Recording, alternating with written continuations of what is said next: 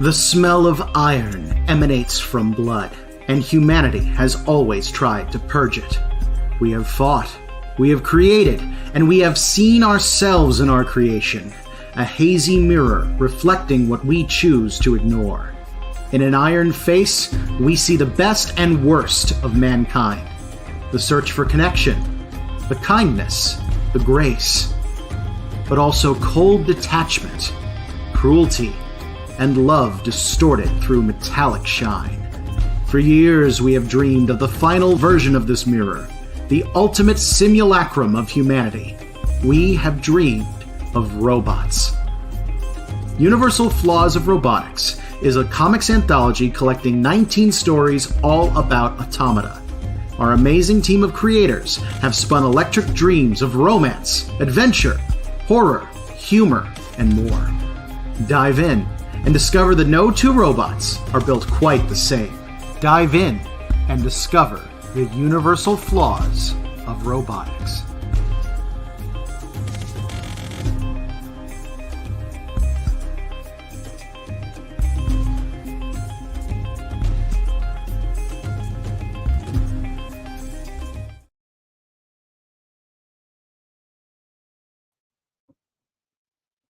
Hi everyone, my name is Ben Wright-Heuman, cartoonist extraordinaire, and welcome to the final day live stream marathon for Universal Flaws of Robotics. Exciting news, literally right before this stream went on, we funded. We were officially fully funded. That is absolutely incredible. So nuts. We've already got people in the chat who've seen it, who are congratulating us. Hi, Ariane. Rainer. Woo! Woot woot suit. Okay, cool. We did it. So excited for us. Thank you, Ariane. We're going to have you in the next one. We got to get you back in our comics. But yeah, this campaign has been a bit of a beast. And it is amazing that we just barely made the cutoff. Get a huzzah from Alex. Hey, Alex, what's up? Yep, I figured that out from your little icon. But yeah, so we are officially funded. The book's happening. We're getting it printed. This is great. I will say we're only have 9 hours left. We're going to see how much more we can raise during that time. We've hit the base goal. Fantastic. I do, just in case people don't know, want to let people know what the stretch goal is, just like in the off chance that somehow we're able to raise $3,000 more during this. Like, you know, long shot, but hey, we just got funded so fast that, yeah, if it's not obvious, I'm going off a big euphoria high. So I apologize if I'm a little bit manic. But just so we have it out there, here's what the stretch goal is going to be. If we're somehow able to reach $12,000, we will be upgrading all copies of Universal Flaws of Robotics by adding 24 pages of behind-the-scenes content. This would affect both the paperbacks and the hardcovers. This will feature interviews with our contributors about their processes and the inspirations behind their stories. If you've read our previous anthologies, we did this in both of those, but we made it a stretch goal this time. In addition, the toolbox reward tiers will be changing. The paperback toolbox reward tiers will be upgraded to hardcovers at no additional cost, and anyone who backs at our upgraded toolbox reward tier, the one that normally came with a hardcover, will get 2 hardcovers instead of 1. We will also be increasing the pay for our creative teams by a rate of $5 per page. But yeah, if we're able to make that, absolutely fantastic. And if we're not, honestly, thank you anyway, because man, we've made it. And I think Alex sums it up pretty well. Big feeling of relief. Oh, yeah. Oh, hell yeah. I want to be the next one for sure. We want you in the next one for sure. We got to make that happen. And, you know, now we can all start thinking about other projects because we're not worrying about this. Okay. So I do want to talk a little bit before I get into art or anything like that, just about what this Kickstarter has been like. Because I know a lot of people have been reaching out and were nervous. And I'll be honest, we were a little nervous too. This definitely was a marathon Kickstarter. The good news is it's not my first one like that. This is my 5th Kickstarter, and of my 5 Kickstarters, counting this one, three of them have gone easy, and 2 of them have not gone easy. And the other one was the second Letters of the Devil book. And that campaign actually went very similarly to this one, even though I was only asking for $2,000. It took the entire campaign to get it funded, and it didn't happen until the very last day that we actually made it. So I'd come across this before, and it definitely changes how the Kickstarter runs. It changes a lot of the feel of it. There's always a lot of nerves, a lot of energy, but the fact is we kept plugging at it. We were very annoying with our advertising. I apologize about that. I know some people were getting a little sick of the updates, but the fact is we were just able to bring in enough people, and we were able to make it happen, and everybody pulled their weight and got it going. So again, I want to thank the entire team that is involved with this. All the collaborators were pulling their weight. And we saw big jumps in numbers when someone randomly would be like, hey, happen to mention it on their Patreon, and boom, all of a sudden we got a big burst. Yeah, we made it, guys. This is incredible. Unbelievable. I'm excited. We did, there's always doubts, there's always worries, but we did have a lot of hopes for the very end of the campaign, bringing in a lot of people. The last 48 hours are typically a very big boom. It's one of the biggest times during a Kickstarter because that's when everyone gets notified that the Kickstarter is going to be ending soon. Everyone who's followed the campaign but hasn't backed it yet. And that usually leads to a number of people joining. And also, we get better discovery on Kickstarter because anyone who sorts by ending soon sees the campaigns based on when they're going to end. And if they see one that's close to funding, it's much more likely to get attention.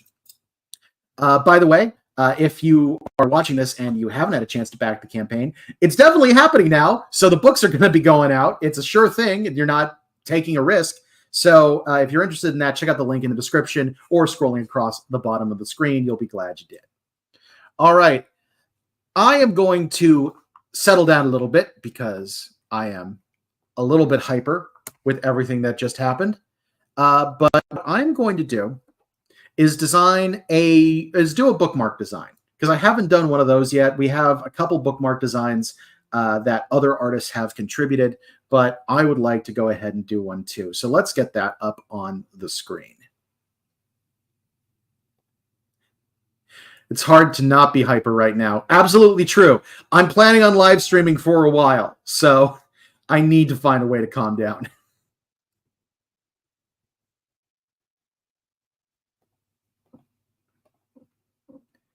All right, this will be a good start. I am also going to switch over to listening to a little bit of music so I don't have to be constantly loud mouthing, because y'all are sick of hearing me talk for the last 37 days, I'm sure.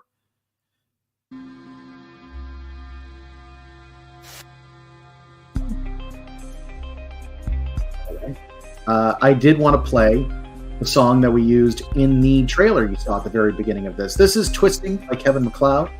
Here is the credit information, because Kevin MacLeod, absolute hero of the internet, just asks that you credit his stuff appropriately whenever you use it. So there you go.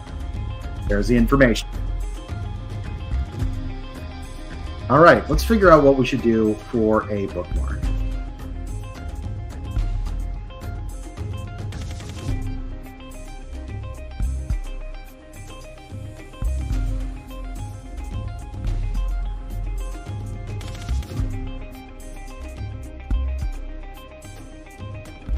Kevin MacLeod is the internet's #1 MVP, honestly.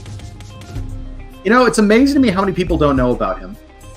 For anyone who doesn't know, Kevin MacLeod is behind so much of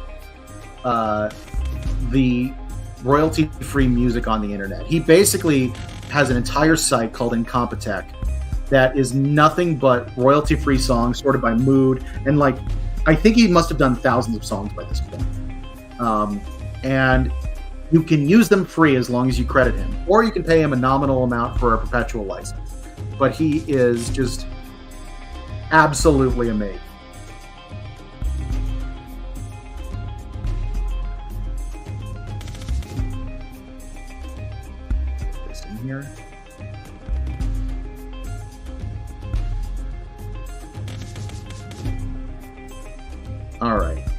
Gonna need to figure out what exactly we are gonna be doing.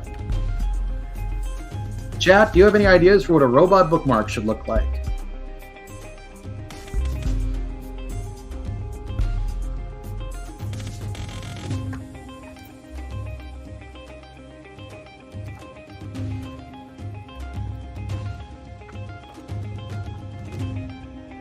The internet would not sound the way it does if not for Kevin. This is absolutely true. Like, there are so many songs that you'll randomly come across and be like, oh, wait, I've heard that before. He wrote that. Giger-esque. Ooh. So we want to go a little bit freaky. You know what? That's a good idea, because so far they've been a little bit tame. I think I might have some fun with this. E-reader joke. I have an idea for how I could do both of those.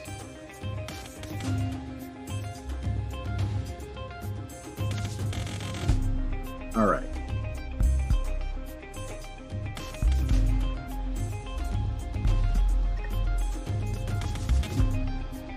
First off, I think I need to turn off snapping because I think that's happening. Nope.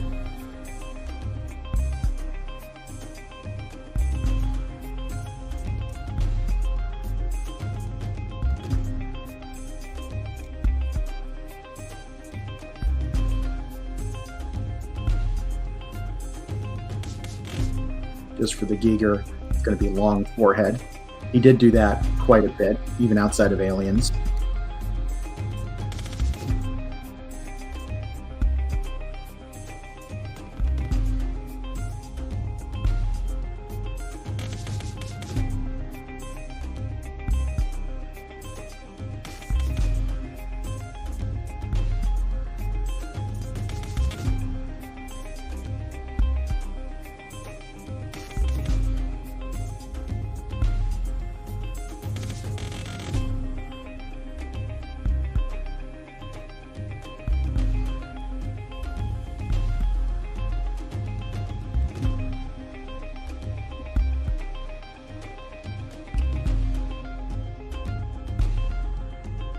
I feel like I'm going to put too much detail into this, which should be the right amount of detail.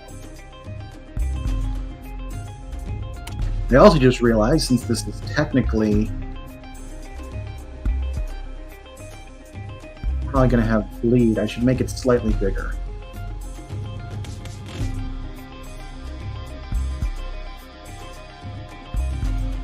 Let's make it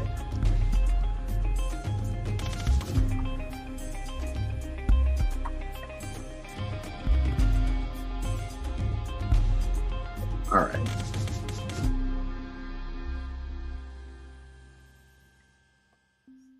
Shout out to the Murderbot Diaries fan Discord. Someone shared the Kickstarter there, and I'm told folks went feral. I shall read your series and thanks. I've heard the Murderbot Diaries is great.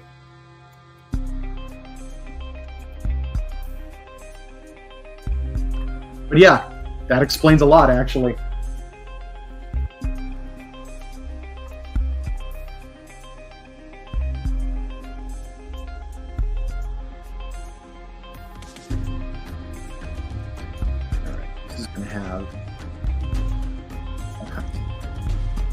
Tubes and hookups, maybe a incomplete cyber brain of some kind with a lot more wires going into it.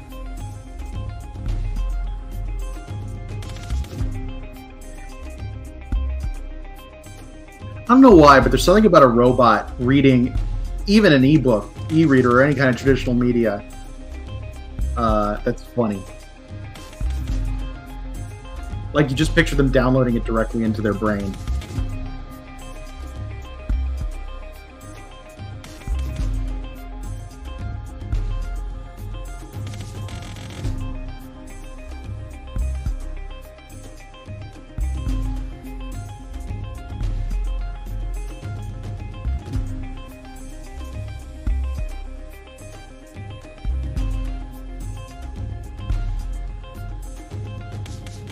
Love the first book in the Murderbot series, but I have not read the rest. I want to say someone else in the group is a fan. I want to say Angela.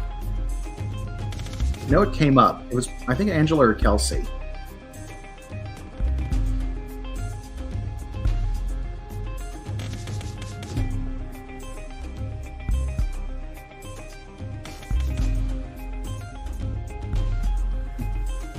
Steve Bissett once said that one of the things that's fun about drawing Swamp Thing is that there's no wrong lines. I think he also said that about zombies. I think it also applies to robots.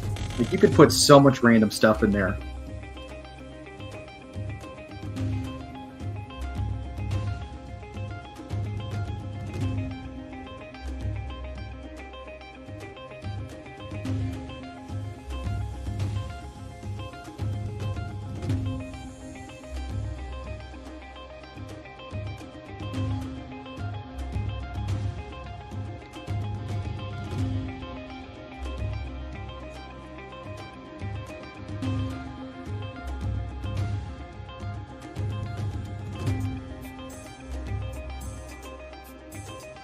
I did that thing I often do where I read the first book when it came out and loved it, but did not keep up with the series as subsequent books came out.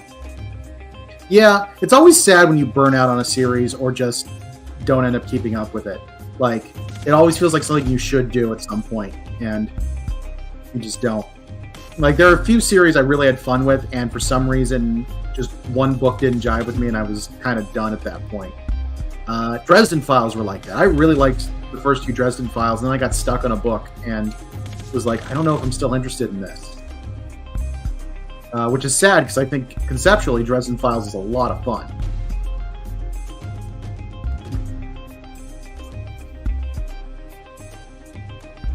Alright, I think I'm going to move this whole thing down a little bit. I'm going to do that instead of doing it normally by stretching.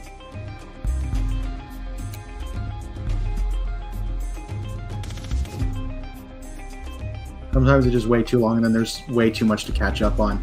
I'm currently running into that problem, not with the book series, but with Critical Role, because I knew I did not have the bandwidth for the storyline they were getting into, and so I haven't watched in a little over a month, and that's going to be hard to catch up with.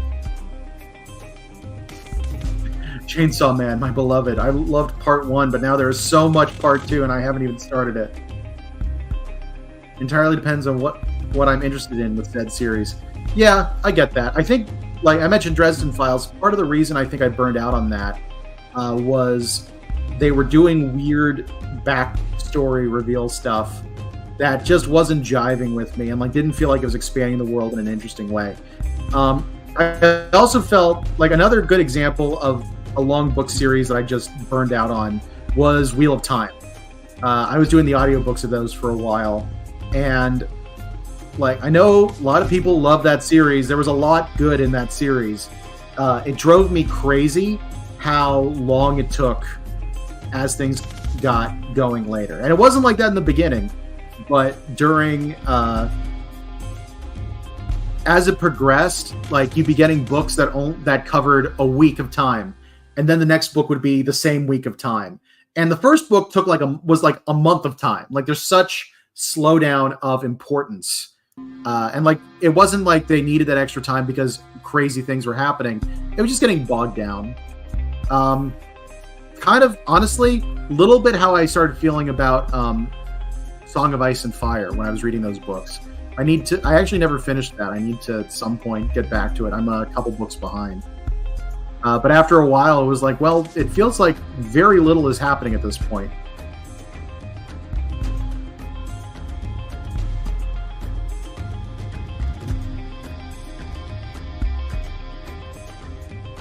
For me, it's when there's too much space between the releases. I lose interest after a while, and then if I do get excited by the next book, I've forgotten too much about the previous one. The forgetting part isn't usually a big deal for me. My brain's weirdly a trap for some of this stuff. More so than is perhaps the healthiest. But it is one of those things where, yeah, I could not read something for ages, and I'll catch up pretty quick. I actually I need to actually start A Song of Ice and Fire. It sounds really cool. I think it's a very, very good fantasy series. Very interesting.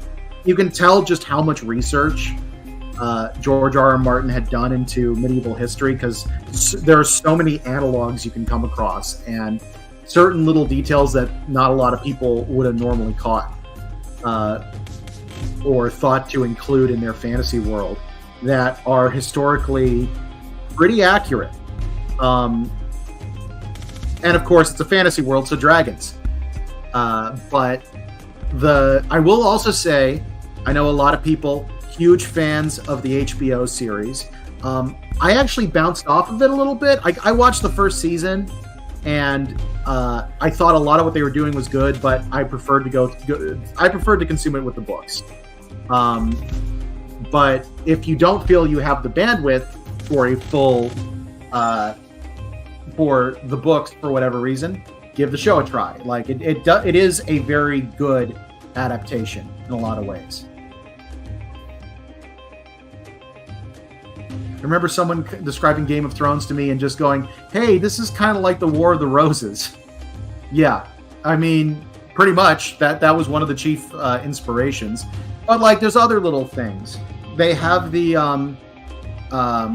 Dothraki, who are based on the Mongolian people of the steppes, like Genghis Khan and figures like that, and pretty well historically conceived. You've got the Lannisters, who are basically built around the the rumors behind the Borgias. Like, a lot of people say that it was propaganda with them, but that is the basis for that. There's all kinds of random little historical things that work their way into Song of Ice and Fire in really interesting ways. And it was also cool to see how the show got a lot more people into fantasy and taking it seriously and things like that. I just think that I prefer consuming the books over the show.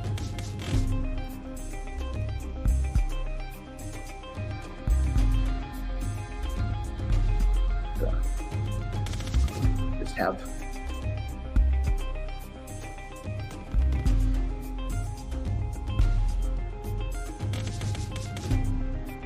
have it be a dismantled robot.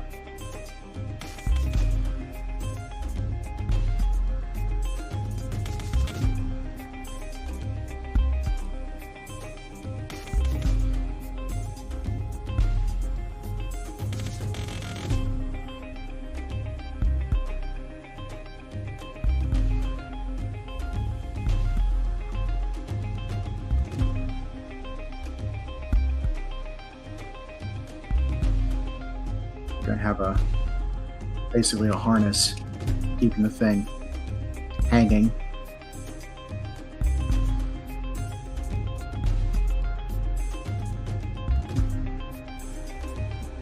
Drawing is coming out gorgeous. Thank you, Alex. Yeah, I'm having fun with this. It's always interesting going into a drawing project not knowing what you're going to draw.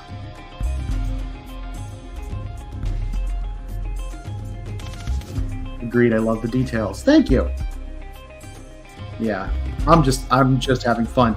I also like that these arms don't really make sense the way I've got them, but I'm okay with that because you don't know how many elbows he has.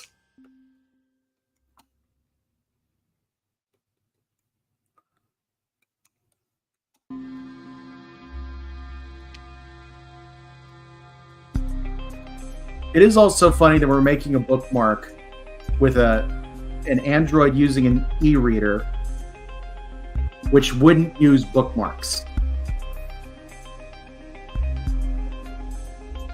I could make it a book, but honestly, I think that's funnier.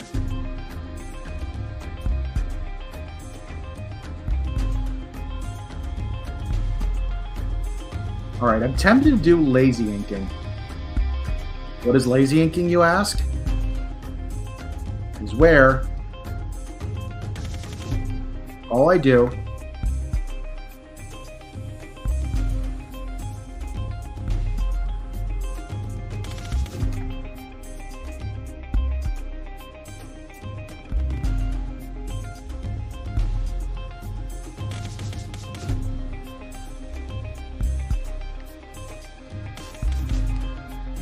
fill in all my pencils. Didn't seem to get them all, though.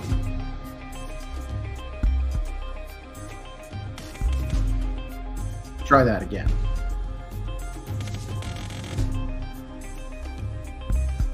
What am I doing wrong?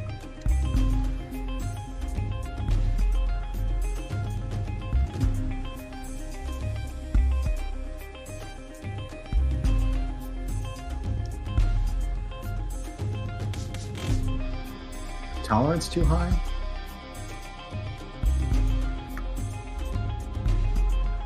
That did it.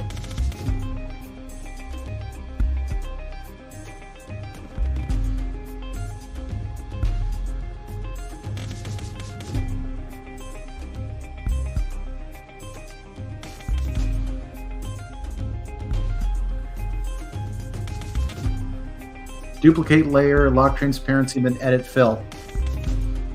First off, I don't know who Phil is. Second, that might have been smarter. Also, it caught some of those annoying lines that I keep getting.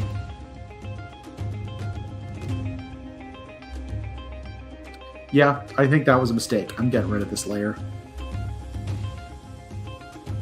Let's go ahead and do this the hard way. That'll look better anyway. This is what I get for trying to be lazy.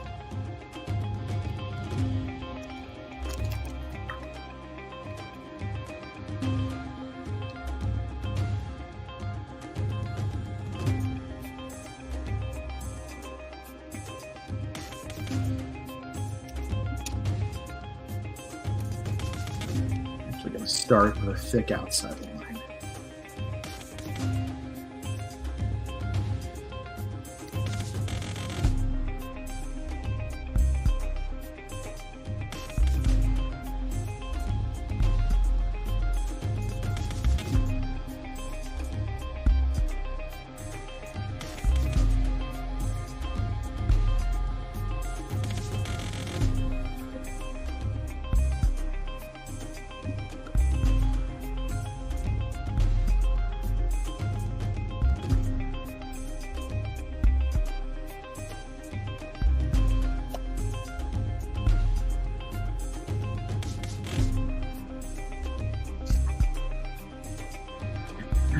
You can't know whether or not lazy will work until you've tried it. That's not a cartoonist creed. I don't know what is. The Murderbot folks are commenting on Tumblr. We appreciate your support. Hey, you guys are awesome. Now you've got me curious if we've gotten more movement. We have gotten more movement. We're up to 91.29. I'm not going to be checking that all the time. Got work to do, but...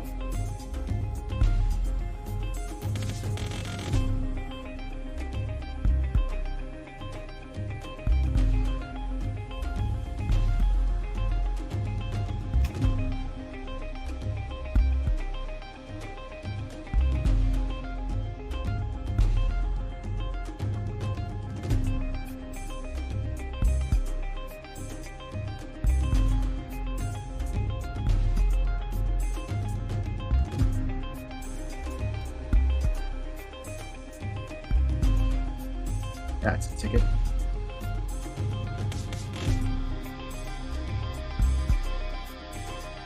I want it a little more uneven with the other side.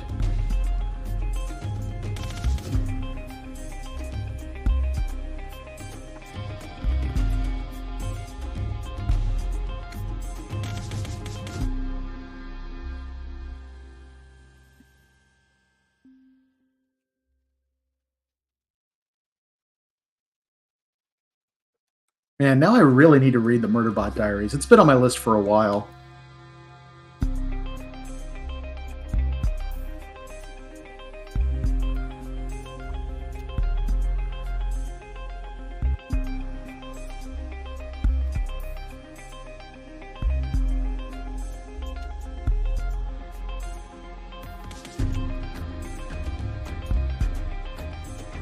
Add some wires there. So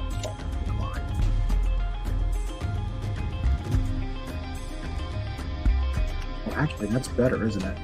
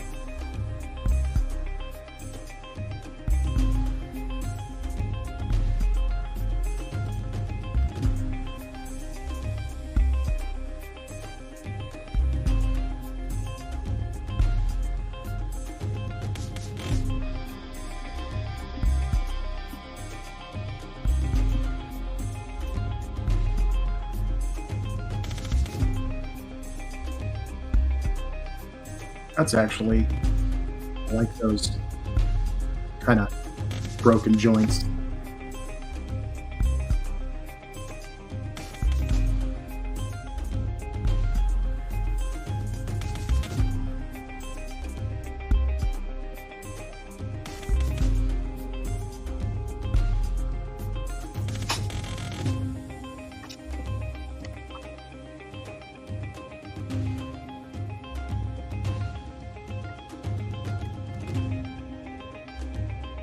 Beautiful.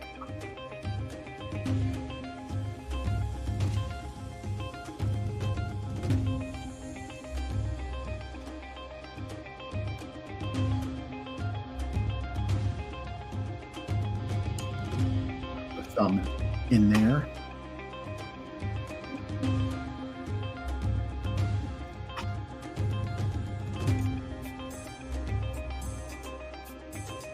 It's always fun to watch someone else's inking process. Yeah, I'm doing this differently than I normally do, actually. I don't generally do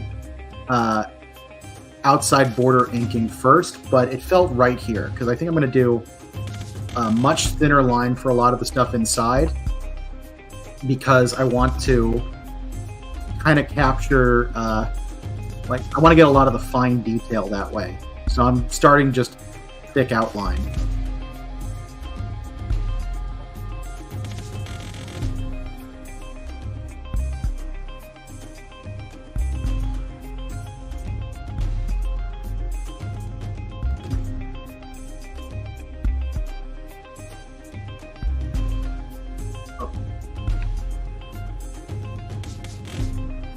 Also, I'm kind of figuring out how this guy actually works in real time. Could be absolutely nuts.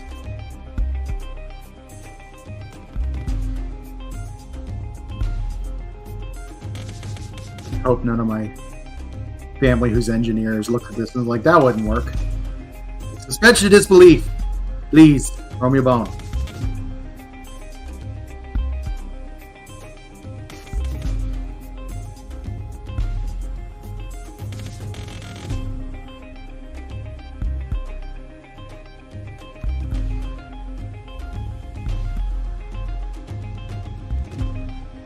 Man, this is going to look cool.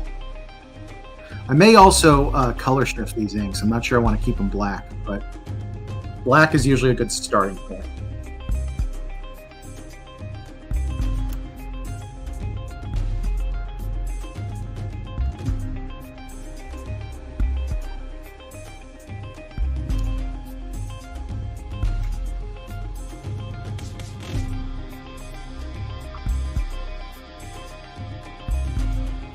Fictional robots don't have to make real world sense. I mean, this is true, but it's fun to think about, right?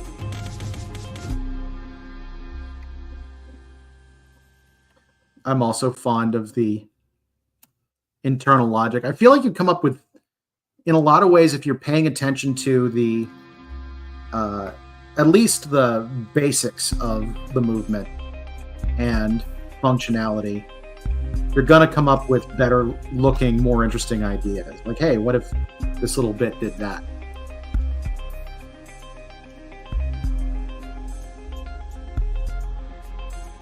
All right, let's see. I'm gonna narrow the body a little bit.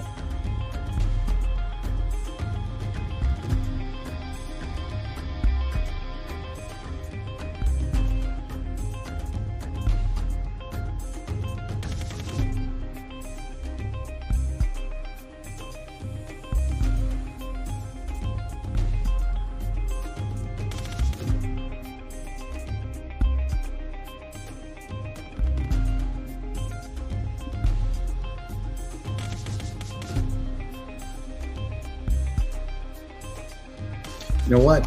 Those might need to be thin lines, so I'll come back to those.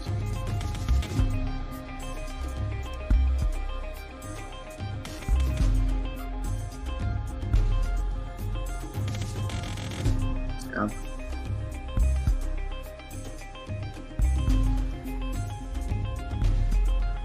Back them.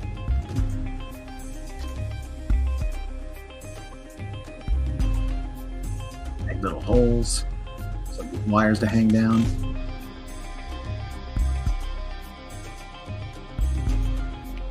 And I think we'll do the wires in the next pass. Oh, I hadn't saved this yet. I should do that. Well, I'm taking care of that. I should mention that this will eventually be one of the bookmarks that'll be selectable for the Bookmark 3 pack, one of the add-ons for the Kickstarter for Universal Flaws of Robotics.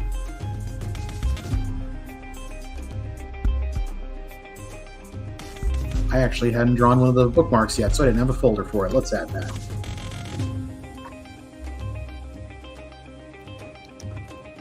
I call this hang time.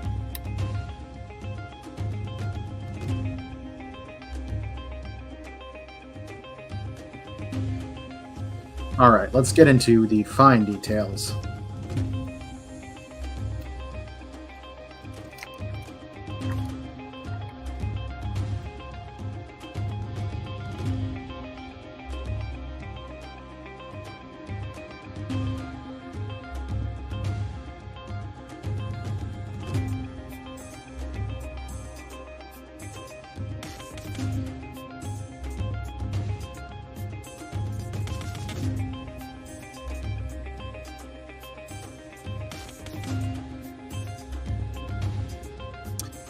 One thing I'm going to do also is briefly turn the opacity down slightly on the outside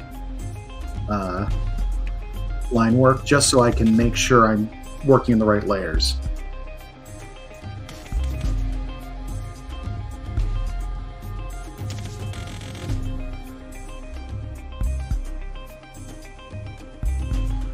You know what? This will look better if it looks telescoping. Let's do that.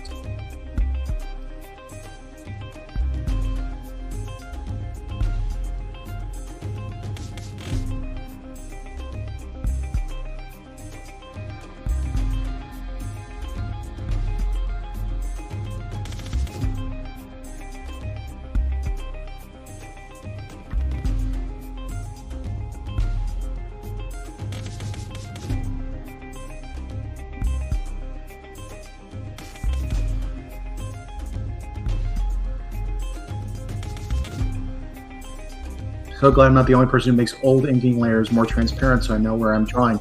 You know, I don't normally do it. I'm trying new stuff today. And it turns out it's stuff that Ariane's already been doing. Think you're better than me? I'm kidding.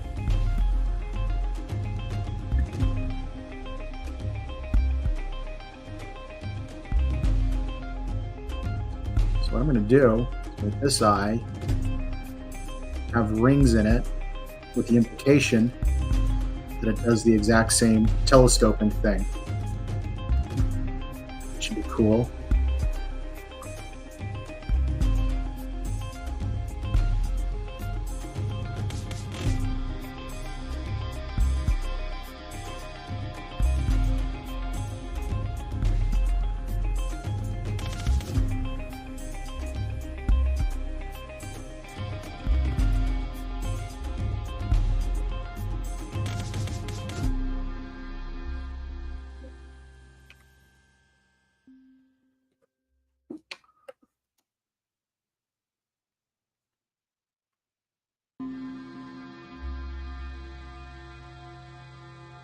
I'm going to swap out the music for a second. Thank you, Kevin. Let's go to night driving.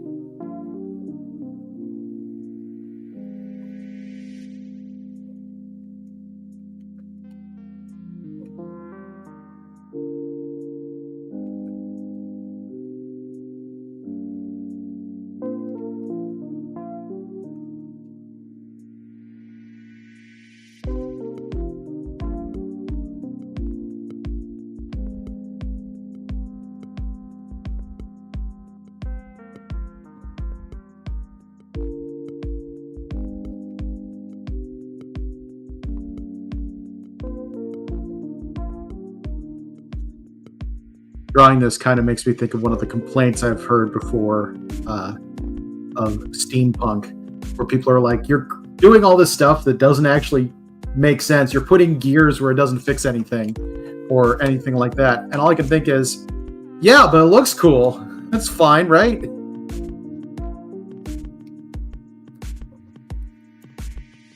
Sometimes things can just look cool.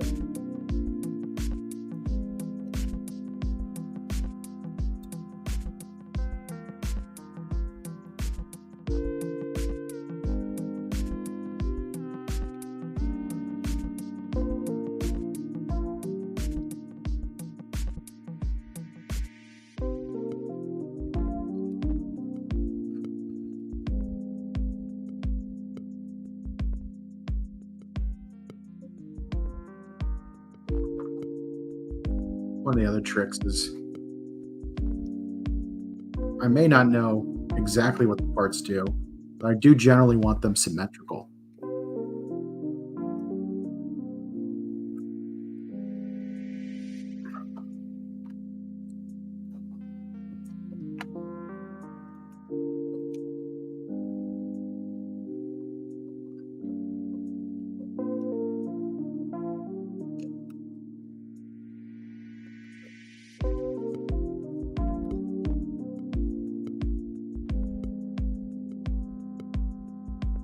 Let's see. Neat. Oh shoot, this is old stuff, isn't it? I got scrolled for a second. Let's see. There's a reason why we talk about the rule of cool, and it's because sometimes things can just look cool. That's right.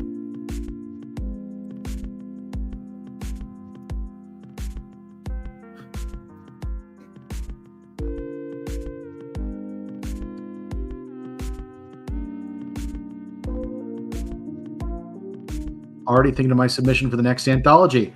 So that might be something that's worth bringing up. We are talking about what the theme for the next anthology is, and the front runner right now is going to be kaiju. And if we end up going with that, I think there are a lot of people here who would have fun with that. I actually have also been thinking about what my story would be, and I think I actually know what I'd want to do.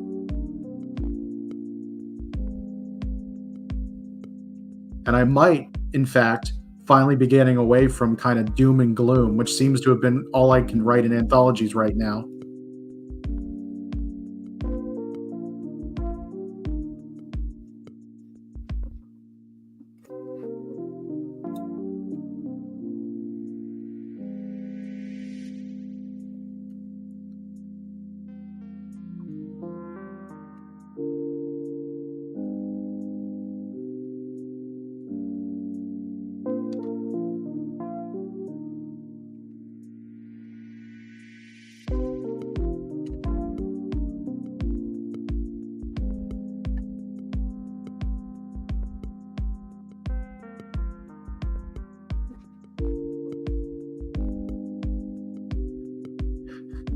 What's that coming over the hill? Is it a monster? Is it a monster?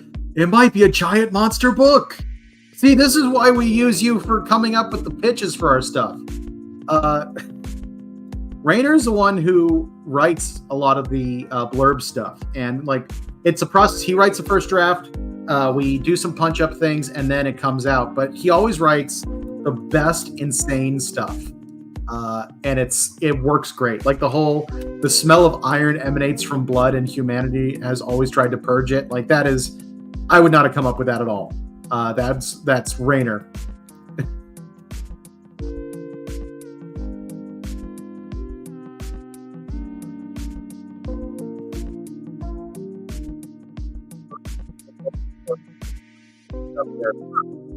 There are very gloomy stories you could tell with kaiju. I just realized what kaiju story I'd want to tell, and it's not doom and gloom, and it makes me happy. Also, I should probably clarify, we're probably going to require original kaiju only, just because there are copyright issues with a lot of it.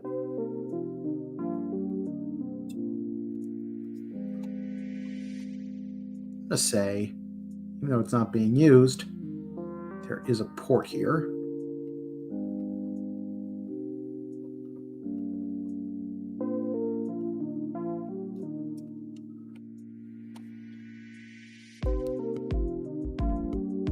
Not be anywhere as good without your editing. But this is why it's a good 1-2 punch. Like one of us edits, one of us writes the creative thing and one of us like edits it a little bit, like does some punch up for,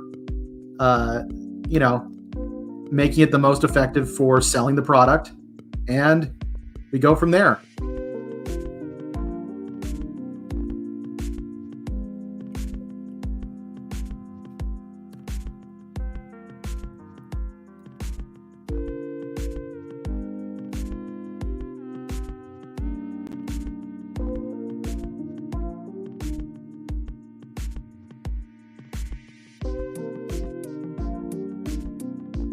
Oh, this is going to have so much unnecessary detail. It's going to be great.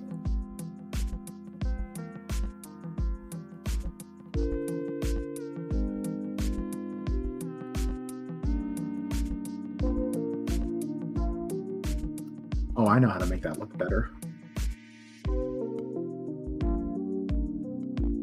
I would be so on board with kaiju if that's a chosen theme. Yeah, part of the trick that we figured out with these is we'll have a group chat, and we'll start throwing out ideas of what the topic could be. And one or two of those ideas will have everyone in the room go, "Ooh, fun!" And that's usually the one we go with. Like when we were discussing Lesson Secret, we threw out someone threw out cryptids, and everyone got excited. So it's like that's what we're doing. We threw out both gnomes and robots around the same time, and people got excited about those too. So we decided, well, that's got to be what we do. And when we had a recent meeting, we actually had two pitches that we threw out.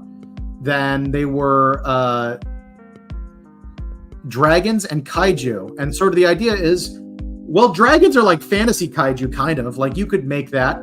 Like, so that's where we're kind of leaning with the next one.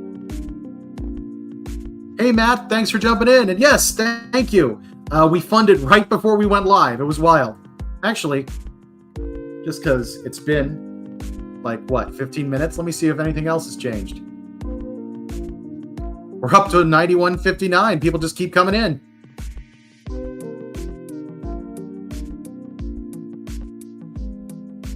As a reminder, if we are somehow crazy lucky enough that we are able to hit our stretch goal, which is $12,000, the book will become 24 pages longer.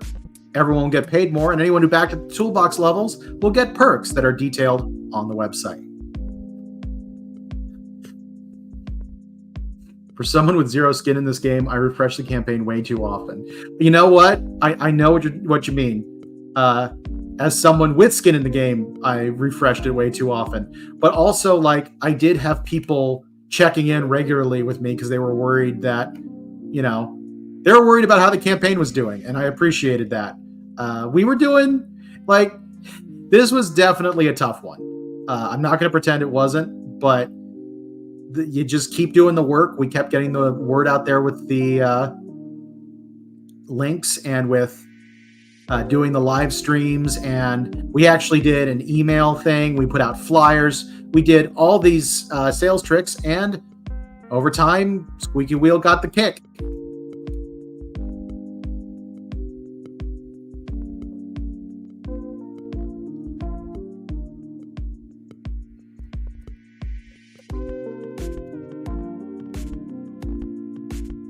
Let's see. But yeah, I am going to... I as soon as I saw that, I let out a breath that I've been holding for quite a while. I'm not going to pretend I didn't. But yeah, I'm relieved, but I'm not surprised. We had an incredible team working with us. Big shout out to Kelsey Crawford, Angela Boyle, Rainer, of course. We would not have made it without the incredible team working with us. And those three in particular were basically my think tank. They were helping me through some of the harder parts and talking me down when I was crazy, because everyone gets crazy a little bit. There's actually a thing in my family. My parents had a philosophy for a long time that they still kind of have, but it's evolved, that only one of them is allowed to be crazy at a time. One person has to be the adult in the room. And it was nice that I didn't have to be the adult in the room all the time. Gonna go back to this layer and erase that little bit, because I actually think having a slant there will look better. Yeah.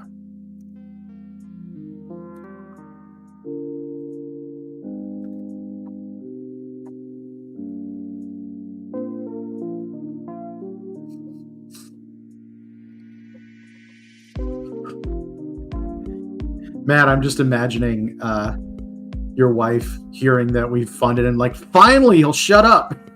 He's been checking that constantly.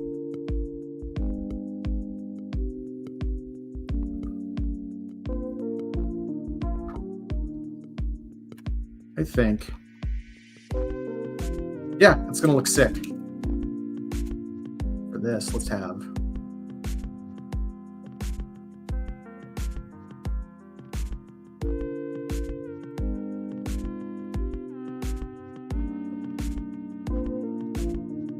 That's going to be a tank. Possibly with a head, with a brain floating in it.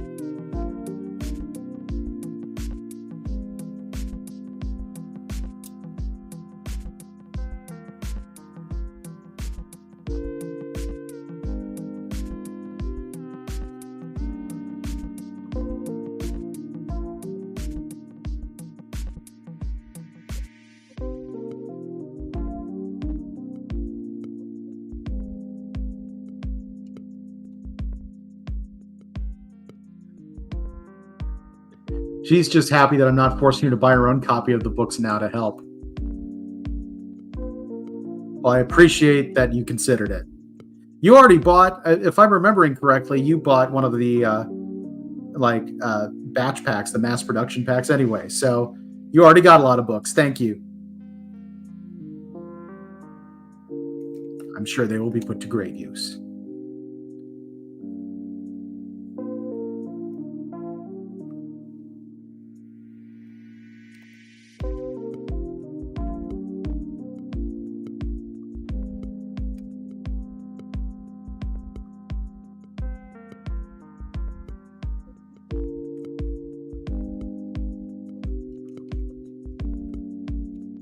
All right. What have we done so far? That's a lot of detail. That feels a little uneven now. Let me fix that.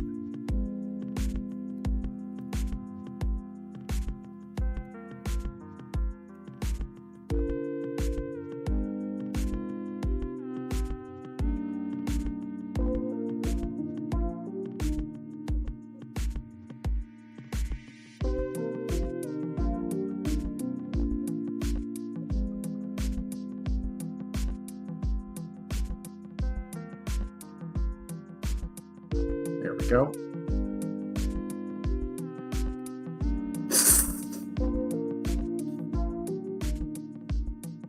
Oh, Rainer, you're in a good mood.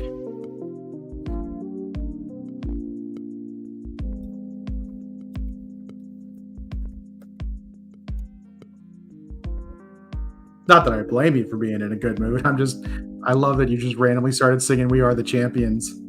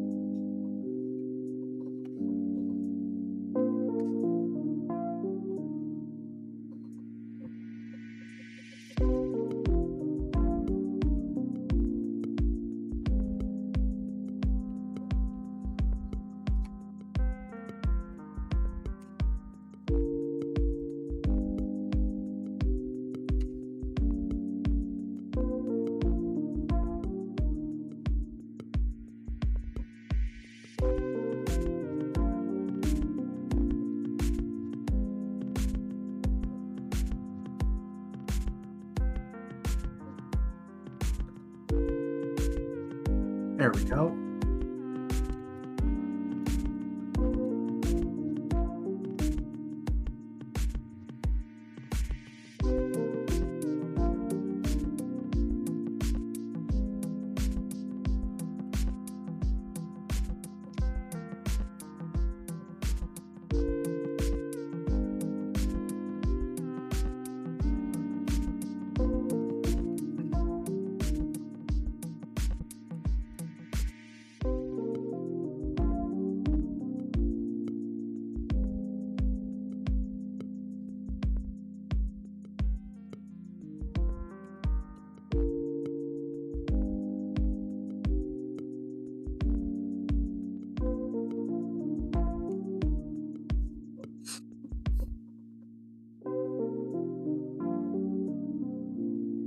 Look at all those details on the head. Love this. Thank you. Yeah, I'm going a little ham with it. I don't know what any of this stuff does, but it's sometimes just fun to keep drawing, you know?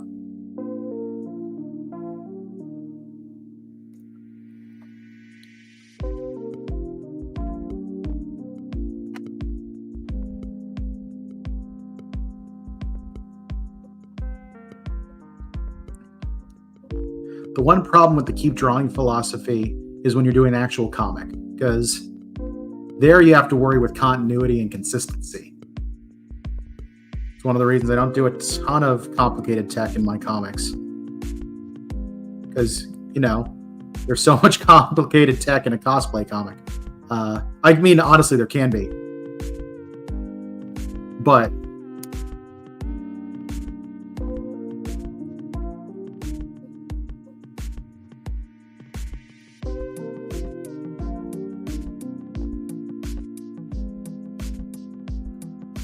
one more wire going behind those.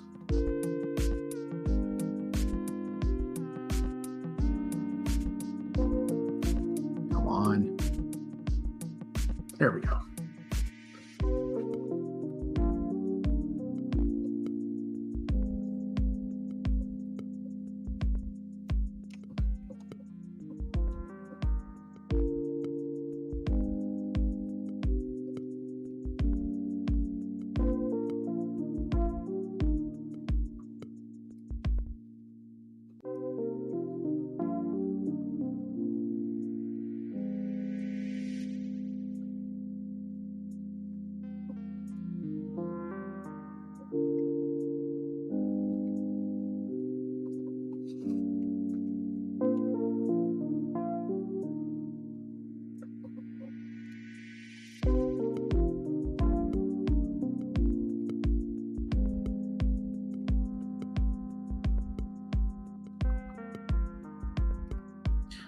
So part of the inspiration for doing hyper detailed is actually one of the other bookmarks that we haven't shown yet, because it's not, I don't think we have a finished version of it yet. But Gregory Holmes, who did the story Guardian, actually he does a lot of really hyper detailed tech stuff. Looks incredibly cool. It's honestly one of the things that's most impressive to me about his work is like he goes big on those details to a level that I'm just not comfortable with doing myself. I mean, it looks great when he does it.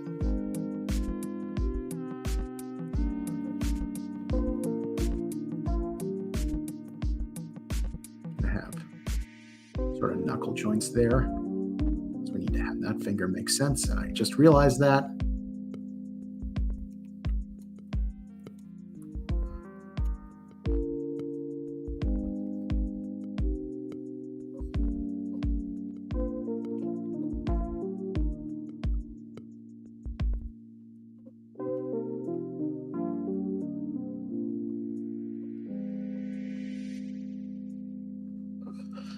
Whew.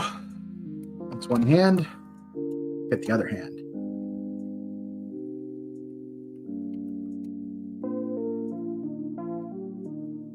I feel like one of the toughest things with drawing robots is getting the fingers right.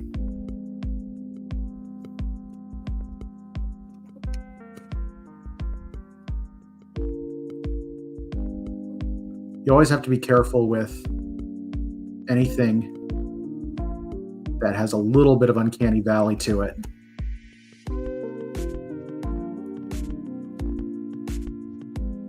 Because if you do it without meaning to, you're making people uncomfortable for no reason. You should always mean to make people uncomfortable if you're going to do it with your art.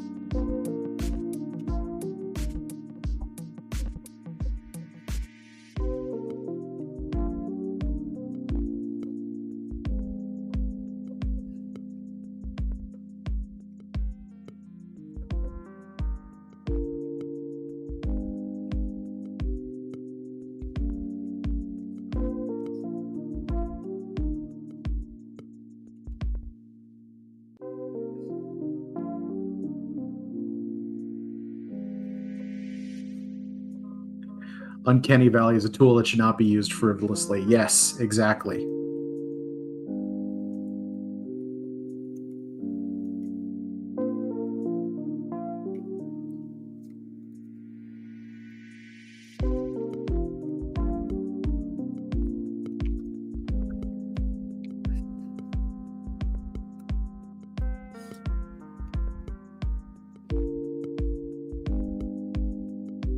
Why did I do this to myself? Now I have to make it look the same on the other side.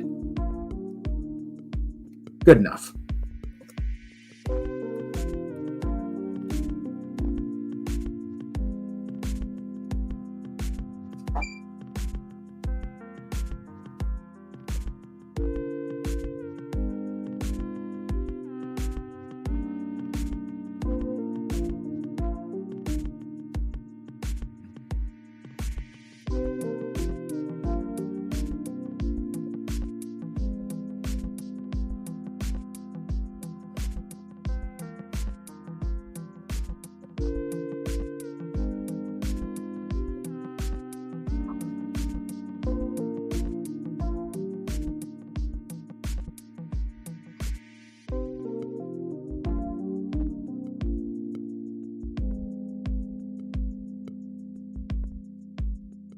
One of my favorite things with designing robots is kind of creating human body analogs. Like all these cables, they're not necessarily accurate to it, but it kind of is reminiscent of, like, if you have a bodybuilder or someone with heavily overdeveloped muscles all around this area. I'm trying to kind of capture that feel a little bit.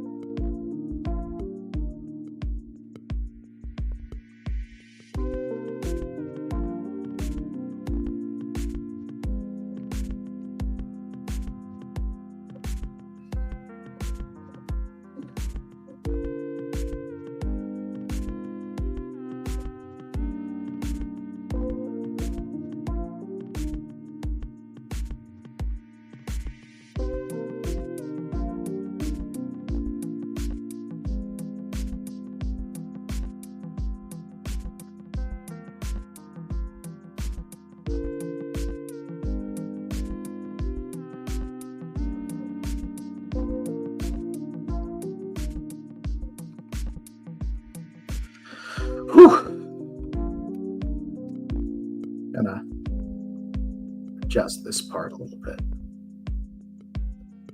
because as cool as that little divot looked, it's not symmetrical, and I want to fix the other side. Yeah, it looks better anyway.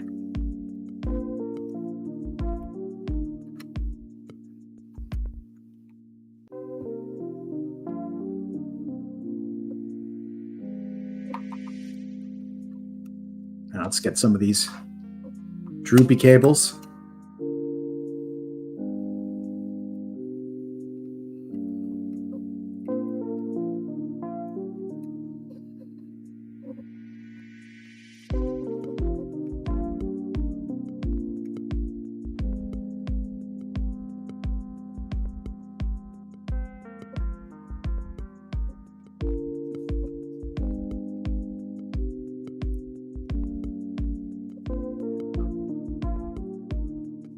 This is the grosser part because it looks a little bit like organs or something.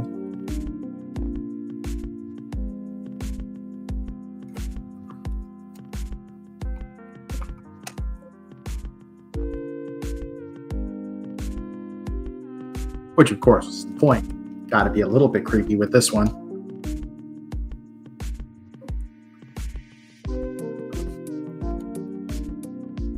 Huh. Kind of staggering effect I like to do.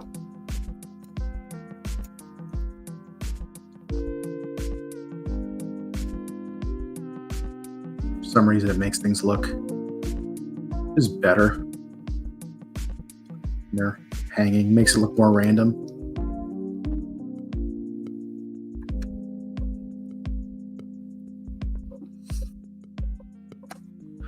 All right, let's actually take a quick look at what we got here.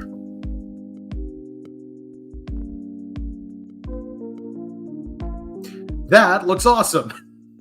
I am here for this. Gonna need to do colors next. Before that, we're gonna take a very brief break so I can go grab some water, because I was not smart and did not actually prepare for this by having a drink. I got excited when we funded, and I actually ran up here and wrote an update instead of going and getting ready for the stream properly. So I'm gonna go grab that water real quick. One last check at the stream. We are up to 9,170 with 146 backers. Love you guys. All right, be right back. Stream will stay up, by the way.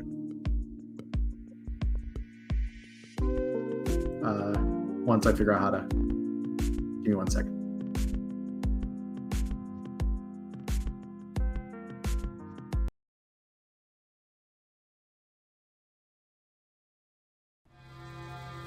The smell of iron emanates from blood, and humanity has always tried to purge it.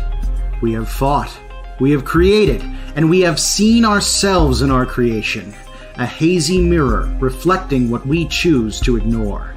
In an iron face, we see the best and worst of mankind, the search for connection, the kindness, the grace, but also cold detachment, cruelty, and love distorted through metallic shine.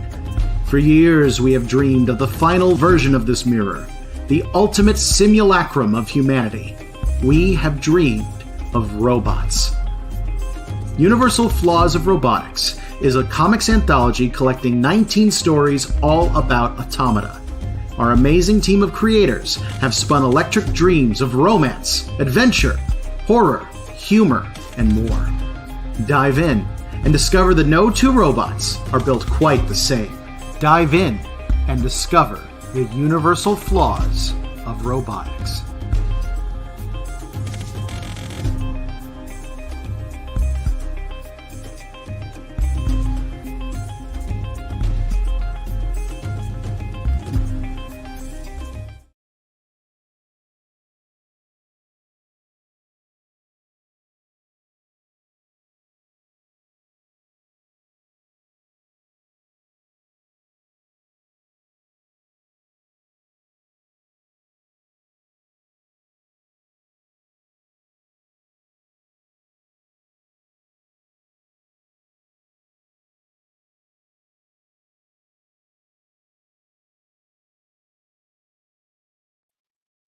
And we're back.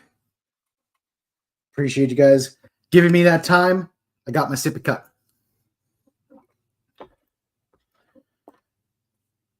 All right, let's get the music going again. Let's pick Into Space.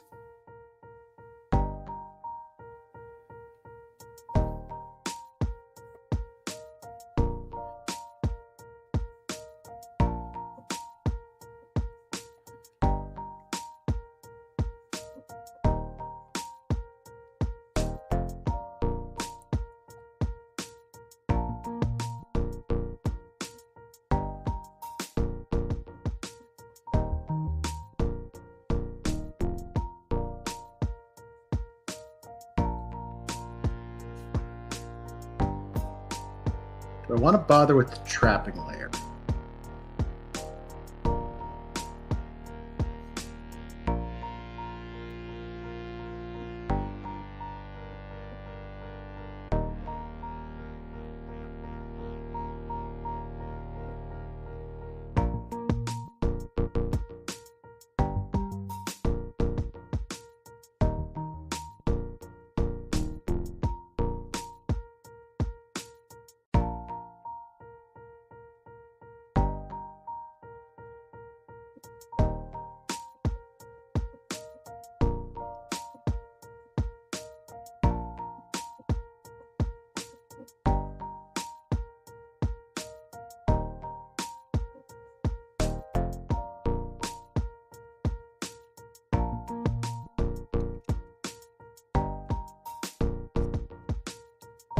Let's do it.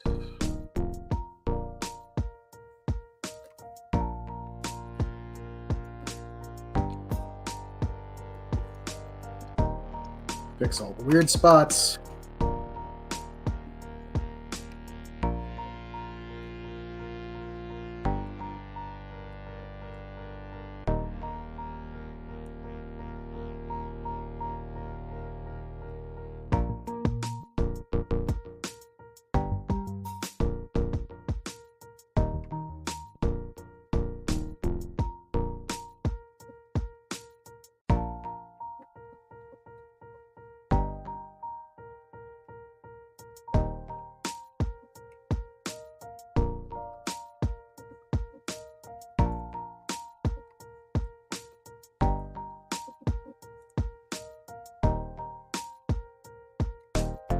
Go.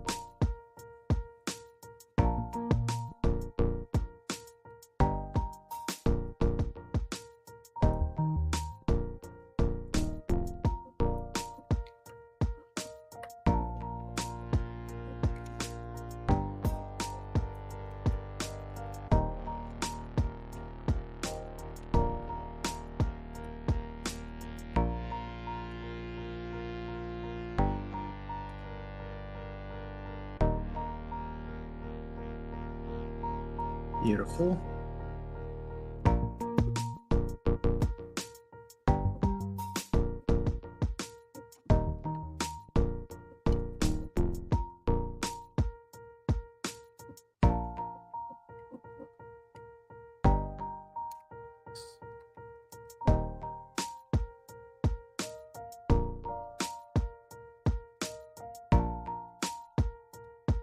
All right.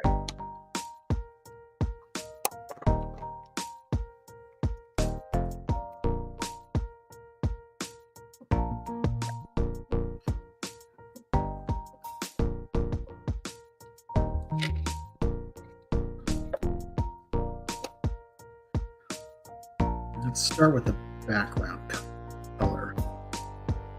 Thinking, let's go dark.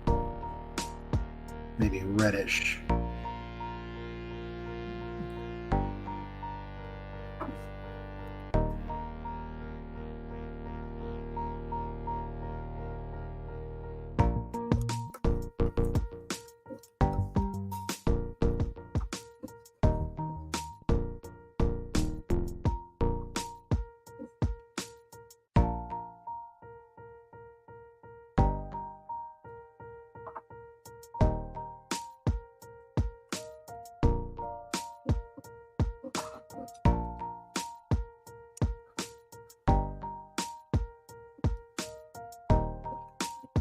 Now for the trapping layer.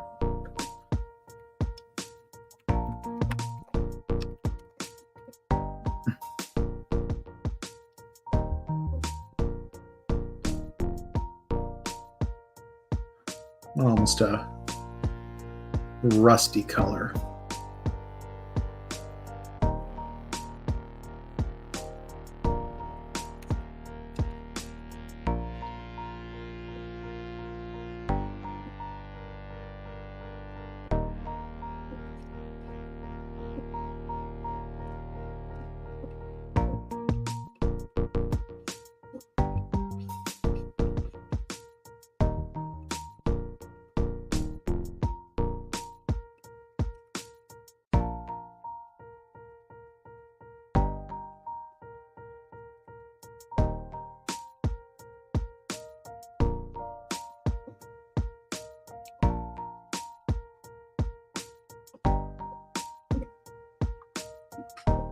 Ooh.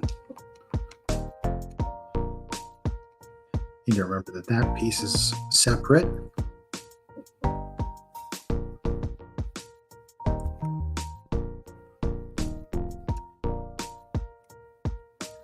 Just realized there's something vaguely Garrus-like about this guy.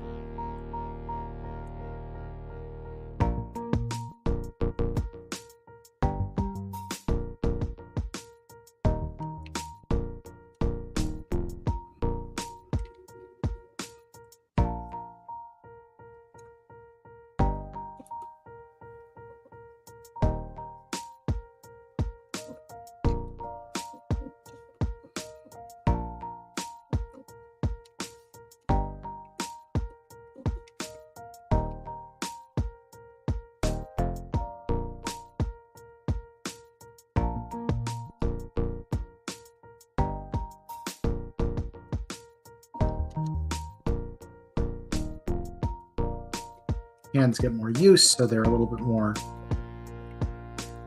shiny.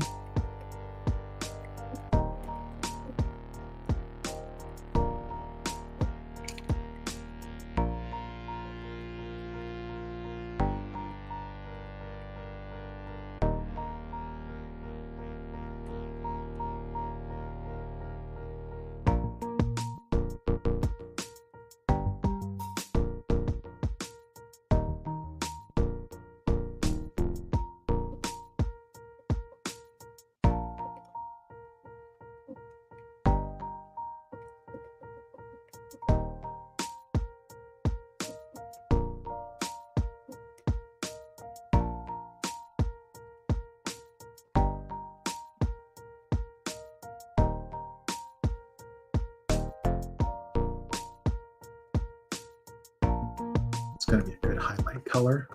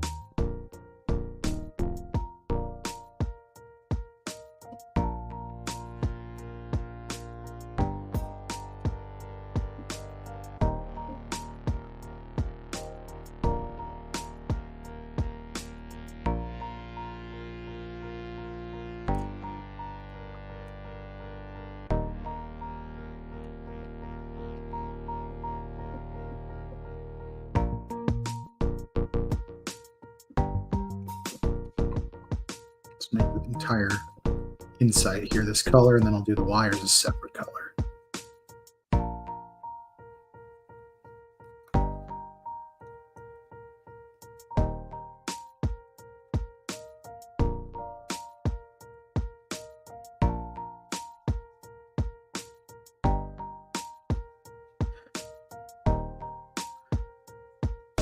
Just realized the colors on this thing kind of make me think of the kind of roly-poly droids from the Star Wars prequels.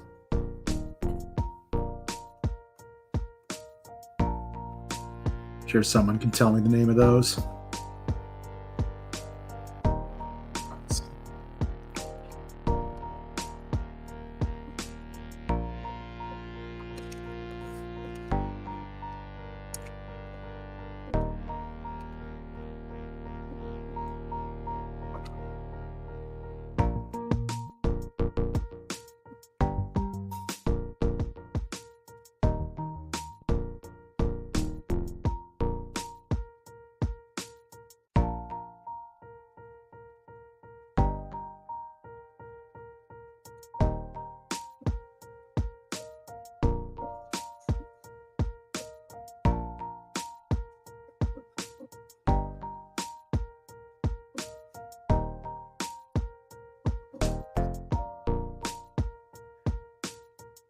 Yeah, I'm not that surprised. This doesn't strike me as a huge Star Wars group. I know there are a few big Star Wars fans in the group, but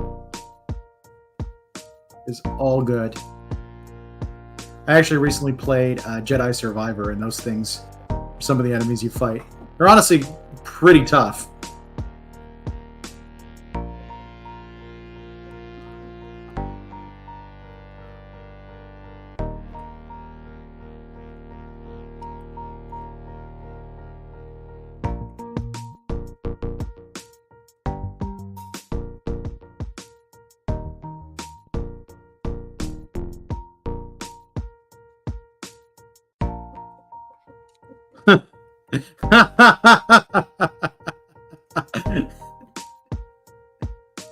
you're you're thinking of Grogu. Grogu is the only character in Star Trek. Rainer, you're trying to get me killed.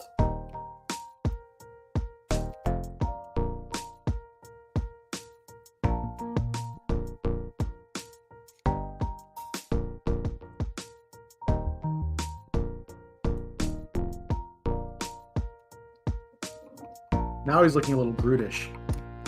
Should mix in some of that other lighter color with these.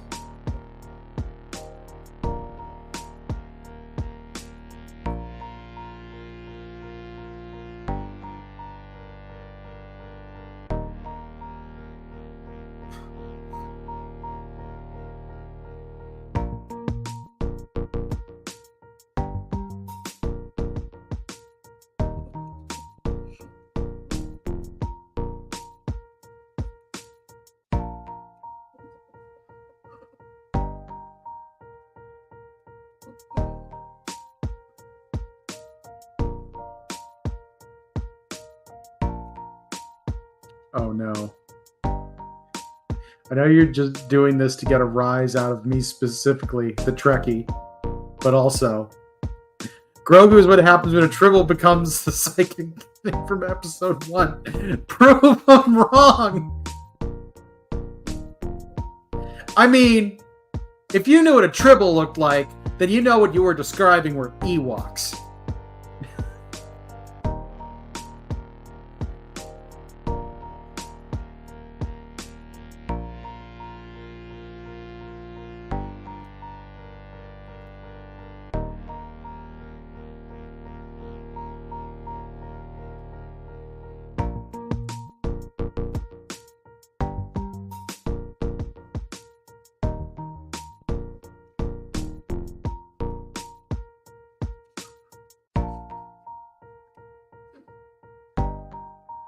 I've been bested, you are correct.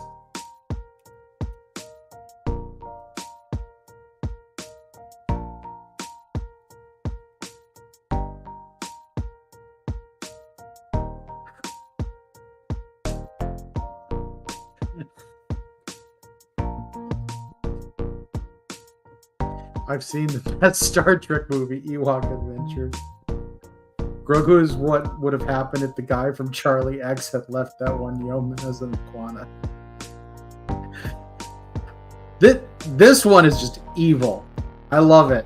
Everyone remembers the Star Trek holiday special too, right?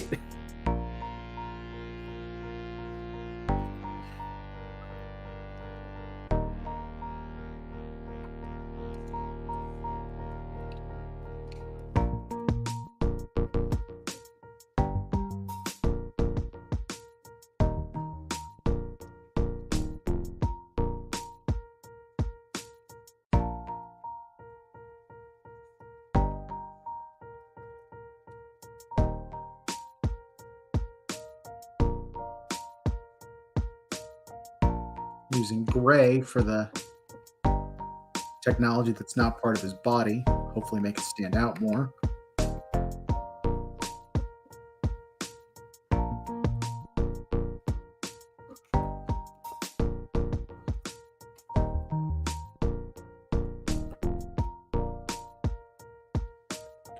Erase a little bit more of the trapping later. Go.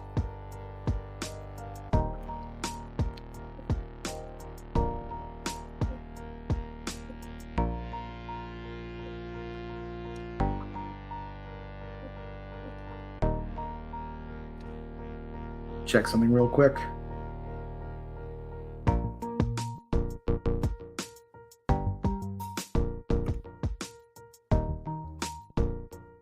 Okay, good. I can hide that. I just spotted this random line. My tablet's been doing that. I don't know why. It drives me crazy.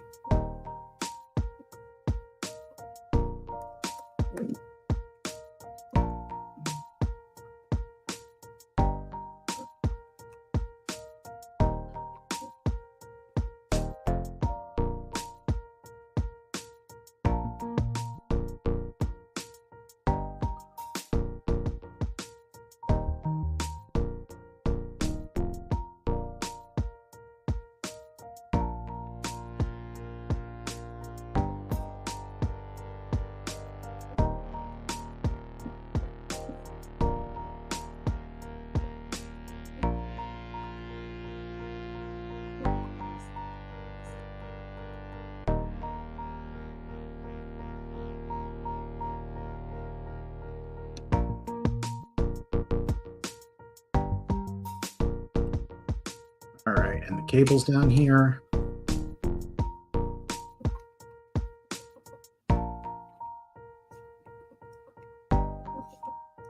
Make them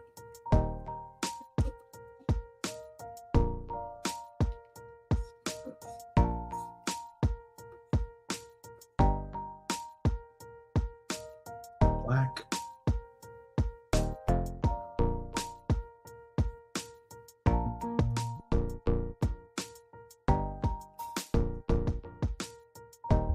Red.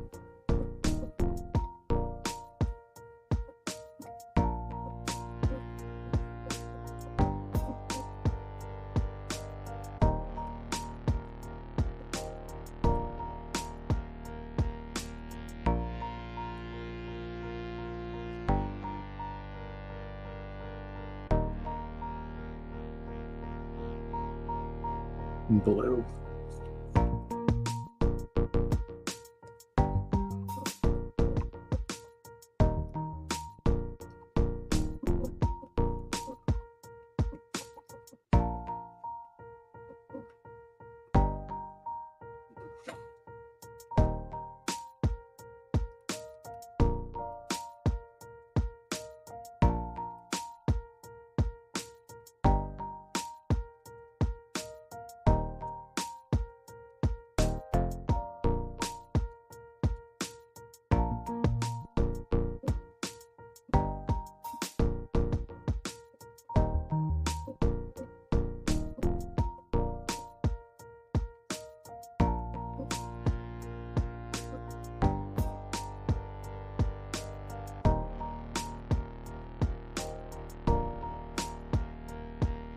There we go.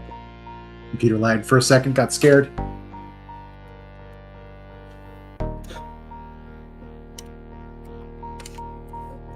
Let's have these cables be a different dark gray.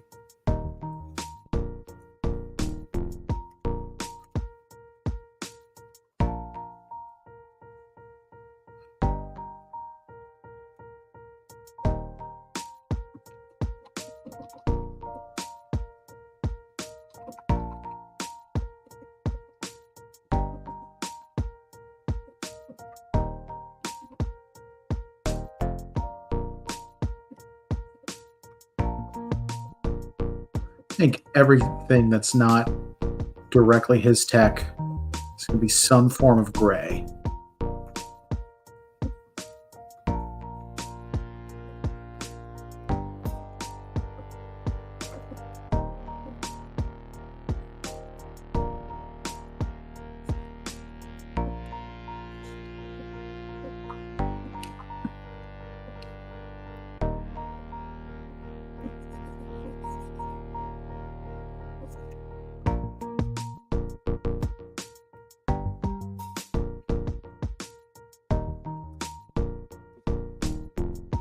We're going to do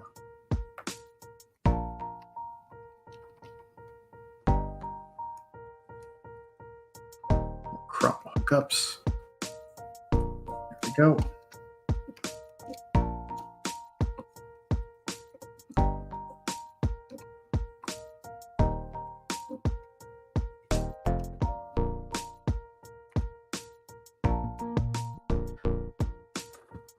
Okay.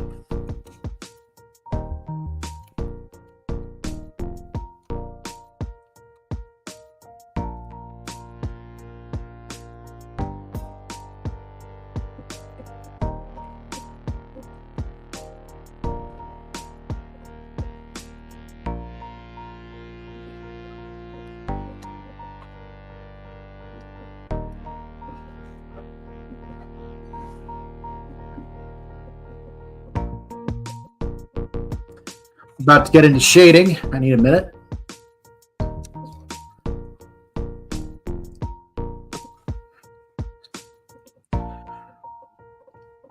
Let's see.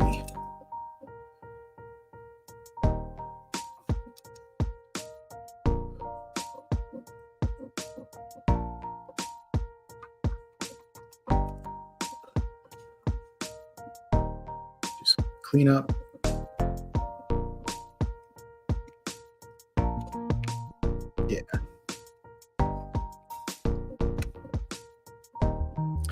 got an idea. Let me see what this does.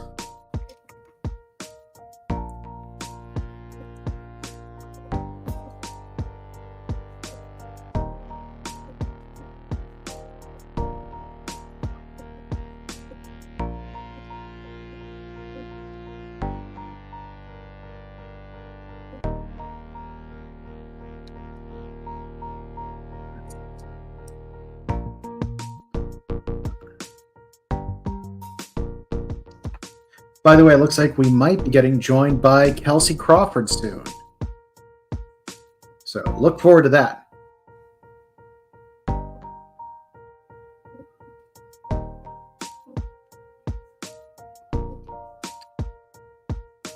I'm on the fence about which of those looks better. What do you guys think?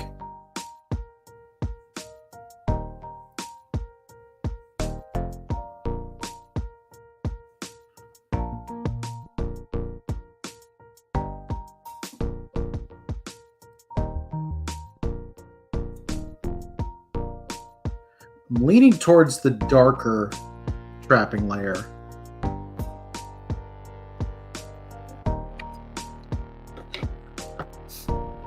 Just because I feel like it makes the yellow pop better if you look up here.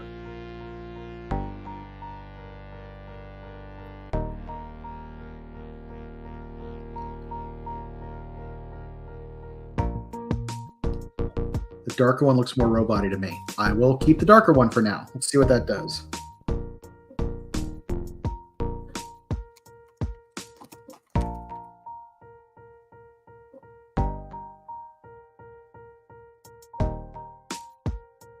All right, I'm getting a request for a better look. This is with the darker trapping layer. This is with a lighter trapping layer.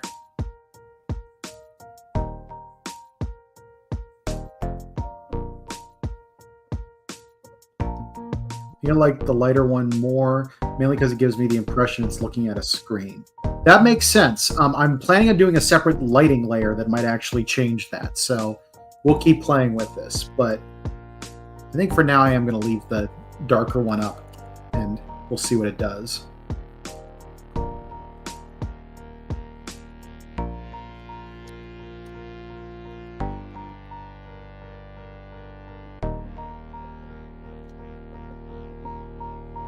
Darker one looks more robot-y, but that lighter one pops off the background better. Interesting. I have a shading layer. I'm also going to have a lighting layer.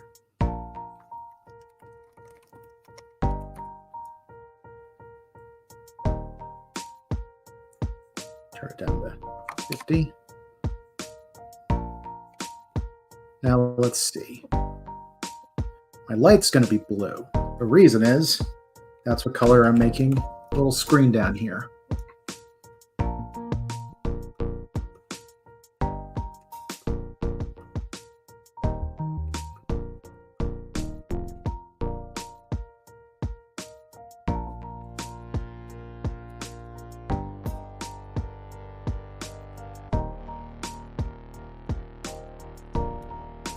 Yeah, it's too much. Still too much.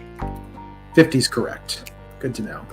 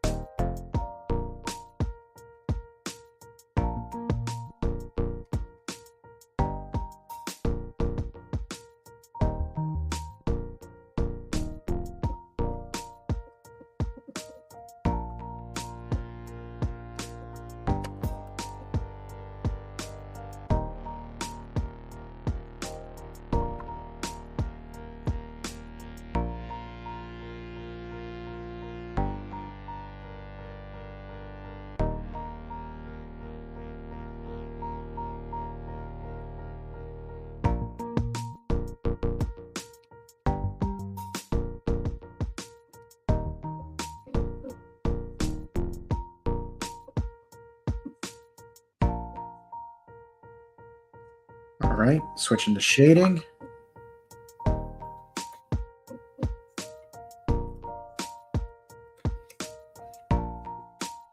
Okay.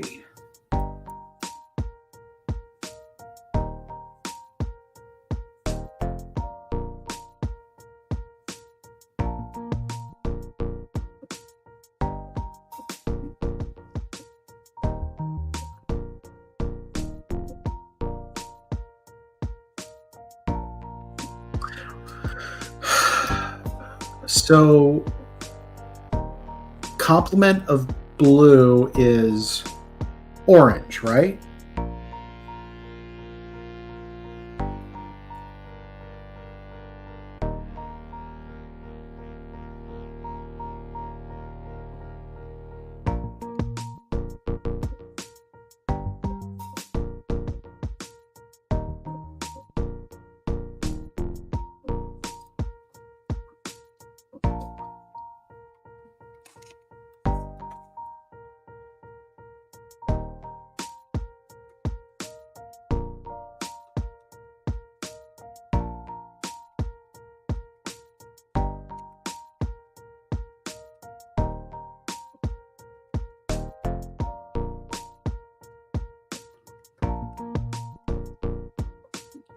Orange is a difficult shadow color to work with, though. Yeah, you're right.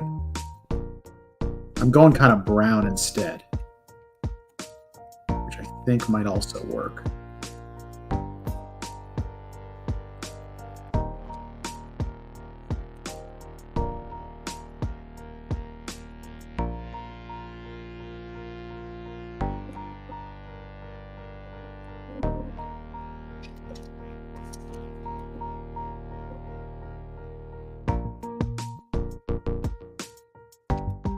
And if not, I can hue shift this, see if something works better. But it's a starting point.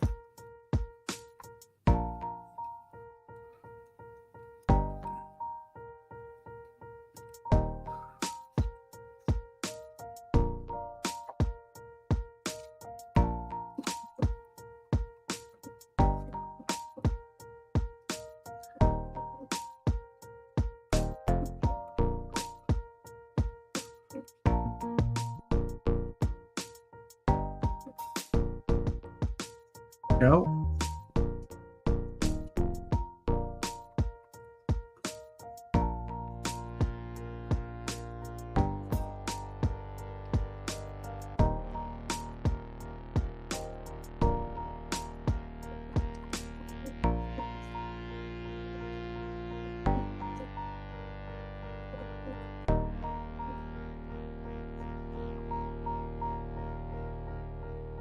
Yeah, I think I am going to have to hue shift this. We'll see.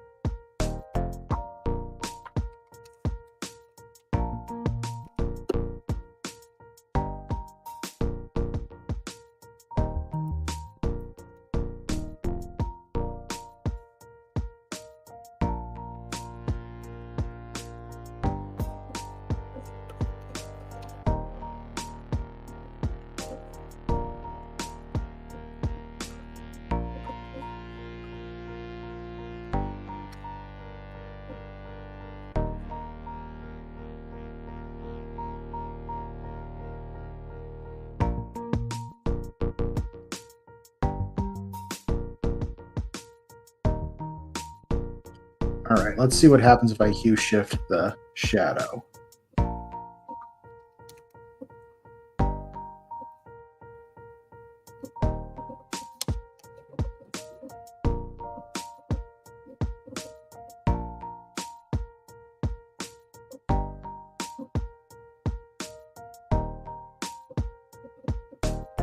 There's the color I usually use, purple.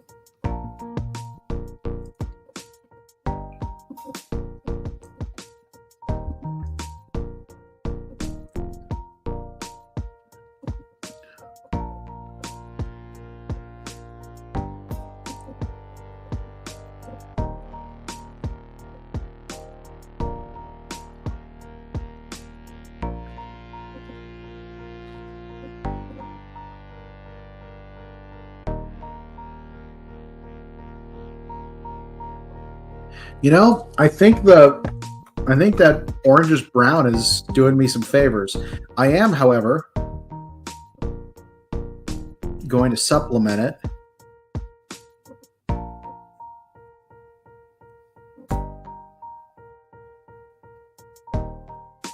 with some spot black.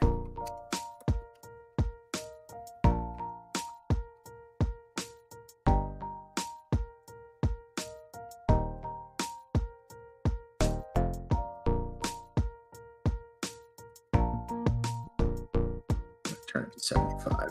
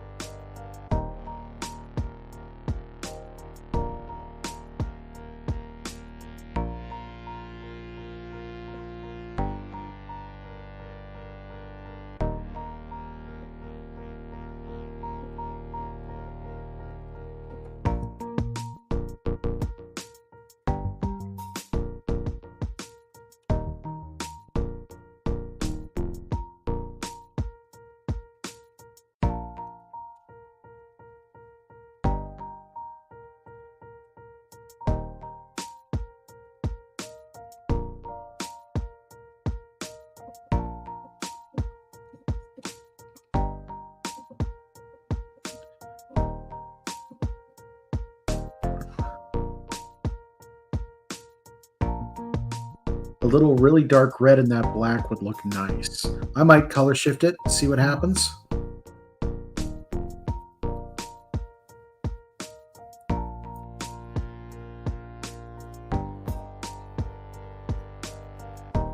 Yeah, the black's a little flat, so.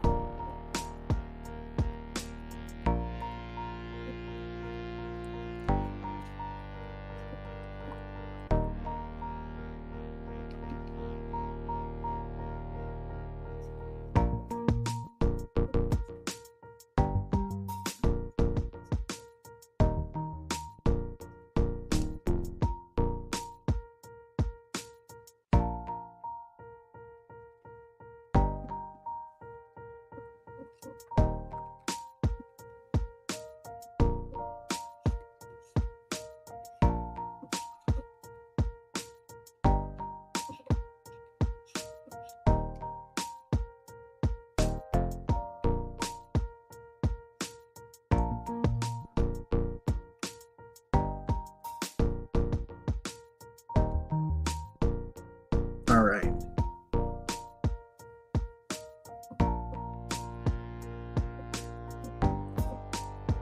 I think this way goes red, doesn't it?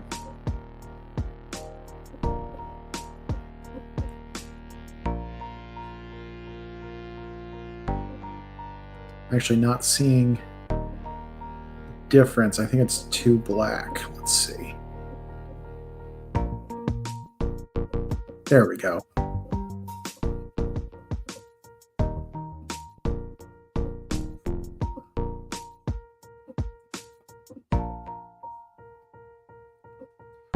All right, that's not doing it. Let's try saturation.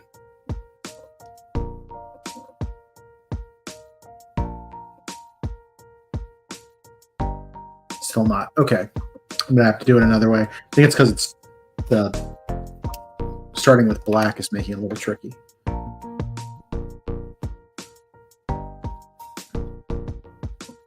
Oop, try.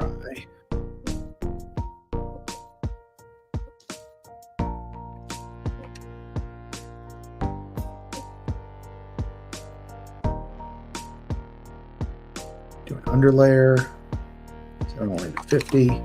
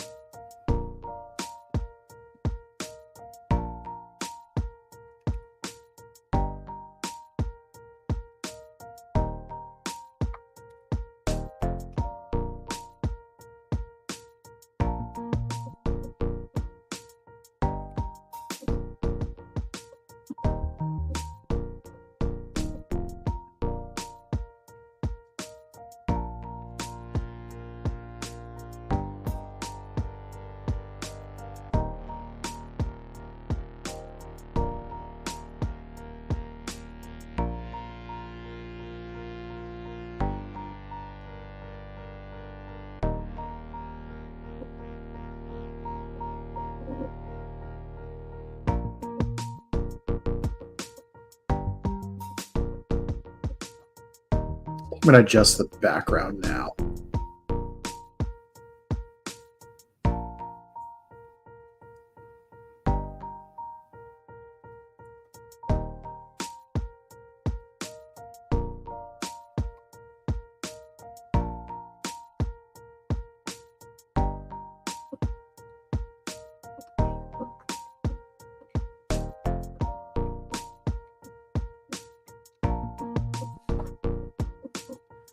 Congrats on reaching your goal. Thank you. Yes, very excited. It's a good day to be drawing robots.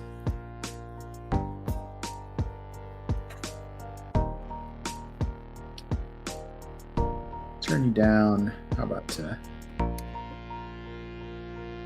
nope, that's too much.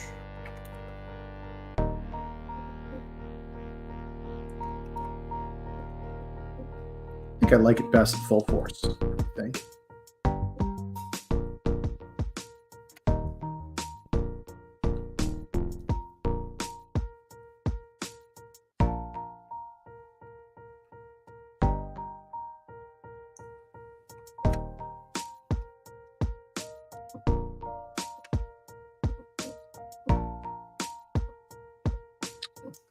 This might be gilding the lily, but let's give it a shot.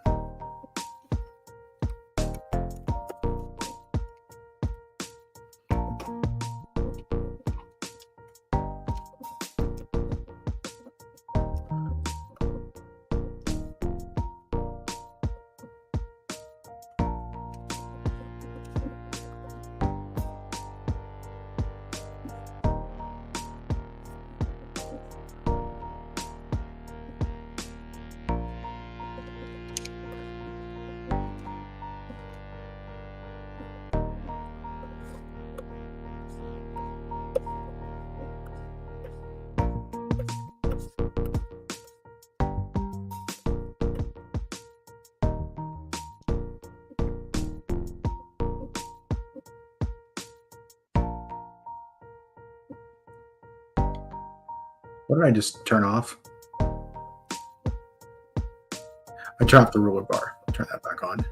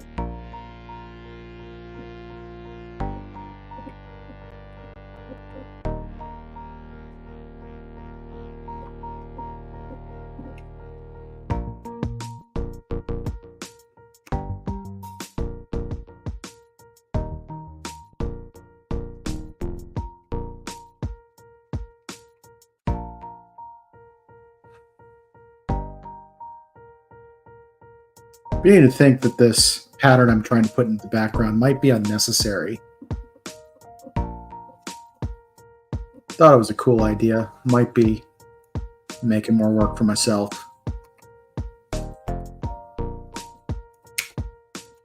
Whoop.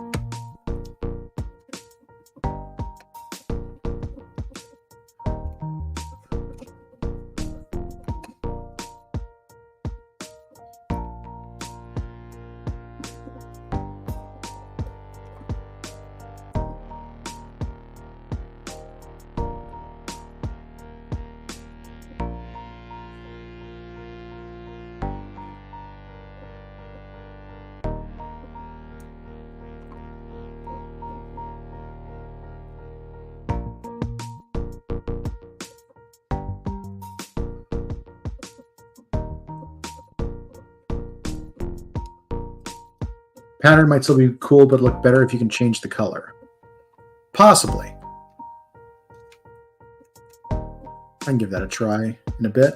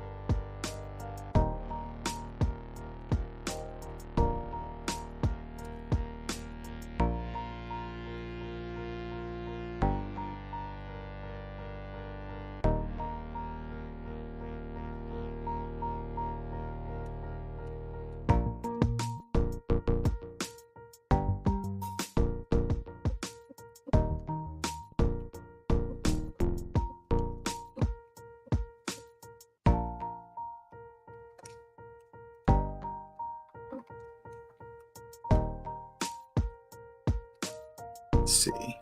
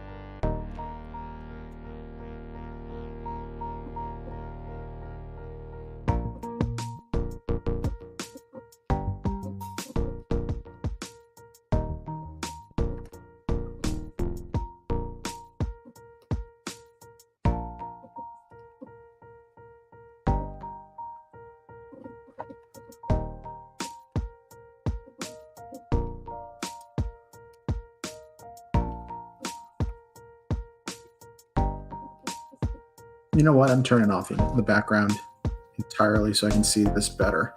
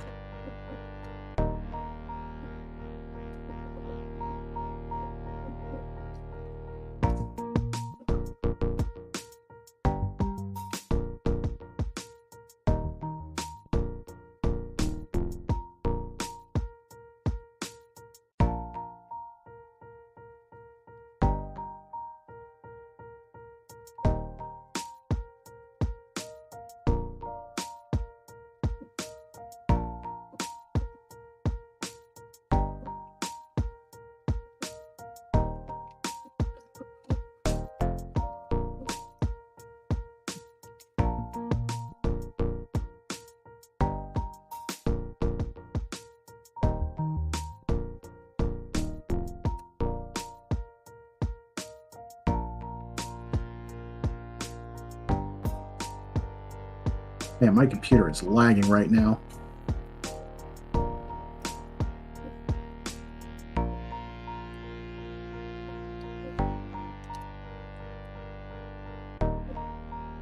All right, we've got some spots at the bottom that need correction, and then we'll see about making this look perfect.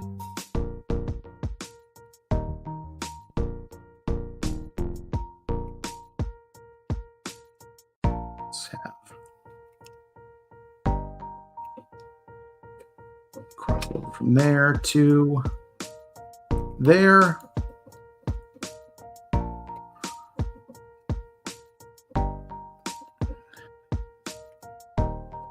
Secondary crossover from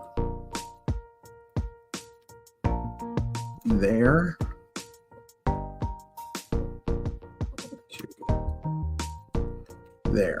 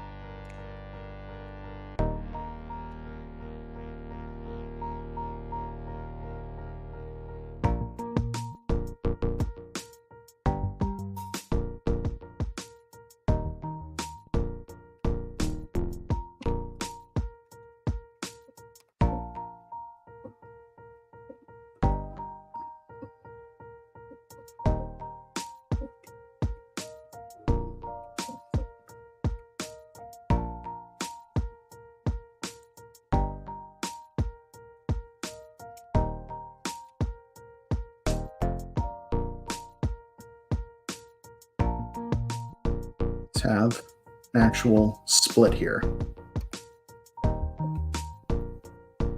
Done that yet?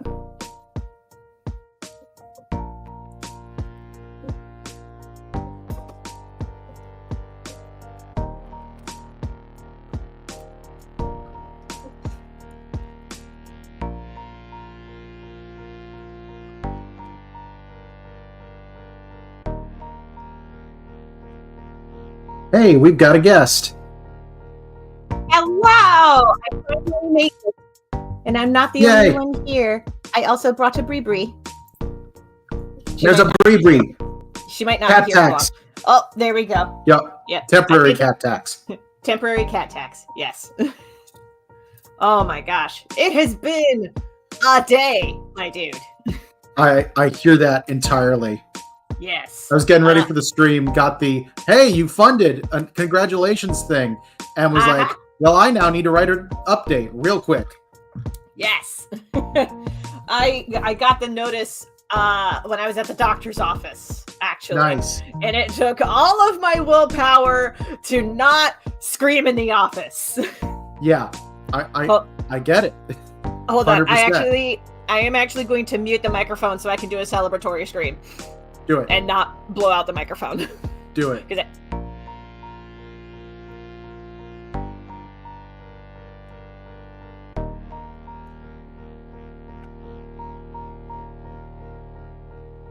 Okay, I'm done. Awesome. I had to get that out of my system. Oh, but yeah. I see that Alex is screaming with me. Yep. He's just doing the captions for you. Oh my gosh. Yeah. Oh my gosh. It's especially with like, I was doing some like last minute email blasting yesterday to try to get the word out about the anthology project. Yeah. So. Yeah. You put in more work than honestly, I think anybody. Like, I feel like I gave you a run for your money, but I think you topped me.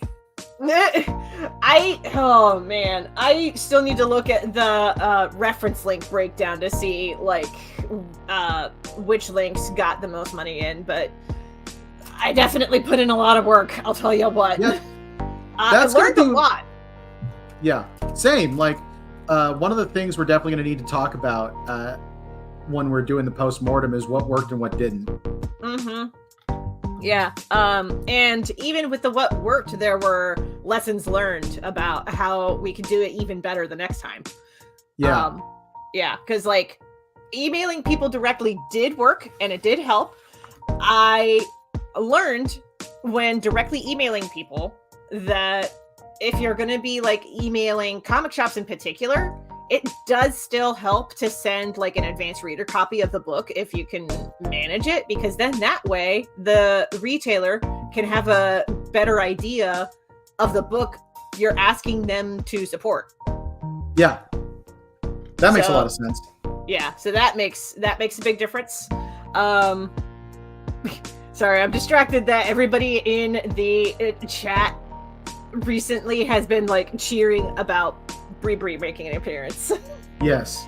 The cat was the most exciting thing to happen so far. Oh yeah. I mean, you got to pay the cat tax.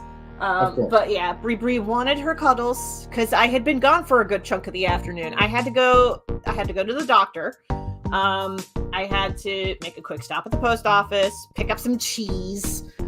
There was just a lot that happened in the last, like, oh my god.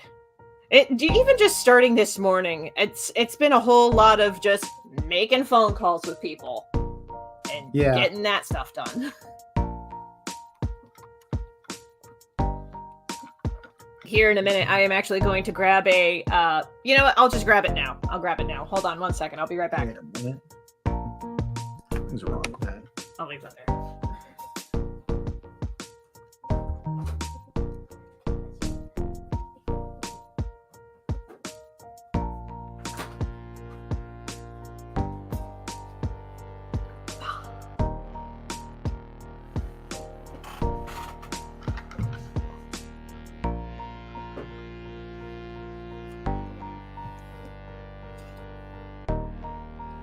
Okay.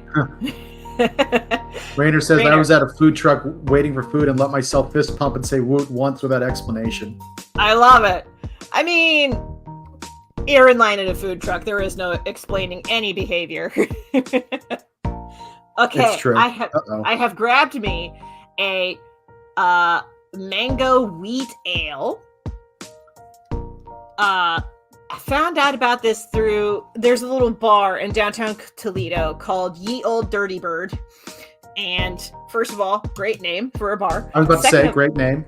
Yeah. Second of all, at Ye Old Dirty Bird, they had mango wheat ale as one of their seasonal on taps. And it was the day that I was showing my younger sibling Kai around downtown Toledo because they had never been. And I was like, well, let me take you to some of these hot spots, which includes Ye Old Dirty Bird. We stopped there. We had some fried food. We had our mango wheat ale because I am a mango slut. I will drink anything mango within reason.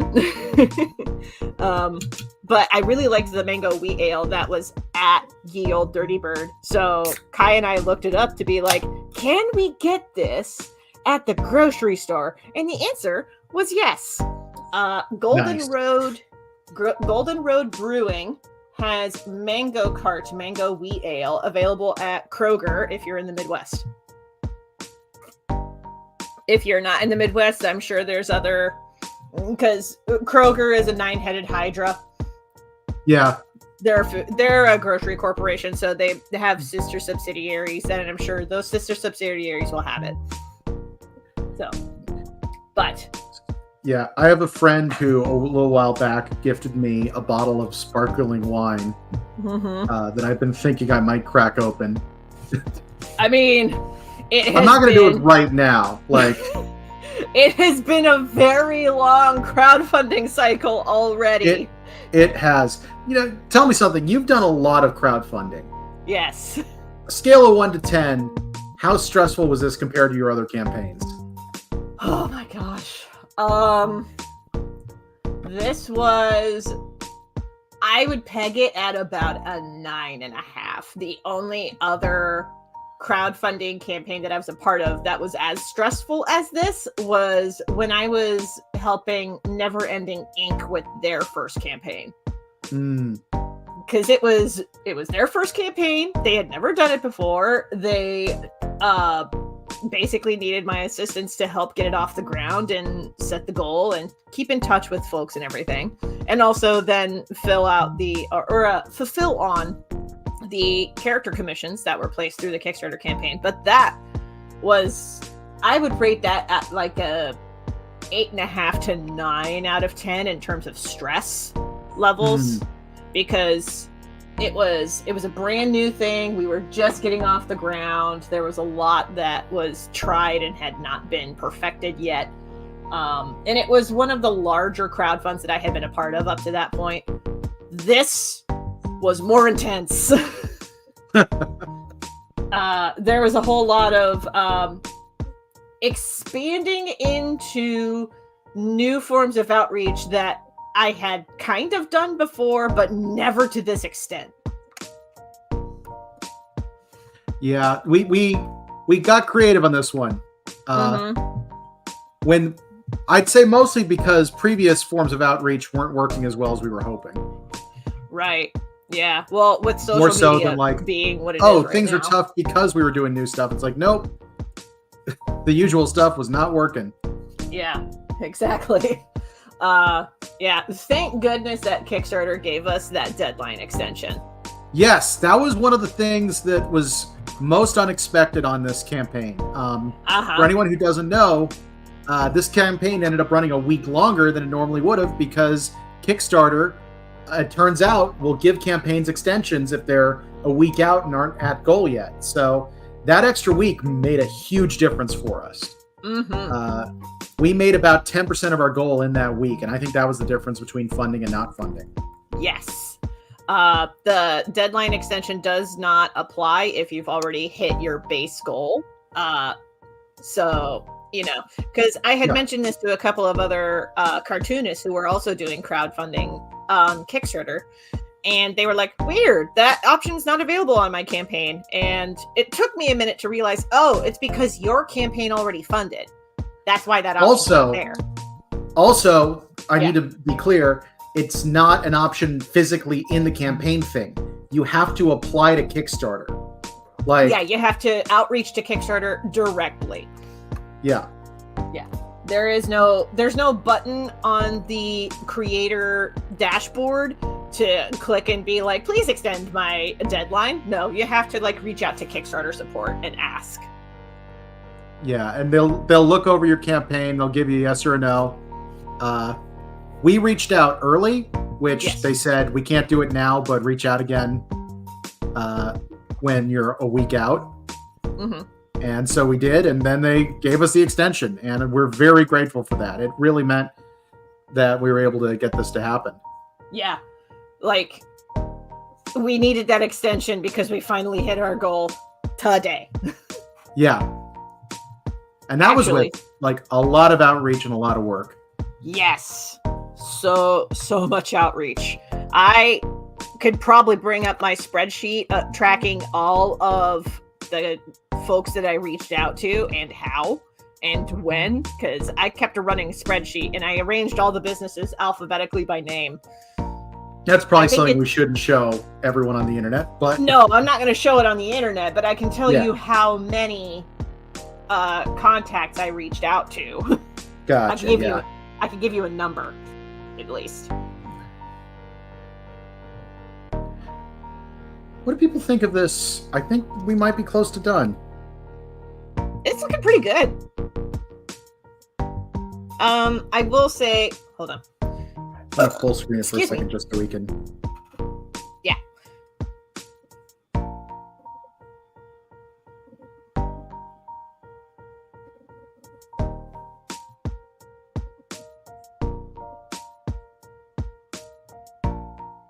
I will say, the glow from the top of the robot's head,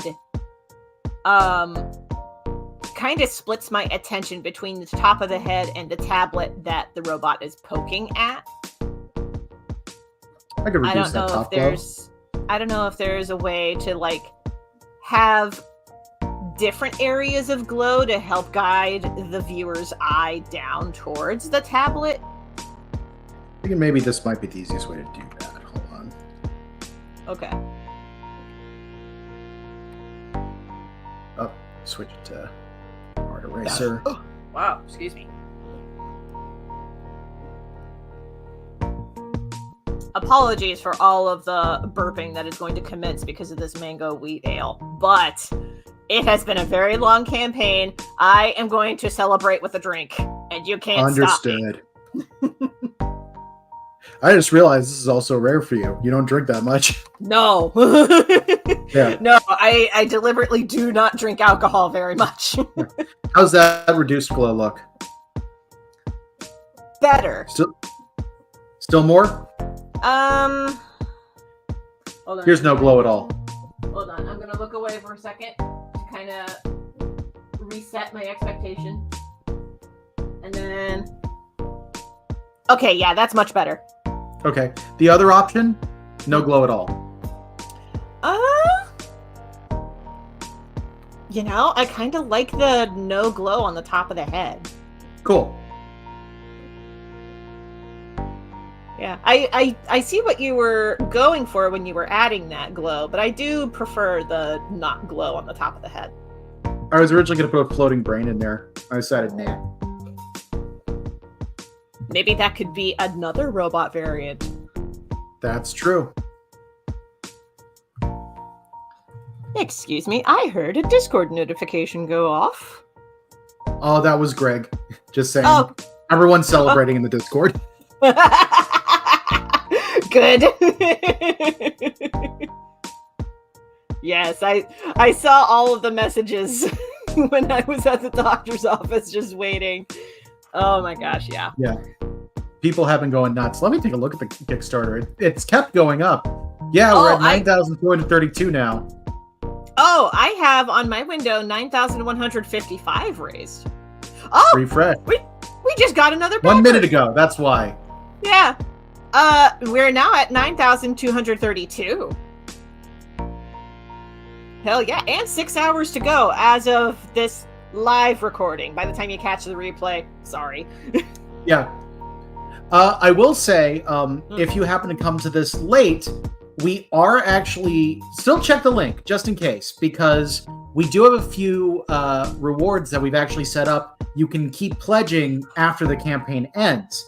Oh, the catch. There's one catch. The deals we're doing will no longer be in effect. I was wondering if you were going to take advantage of that, because that's a new feature that Kickstarter has. I wanted to give it a try, and we can stop them at any time, so I figured why not. But yeah, if you get the paperback after that time, you still can. It'll be $30 instead of $25. Gotcha. And there are a few other things like that that's happening with. But we're leaving the option open in case anyone happens to get to it a little bit late. Nice. Yeah, So at least there will be some rewards available when it's past the deadline. Exactly. We kept a number of them available like that. Nice. I was about to ask if you were going to take advantage of that feature, because that's a new thing to me that Kickstarter is offering. Yeah, it's a good idea, because I know they kind of took this a little bit from Crowdfunder. I just realized we're not on the screen. I think they also borrowed the idea from BackerKit. But BackerKit, I didn't know they did it first. BackerKit does the same sort of thing. One of the big things that Crowdfunder I know was pitching was the idea that once you've finished selling your product, now the campaign page becomes a storefront. Yeah. Which I think is a great idea, and I think that's sort of what Kickstarter is going for. I think that's something they are toying with the idea with, which is why there's still kind of a deadline for rewards that are available past that funding period. That's a good idea. There's no option like that in Kickstarter, but yeah. Like, I don't know how long we're going to keep it going. Might just be while we're waiting for Kickstarter to provide the primary funds, because at that point we're going to start the ordering process, because as long as we're doing offshore printing, it's going to take a while. So if we have a few more people come in and buy more now, it's good to know that, because we don't want to have to reorder and spend several months waiting for books to arrive on a boat. Right, exactly. We hit the goal, so we're at least doing our base print run. So yay! That's right. I'm also very keeping a close eye on the number of backers we have, because that's one of the things that's really exciting to me.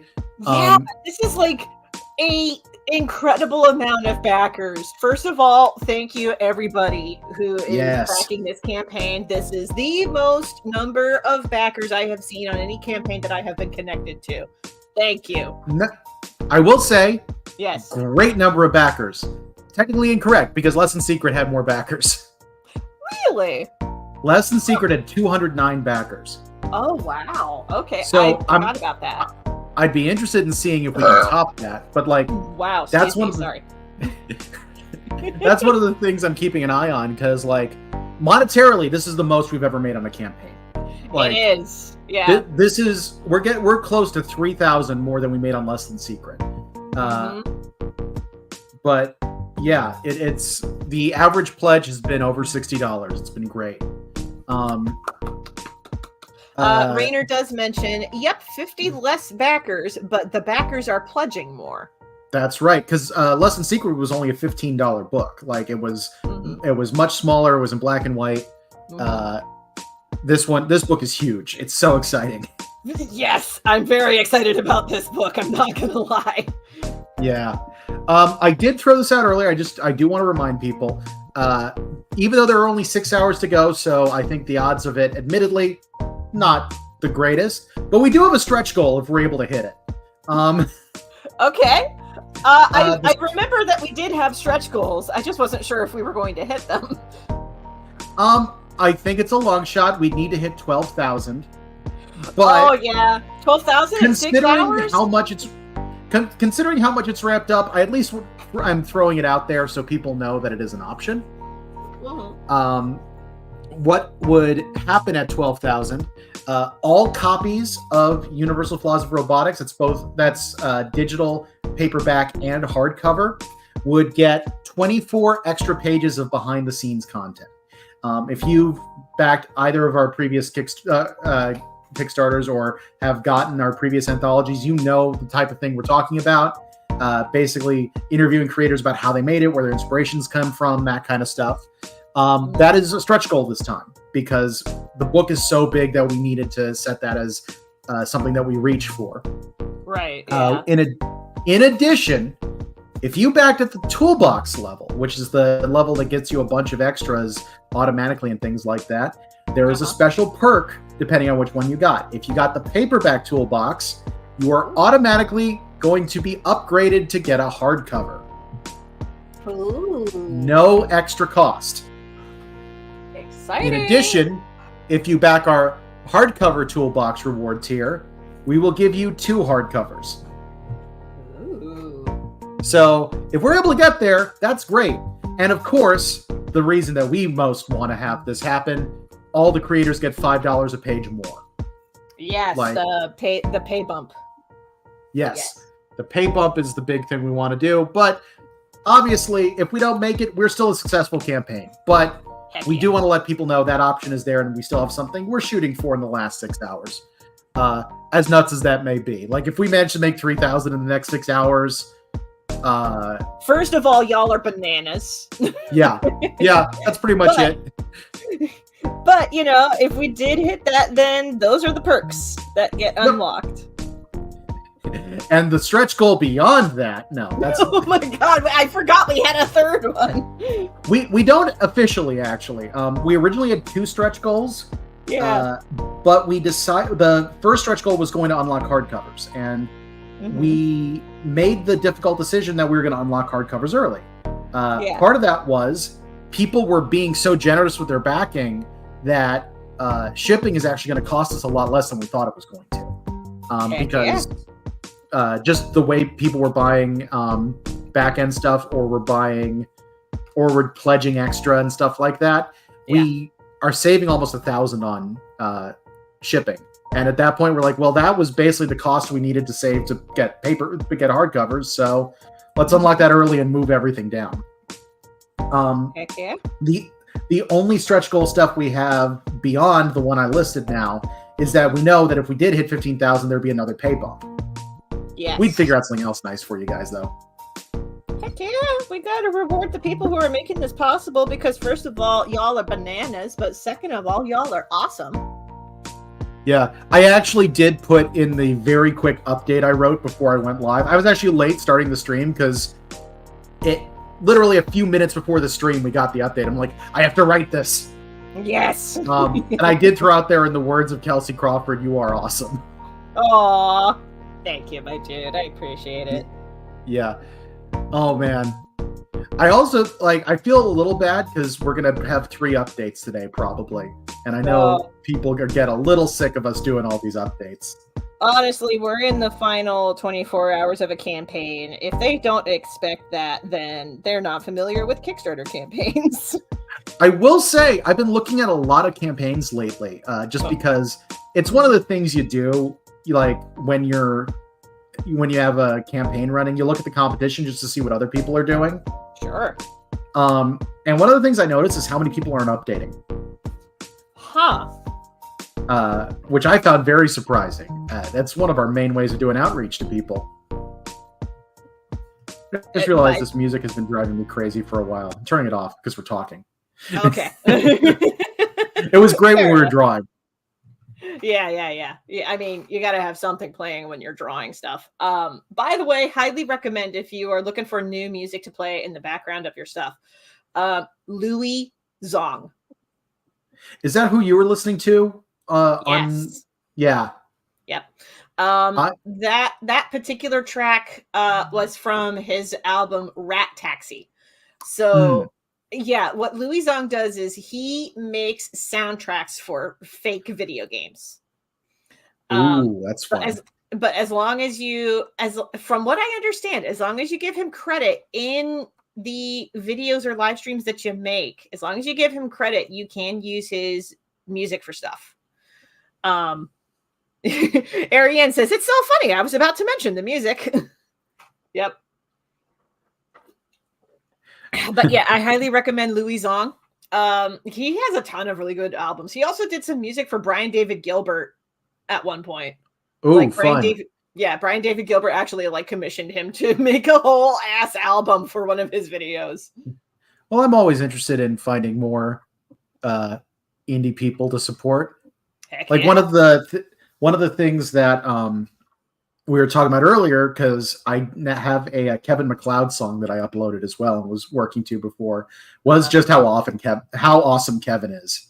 Yes. Oh my God. Bless Kevin MacLeod. Yeah, Kevin MacLeod is just it is nuts. I don't know how he's done what he's done, and he's performed one of the greatest services to the internet in the history of the internet. Like, I don't feel like that's an exaggeration. It's definitely up there. Yes. Could we also talk about because maybe this had an outsized influence on the number of backers who pledged on the final day. Maybe it didn't. I don't know. But I had put out an email earlier on my email newsletter being like, hey, I have a secret menu of rewards available because there's so many crowdfunds happening right now. If you back Universal Flaws of Robotics and New Punk Signal / Fuishishi, which is the campaign that I'm running, if you back both, then I will tuck in a little sticker of Roberta the robot from Universal Flaws of Robotics and put that in the reward package for the New Punk Signal Fuishishi backers. Nice. Do you have a quick link, by the way, for I have a Kickstarter? picture. We should promote that. I have a picture. Let me get her real fast. It actually might take me a minute, so keep talking while I bring it up. Fair enough.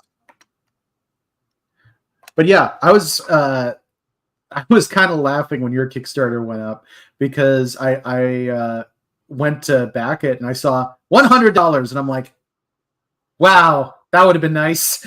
Well, the campaign was set at a $100 asking goal because most of the expenses for at least one book were already covered by a grant from the Toledo Arts Commission. So thank you, Toledo Arts Commission. Thank you, Toledo Arts Commission, for your accelerator grant. So really, the crowdfunding campaign is more to cover the expenses for getting New Punk Signal to print, which I had gotten a quote from the printer, and I was like, well, $100 will cover the printing fee plus transfer fees for like the minimum order. Because New Punk Signal is less than 50 pages and it's comics. So pretty easy to do a like print run through Comics Wellspring, which is who I'm going through. But I figure beyond that funding, all the funding that's raised beyond that point is just going to print more copies of New Punk Signal and Fuishishi. And especially because with Fuishishi, it's a novella.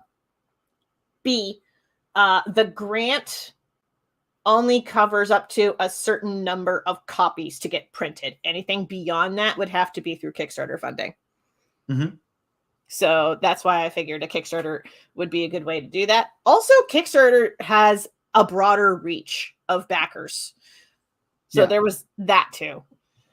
That's one of the things that we were really looking for on this campaign, because Kickstarter didn't start off promoting as much as we were hoping, but we always it's always the last 48 hours when you see the craziest promotion pop up. Yes.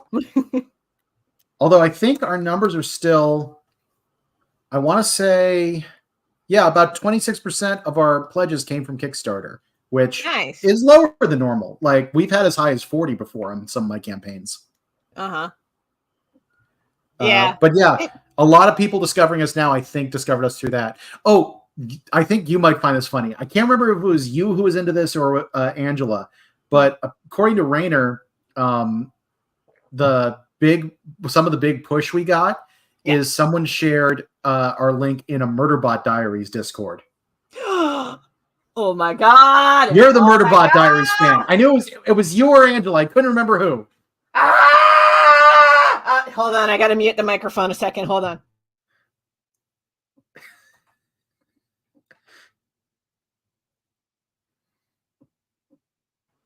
Okay. Okay, that does bring me joy. I'm so glad. I did not realize that there was an entire server for Murderbot, but that makes me so happy. Yeah, that, and apparently the fandom on Tumblr has been going nuts. Oh, good. Yeah. Good. I do have the preview for the Roberta sticker. Yes. Let me do a screen share so that folks can see what Roberta looks like. Yup. Can I do a present? I need to drop my screen share camera. I think we can both do it. Let me do a present. Here we are. There we go. There she is. Lovely. Yes. What's the link for your Kickstarter? It's a really easy one. tinyurl.com/241 campaign. And those are all numbers. 241 campaign. Yeah. Just confirm that? Correct. Yes. Cool. If you back the campaign that's at this link and the Universal Flaws of Robotics, if you back both, then you will get a Roberta sticker. Now, this picture here is just a cropped version of the full sticker, but the option is there. You'll be getting the full body sticker. And this is the original concept art for Roberta, which is the robot that I drew for my short in Universal Flaws of Robotics. That's right. Actually, while we got you, Kelsey, can you show us how it's going with the Robot Pride sticker? Well, I would, but I need to plug in my external hard drive if you'll give me 2 shakes to do that. That's fine. I can actually share the one version you've shown me. That's going to be the most up-to-date one. Okay, I can get that up. Okay. While you're doing that, I just want to see how we're doing over on the Kickstarter. Boop.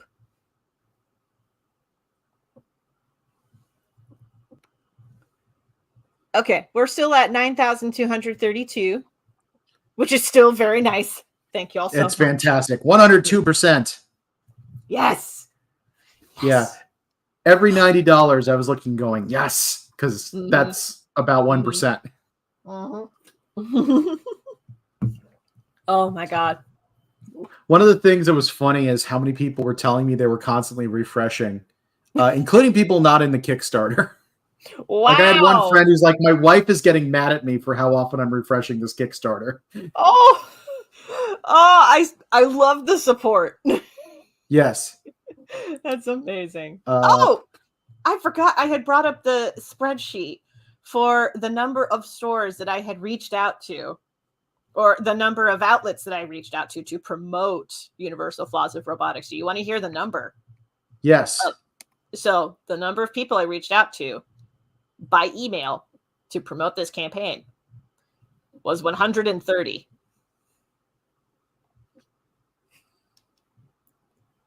I sent and it out did help. Like it got us those 130 emails.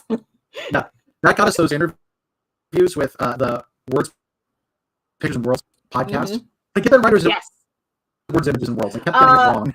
Words, Letters, and Worlds. I'm reasonably sure, but it's hosted by Jason, who's a terrific person. Rayner is losing his mind. He is losing his mind at how many emails I sent out to promote this.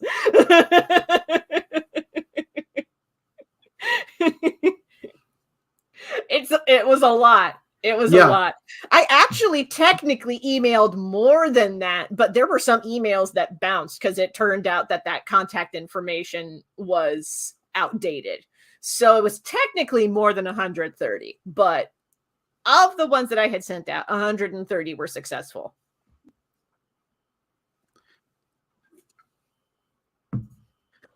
Something like 20. The thing is, I also did some massive email outreach, but it was based on people who had previously backed us. So I actually I did technically send out more emails than you did, but that's only because like I was doing a mass spamming thing and you were like targeted. Like, yeah, I was very, very and targeted. I think yours did more than mine. Yeah. Well, we were very squeaky wheel on this campaign. Oh, thank you.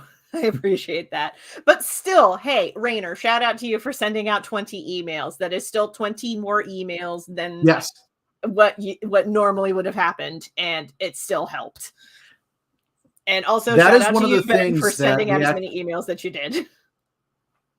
Yeah. That's one of the things also that ended up being a big deal with this campaign. We were better at getting other people in the group involved and helped them with marketing, which is yes. Well, thank you for joining us, Ariane. Congrats on getting back. Ariane, next time we will see you in the next comic. You have to submit.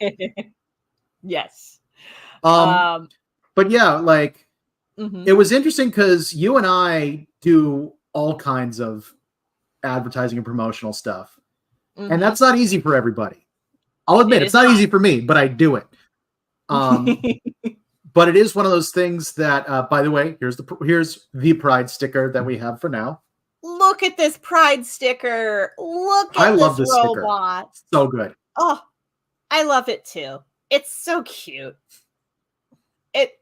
Full disclosure, I was very much inspired by the robots from the video game Stray.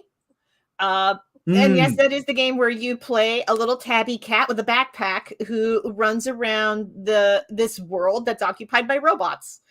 And the robots have different little emojis that pop up on their little TV screens for faces, depending on how you interact with the robot. Like as a cat, if you like rub up against their leg like a cat would, suddenly their little screen lights up with a little heart. It's so cute. Yeah. I guess my first thought is Fooly Cooly, but that's because I'm old. Oh man, I really need to actually sit down and watch the entirety of Fooly Cooly. I've only ever seen like 3 episodes. I know that it's only like 6 episodes long.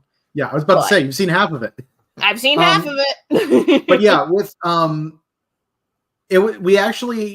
it's funny because I was trying to figure out ways to get people more involved, and you guys kind of talked me down from the ledge of quotas, which thank you. Yes. Because I was like, maybe we try it and see what happens. You guys were like, no, there are too many introverts in this group. It will scare them. Yes. Yes. And you were correct. I Yes. love that but like your response was, well, let's create basically like, first off, templates and instructions for how you post this on social media. So you're not having to figure out what to say, do all that.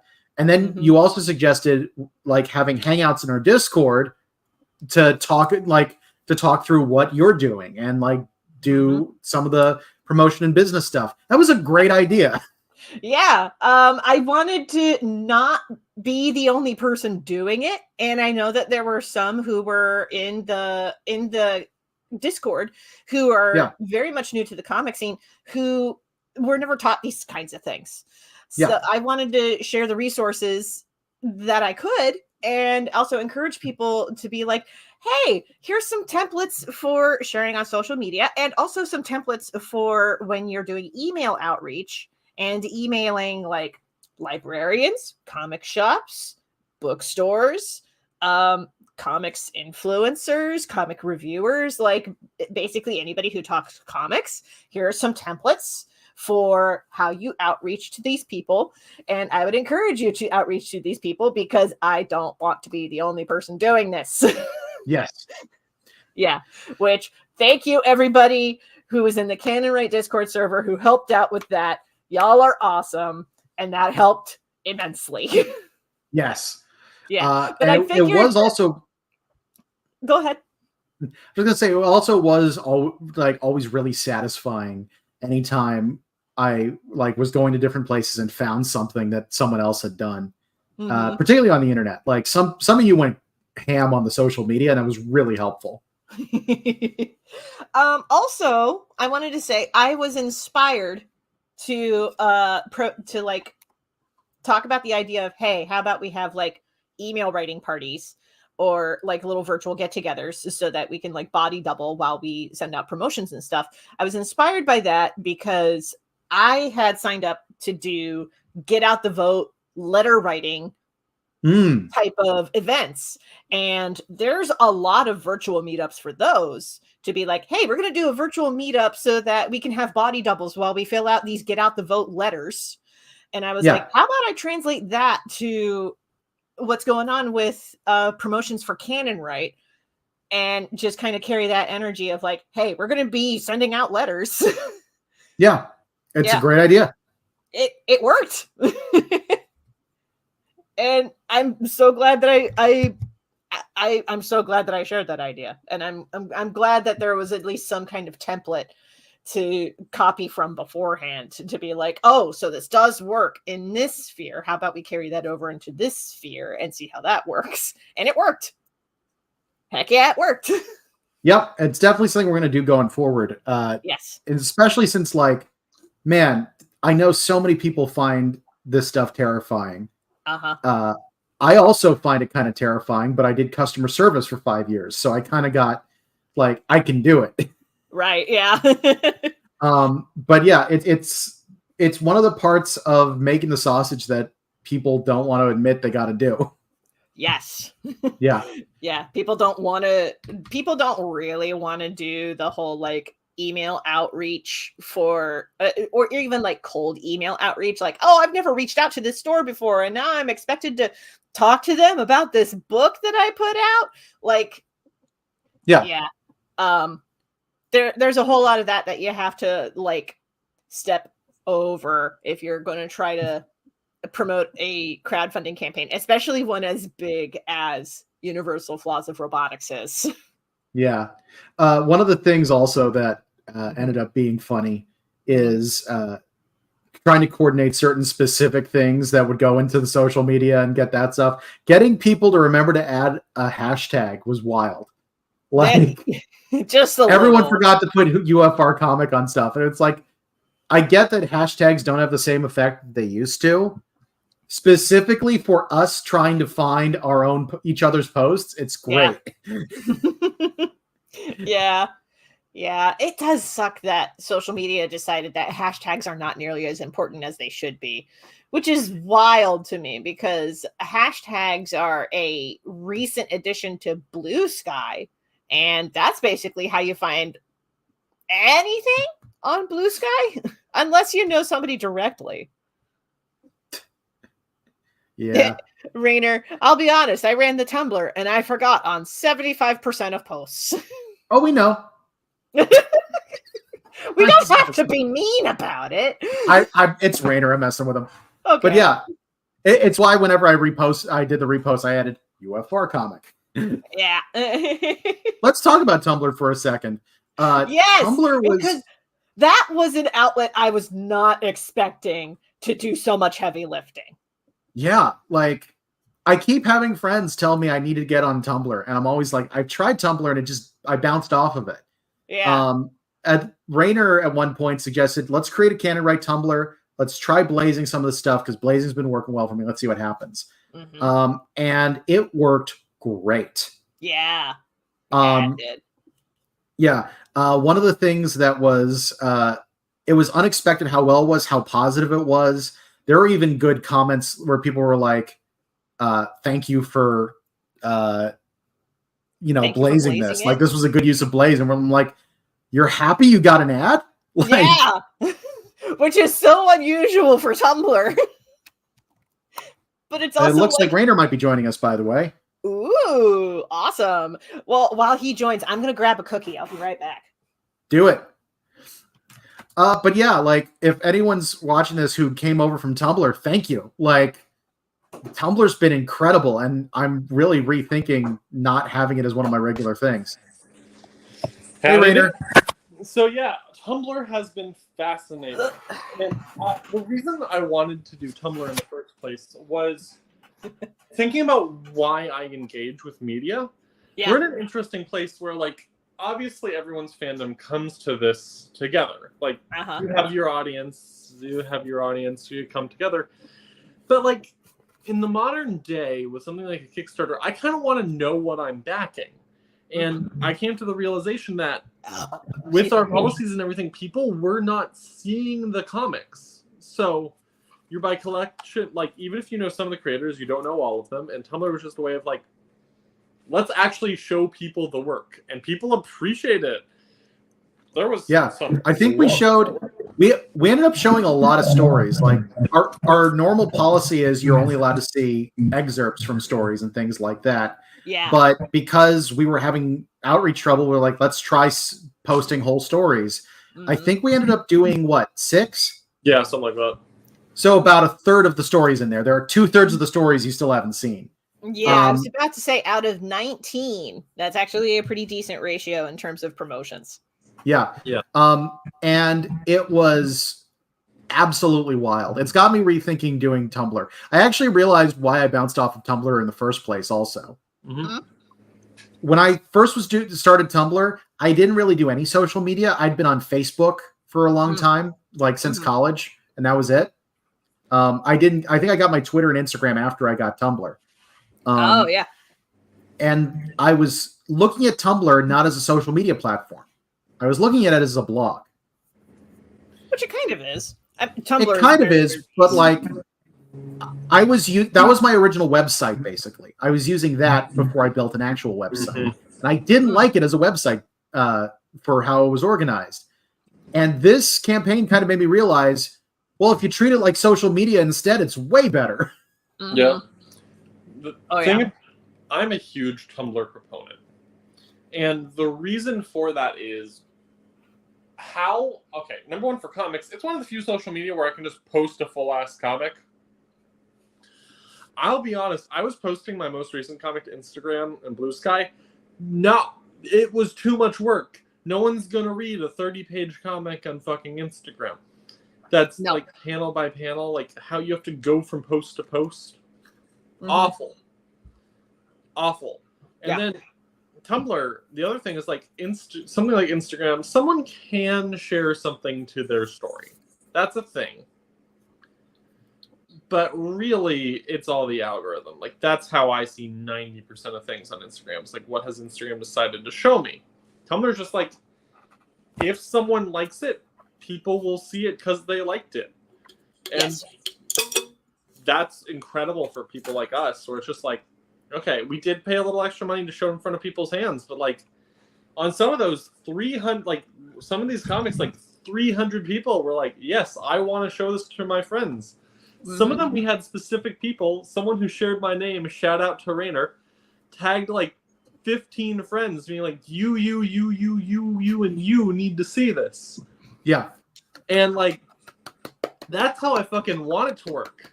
Like, I want, like, this person liked the thing and wanted people to see it. And the idea that there's any social media that works in a way other than that just boggles my mind. Yeah. I love that about Tumblr. I was very impressed. Like, the Blazing seems much more like human controlled to a degree. Like, you're picking where you're spreading it. It's not figuring it out for you. I'm going to be roasting Meta in a second too, but well, it's also interesting because it's a lot like Blazing on Tumblr is a lot more like how Comic Ad works, and Comic Ad is the new Project Wonderful. Yes, basically. So, like, if you're familiar with how Project Wonderful works, like, obviously Tumblr Blaze does not operate in the same way, but it is that mechanic of, oh, the people who already have a proclivity towards these particular hashtags are who you're targeting this ad for. So they are going to resonate with it more than some rando on Facebook who sees this ad. Yep. Yeah. So one of the other things that we did, because we really wanted to find, I think Alex approves of that concept. But we were really looking to spread the word more, and traditional social media methods weren't working the way we wanted. So we made a deal with the devil and we started buying ads, which we were all kind of reluctant to do. Like Blaze, that's sort of what got us started. Blaze seemed like the best form of ads that we'd come across. But it's like, for $5 a day, you can advertise all over the Meta platforms with Facebook and Instagram. We got YouTube ads, all of which seem to get us clicks. But talking about not having full control over where your stuff goes, we made 2 different runs of ads that went on Facebook and Instagram. And I'm going to share my screen for a second just to show something once I get it fully lined up. The demographics were wild on these. I mean, the demographics on Facebook already are pretty wild, but this just like some of the stuff was crazy. The first version of the ads that we ran were all variations on the cover art by J.M. Hunter, that awesome looking thing. So good. But we ended up changing it because first off, we had 6 different variations on it. And it turned out they were only using one of them because they realized that was the one that was working best. Oh, okay. Which, I mean, if that's the one that works best, that's the one that works best. Here's what was wild, though. Here are the gender demographics. The purple is men. The light blue is women. Whoa. Can you see the light blue? No, you can't, because they barely marketed it to women at all. Which, to be clear, was not true of YouTube ads. Yeah. Yeah. I can imagine that the demographics for the YouTube ads are not as skewed as this. No, most people in YouTube. Yeah, this is wild. This is close to like, I think it's like 98% male. And when we reran the ads, where we did I ended that ad campaign, made a new one where most of the art was actually like the comic snippets that we'd set aside for marketing purposes. By the way, like, it doesn't do much for our numbers, but shout out to Piper. Piper Dell's story, A Most Efficient Man, like that little snippet got way more than anybody else for some reason. It also did as the you can best see on here, Tumblr. like the numbers are nuts. But and even there, like you can see a little bit more of a split, but it was still heavily male. Yeah. And by the way, it does have an option on there for no gender given. So there's a little thing to the side normally for that too. So very. Yeah. So Also, so- these skewed younger too. I'm not sure why. So what you're saying is Facebook is buying into demographic stereotypes when it Yeah, comes to Yeah. comics. Okay. Yeah. which is Well, that's the other thing. We picked first off, they had very limited options for what you could pick. Like sci-fi comics wasn't an option. I had to find science fiction. Like you start typing in sci-fi and it said sci-fi movies, and it's like, well, no, it's not a movie. I want to find something else. But a lot of stuff was comics and a lot of things like that. And I'm assuming that just the people they have tagged for a lot of that stuff are into the mainstream stuff, which does skew male. What's funny is, and I remember being surprised to learn this, if you look at indie comic demographics, it skews female. Like there are more women in indie comics than there are men. Yeah. So even with the YouTubes being 54% male, that's skewed a little bit from that, but that's also like in the 50s. That's reasonable. Right. Yeah. Yeah. It's not as skewed as Facebook. Yeah.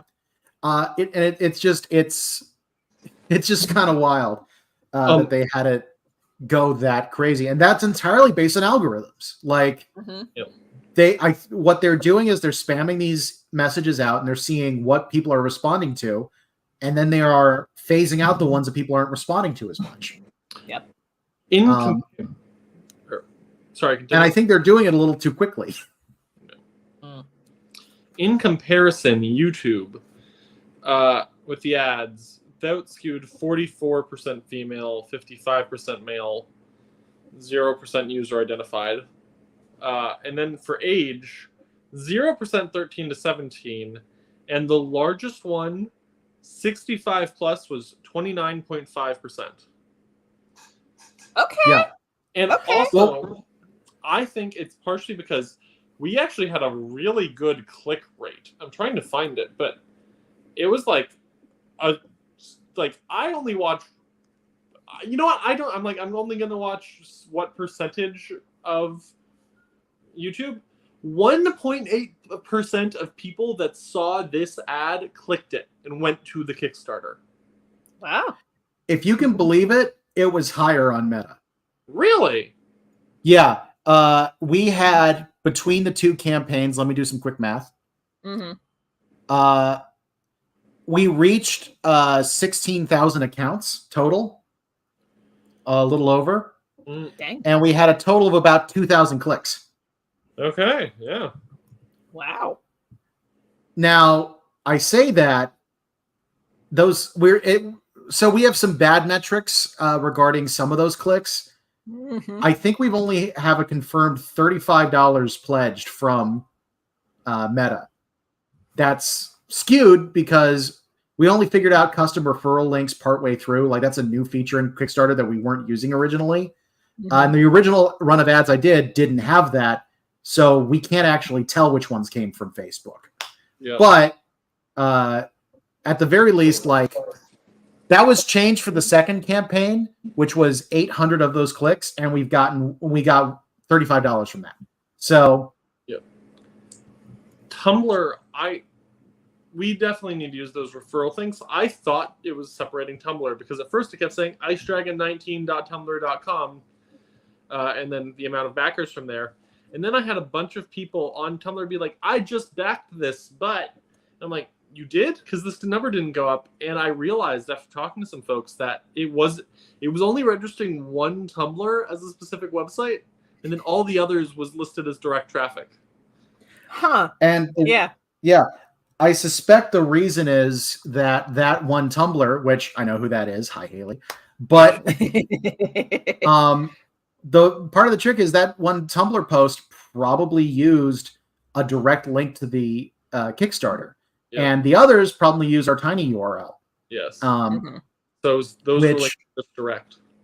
Yeah. And in fact, I think you used the UFR comic link for YouTube, right? So I bet our numbers are skewed on that too. Yep. Like it's one of the problems with some of this is we made easier to follow referral links because Kickstarter links tend to be pretty long. Yes. And so in places where people were going to need to enter it in manually, we wanted to use a tiny URL. Or we ended up also registering UFRcomic.com later in the campaign. Mm-hmm. Surprisingly, But yeah, I usually avoid it because it's expensive in the long term to have a URL for every project. that's Yeah. fair, but I'm just going to cancel it after the end of this. Keep it going for a little bit. We've got we can push it to something else. Like, well, we still have those rewards that are available past the campaign deadline too. I paid $12 for a year, I think. So also, I used it for we're going to have an ad in the Columbus Scribbler before pretty soon, so, and I use that URL because it's the easiest one for people to type in. Yeah, absolutely. I also came across an interesting problem. You know, a lot of people see QR codes and think it's a scam. Really? I've come across this, which is why I'm hesitant to put QR codes onto anything that I have. Yeah, it's something that we've been doing for a long time, and now I'm increasingly worried about it. Yeah. Huh. I didn't know that. Yep. I mean, I get it. Oh, yeah. Yeah, I get the concern because it's like, oh, this is an unknown code. What's going to pop up if I scan it? Yeah. And yeah, it can be a really easy way for some people to use a QR code to redirect you to a site that's like, oh, your cable package is about to be canceled. We need you to fill out all of this and your social security number and all of your bank information. That's another thing worth bringing up. The spam we got for this Kickstarter. Oh my God. Like, yeah. Every time I run a Kickstarter, this is my 5th Kickstarter, I forget about all the spam messages. Sometimes I forget about the spam messages, and I've done like 14 of these. Yeah. And it's so crazy. You go into the messages tab in Kickstarter and everything's a scam. Yeah. All of it. It's just like, get super backers. And it's like, I don't trust these super backers. The new thing that they're doing, well, there are 2 versions of it. One is like, hey, can I ask you a question about your campaign? And and if you follow up, it's always going to be trying to sell you something. The other thing is posing as Kickstarter. Mm-hmm. They've been doing that a lot. To the point where Kickstarter had to say, we're not going to message you this way. Don't click any of them. Yeah. But like, I've been getting stuff all over Meta too. My profile picture has had multiple fake things posting saying your account is being deleted. Mm-hmm. I'm not too surprised about Meta having a lot of scammers running around though, because that has been a constant problem with Meta products, Facebook, Instagram, all of that. Like, scammers just run rampant, and they are allowed to because it's engagement. And what matters to Meta is engagement, not necessarily who's doing the engaging. The other problem that they're running into, like, not to defend Meta or anything, but one of the major problems that's coming up is it's almost impossible to stop, because every time you attack one of these accounts, they just make a new account. Mm-hmm. And it's one of the side effects of the internet. It's like, you can't check every single email address because you can randomly generate an email address instantly. Like, it's so fast. Well, and also add for on every to account that gets blocked, another one pops up. Well, add on to that Meta's support system does not work. Like, because I had to try to engage with Meta's support system when my first Instagram account got hacked, and they were useless, absolutely useless. Didn't even like give me any kind of like recovery link, did not give me a recovery code, did not give me anything. The only reason that I was able to like get back onto Instagram was because I had like 4 or 5 other backup accounts. Yeah. So yeah, like Meta's support is useless. Yeah. One of the other things that threw me is because this used to be how all social media pretty much worked. I was shocked how much this wasn't happening on Facebook now.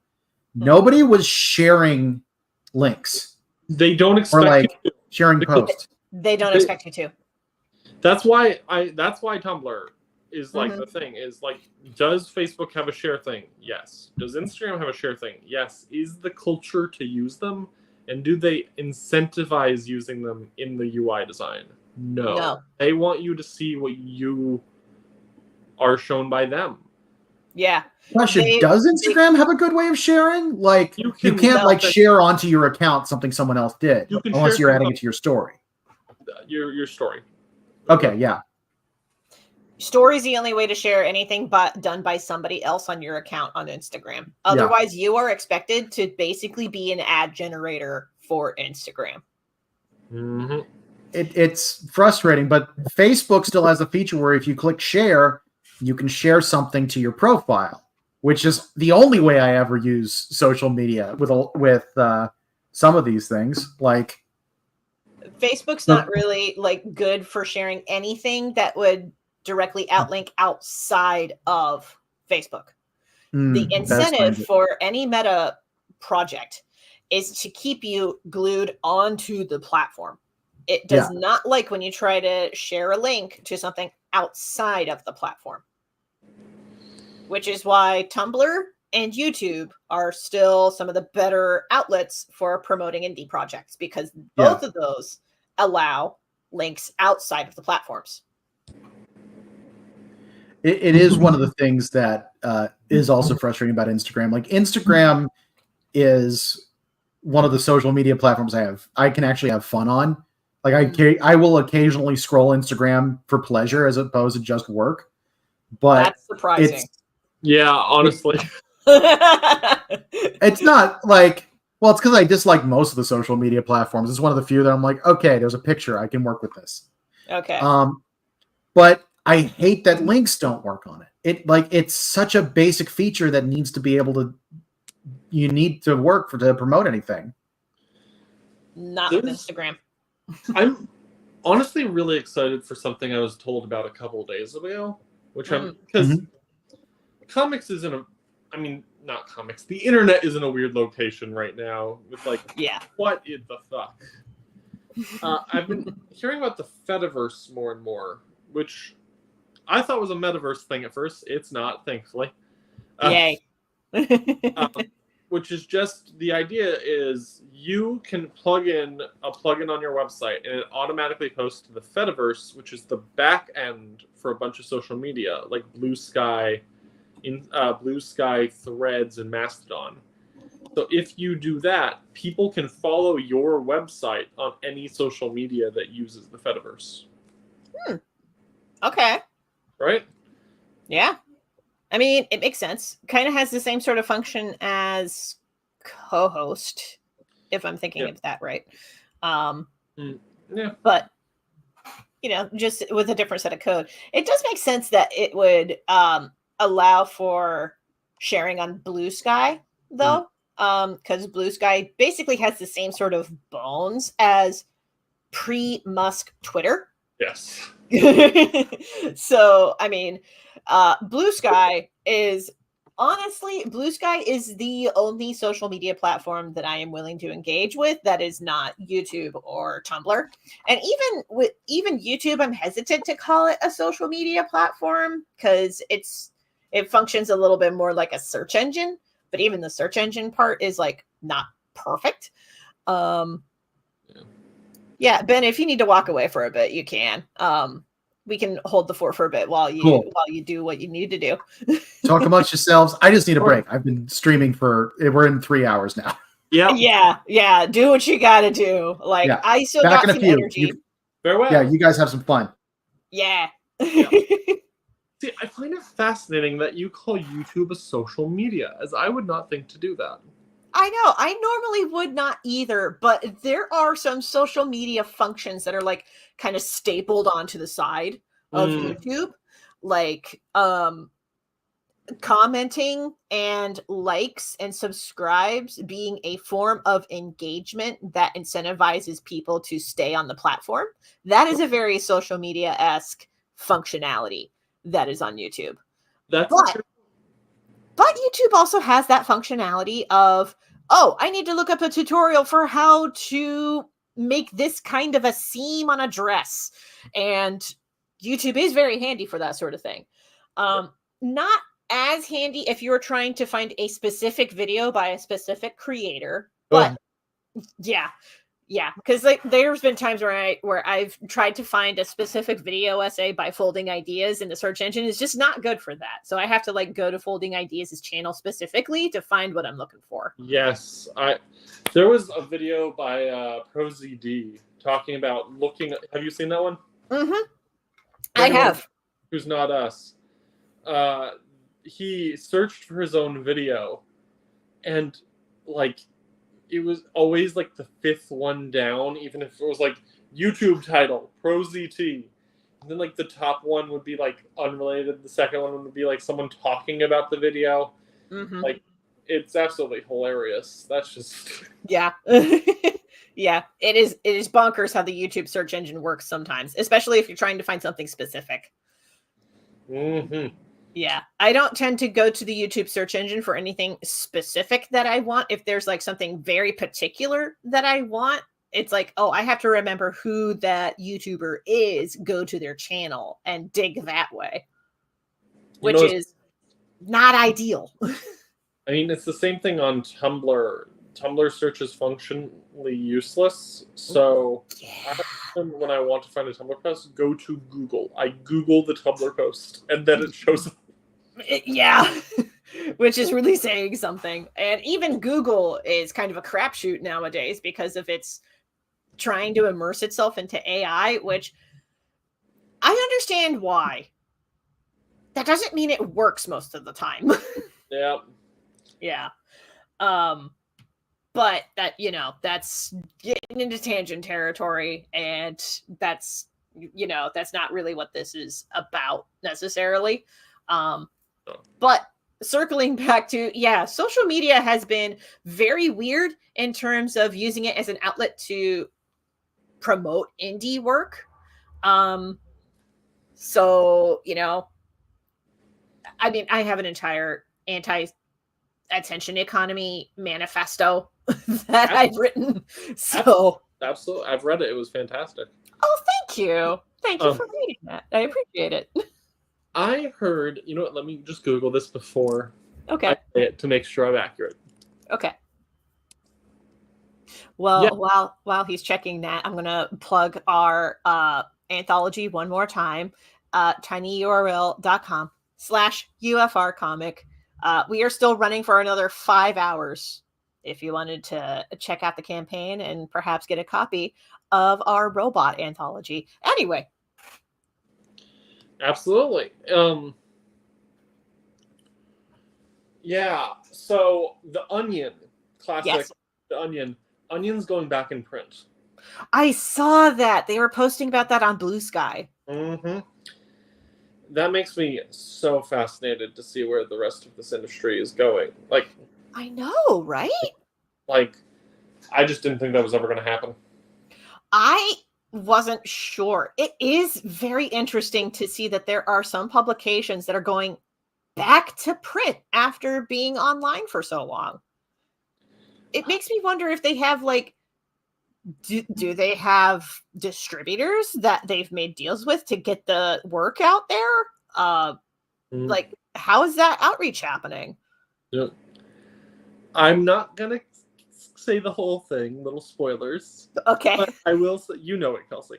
This okay. Is the audience. But Canon Right was not originally made as an anthology group. Oh, I know this story. Yeah. And I'm not going to say what it was originally. However, with the way things are going, I was originally like, okay, this was a cool idea. We're going to go back on that, anthologies. If print is going back into the mainstream, I might be interested in revisiting that project. I mean, I think it's worth it. I think it's worth revisiting, if only because there's a cartoonist that I know through another Discord server, the Cartoonist Co-op. Shout out to the Cartoonist Co-op. so many good resources. So one of the artists who I met through there does a little comic, or maybe not comic is the right word. He does this pulp zine that has comics in it, as well as creator interviews. I'm going to have to look up his name so I can give him a proper shout out the next time that you take the mic. But I did do an interview with him for his first issue, and he's on Ko-fi, and his issue is available on Ko-fi. But he does his little zine in black and white because his goal is to get it into print. Yeah. And it is interesting to see how many publications are going back into print. It is interesting. It is. I mean, yeah, printing is so fascinating. I mean, as we've seen with this Kickstarter, like, if any of you have wondered why we raised our goal so high, yes, because of the economics of scale. This is a big book and a color book, and we wanted to be able to sell it to you at a reasonable price. Recently, I did a check for the books to test the book Smile by Raina Telgemeier. Yes. I wanted to see how much I could sell Smile by Raina Telgemeier for. 3,000 copies for the actual price that it is. Yeah. 2,000 copies gets pretty close. 1,000 copies, double price.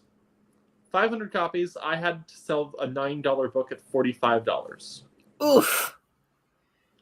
Like, yeah. Yeah. I mean, how many books are we printing? Like 150. So if 500 of copies of Smile would cost me I'd have to sell them for $45 a copy. It's pretty wild out there. I mean, yeah, like, it is interesting to talk about like digital printing versus offset printing, because actually, the other day I had a phone conversation with a distributor based out of Portland, Oregon, about heck yeah, shout out to Portland, because that's where you're headquartered. But I had originally outreached to them for promoting Universal Flaws of Robotics, and we were talking back and forth, and then he was like, by the way, do you have any comics? And I was like, well, I have The Legend of Jamie Roberts. He took a look at it, he liked it, and then he was like, what's your distribution plan for this? And then we ended up having a phone conversation about how to get that distributed on the West Coast, which is like, heck yeah, but it also does require some behind the scenes shenaniganery in order to make that happen. So I'm figuring out a game plan, and hopefully by September I'll have some kind of plan figured out. There's probably going to be another crowdfund involved in order to get more books printed, because I am currently down to like 24 copies of Volume 1 and 7 copies of Volume 2. So if I'm going to try to get distribution on the West Coast, I got to print more copies than that. Yeah, so I have to do some math, figure out what to ask for, and then do a crowdfund to get that to happen. Yeah. I mean, I currently have 100 copies of my book Bogby sitting in the closet. Yeah, I can get you his contact information if you wanted to try to get that book distributed. I'd actually love that. Heck yeah. But yeah, I don't know. It's been really interesting in the modern day. Like, the simple question of how do you get your work in front of someone? Yep. And so much of it is just going back to old school tools. When comics started, you got like the Yellow Kid, right? Yes. Yeah. Newspapers, like, well, any newspaper. People know newspaper comics other than the Yellow Kid, but like, you know, you have some papers. You got the paper sent to you, or from the newspaper stand every week, or every day sometimes. Every day. Because you were already getting it. Right. Then you had Seduction of the Innocent come out. Yep. And that didn't work so hot anymore. For a lot of people, newspaper comics kept strong for a long time. But like a lot of the comics that were selling at like your newspaper stand weren't really functioning anymore. Right. And that's also getting into not to derail too much. That's also getting into how newsstands functioned back in the day, because a lot of them I was actually talking with somebody about this who works in distribution. Back in the day with newsstands, a lot of those were funded by the mafia. Really? Yeah, which does not surprise me because there is still mafia funding involved in some comic publishers. I'm not going to name names. But yeah. That's a wild place to come back. Yeah. Surprise! There's mafia funding in some arms of comic distribution. Yeah. No. Rainer, tell me you didn't actually read Men of Tomorrow without telling me you didn't actually read Men of Tomorrow. Did I say it incorrectly? No, I'm saying if you were surprised about the mob being involved. No, yeah. That's yeah. I No, I guess if anyone doesn't know, Men of Tomorrow is a terribly boring book. Oh, okay. I did not know. It's all about the history of the very early days of the comic industry. And it talks a lot about Donenfeld, the guy who eventually became the founder of DC Comics. Yeah, that guy was mobbed up. Oh yeah, yeah. Go ahead, Rainer. Organized crime doesn't look like what you expect nowadays either. It really doesn't. Like I knew some mafia people back when I was a kid. That's a weird way to say that. It's a good thing this coconut's nearly empty of water. Not like personally, but they were around. And like, Sure. What were they doing? Were they wandering around with guns? Mostly, no. They were like accountants that were known to like not to the thing. Yeah. Like, I remember a comedian talking about how his childhood friend's dad was in the mafia, and he's like, they never said he was in the mafia, but he worked construction supposedly, and I was always free in the middle of the day. But one of the things that he said that was funny is he'd play Monopoly with him, and he'd always get side deals going. Yeah. It's okay. The interesting overlap with mafia being involved in comics is that back in the 50s and the 60s, the mafia were also often the ones who ran gay bars.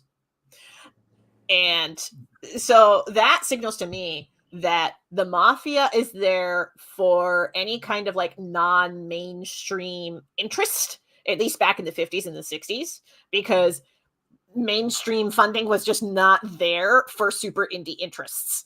Yeah. But that also led to a whole lot of this is part of the reason why the Compton cafeteria riots and the Stonewall riots stood out. Because there was always a relationship between the mafia and the police when it came to gay bar raids. And it was one of those things where like every once in a while the mafia would be like, hey, we don't want to be arrested, so how about you just go into this gay bar and arrest these twinks instead? And if you do that, let us off the hook. And the cops would be like, okay, fine. And then they would go and do a bar raid. And the Compton cafeteria and the Stonewall riots, and I have to mention both because they were about 1 month apart, but on opposite coasts. Both of them were like, we know what's up here and we're sick of it. And that's why they had the riots. It's interesting stuff. It is. So there's your history lesson for the stream. Yep. Yeah. My main knowledge about the mafia being involved in comics goes back to the 30s, actually. That tracks. That tracks. Yeah. So this is one of the places where Donenfeld came into play. He managed to keep his pulp empire running because in the trucks that were bringing Canadian lumber down to make the pulp for the magazines, he was smuggling Canadian liquor in during Prohibition. That tracks. We were talking about like going back to old methods for distribution in print comics, by the way, Ben, is what our discussion was. Yeah, that was the original topic, and then we diverged to this. But we were bringing it up because it's interesting to see Rainer brought up The Onion coming back into print. Mm-hmm. And I brought up a comic artist who I actually have his Ko-fi page on a separate screen here that I would like to share. If I can. I don't know if I can. I'm trying to get the screen share to work. But I was talking about him because he has his own little like indie pulp magazine that he's looking to possibly get into print someday, which is great. And I would definitely love to see that happen. I don't know why this won't let me screen share. I have the link for his page at least. Oh. I will post it in the private chat because I don't really have access for making a banner here. Gotcha. Yeah. Brendan Albetsky, if I'm reading that correctly. All right. Yeah. Highly recommend that you check him out because his art is sick. I will. Wait, I just introduced Rainer to an artist he hadn't come across on the internet? Oh, this does look good. But you've read the entire internet! Hey, that's my joke about Rainer. Rainer, you good? Your camera went black. Oh, you're looking at something else. You're in another tab. Rainer usually switches room. Okay. Well, while that's happening, I actually have to run to the bathroom, so I'll be right back. Sounds good. All right. In the meantime, let's see how this campaign is doing. We're up to 92.72 with 149 backers. Thank you, guys. You're amazing. Oh. Tech problems? Hello? I can see you. Good. I can hear you.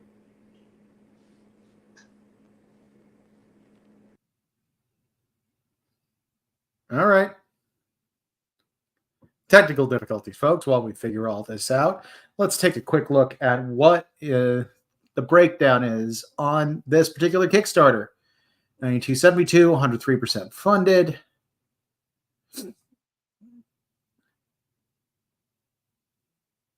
Getting a lot of new people in. Looks like the traffic is coming from... Hard to tell. Looks like it's probably coming from Kickstarter mostly, and maybe a few custom referral links. And we've got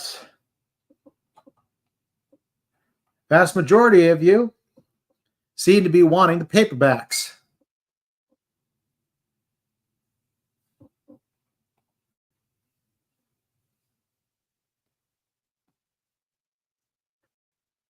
Ah, that's what happened. Okay, yes. Rainer will be rejoining shortly once figures out a few issues. In the meantime, wondering if we should start up another little art thing. Oh, we got that. Hey, is it working now? Hey, is it working? Yes, yes. Yes. Okay. Excellent. Forgot that happens. Okay. What was I saying? Oh, I had briefly mentioned the original idea behind Canon Wright without going into specifics, and didn't say what. But I was just like, if things are going more towards print, that project could be well set up for that. I've been thinking about that project again. Yeah. I mean, you're not wrong. I've been also thinking about maybe a web ring version of the same thing. Web rings could be possible, too.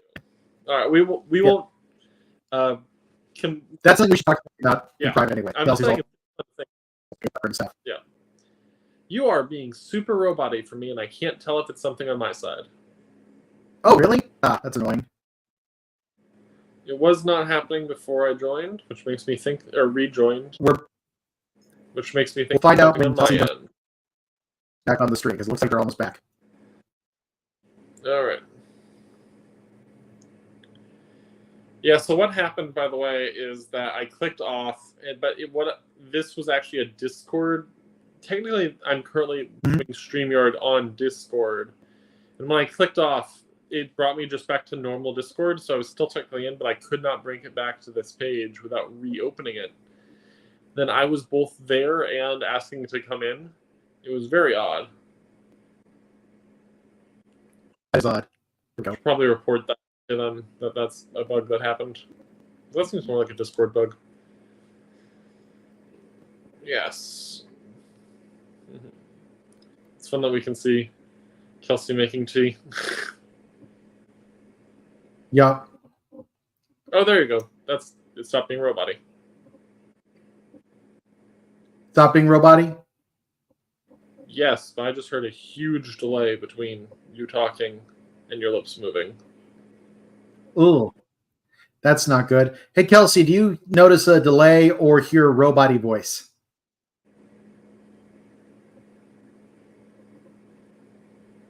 You're muted.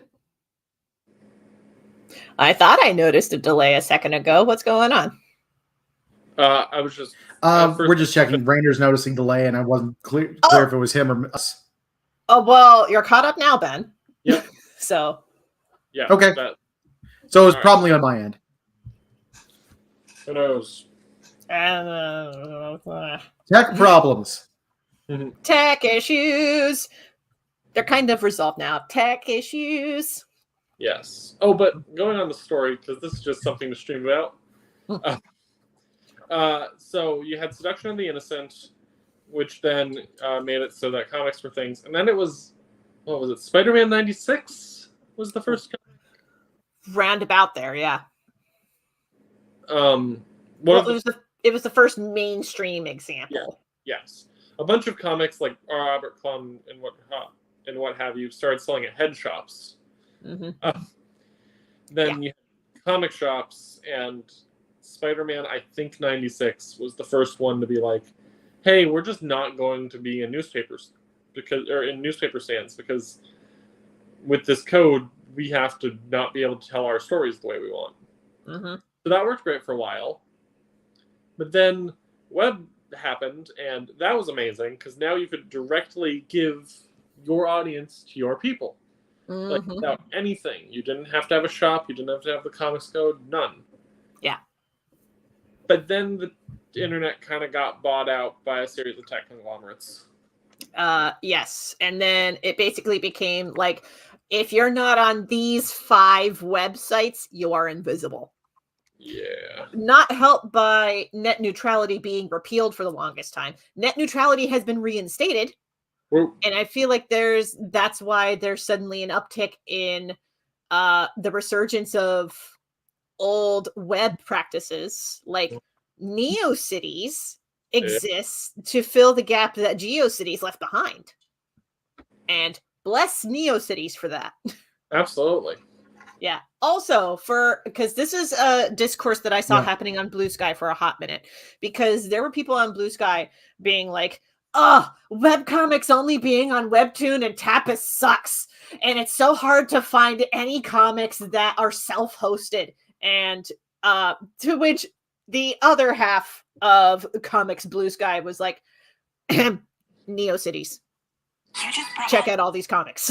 Yep. Yeah. NeoCities has definitely helped with allowing for people to self-host their own comics on the cheap, which is amazing. Absolutely. Yeah, it's huge. It makes a big difference. And also NeoCities has a old feature that I am so glad is coming back called web rings. Hey. Yeah. For anybody who has no idea what that is, it's a little bit like Wikipedia rabbit holing. But with in this case NeoCity sites. You basically connect a whole bunch of websites onto a web ring, and you can hit first, next, random. If you hit random, you're taken to a random site that's in that web ring. And you can just go down the rabbit hole that way. And it's great. That is very fun. Mm-hmm. I will say, I decided to go to NeoCities because I actually haven't taken a look at this before. I clicked on one of the featured sites, and immediately music started playing, which is one of those things from the old internet that I was happy to see gone. My favorite NeoCities comic so far is one called For Each, one word. Ooh. And it's so good. And being on NeoCities honestly makes me like it more, which is like foreach.neocities.org. I highly recommend checking it out because just like the simplicity of the site and like the old internet vibe, it speaks to me. Yes. I love it. Yeah, And that's it was very funny because I looked at it and was like, oh, this doesn't make me think of GeoCities. My first thought is MySpace because of the music. No, I'm looking at foreach.com, which I thought it was FOUR each, but it's FOR each. Yeah, sorry. You just brought home a That's okay. Ooh, oh my gosh. Good this has okay. I have to shout out this one comic artist. Hold on, let me grab their book.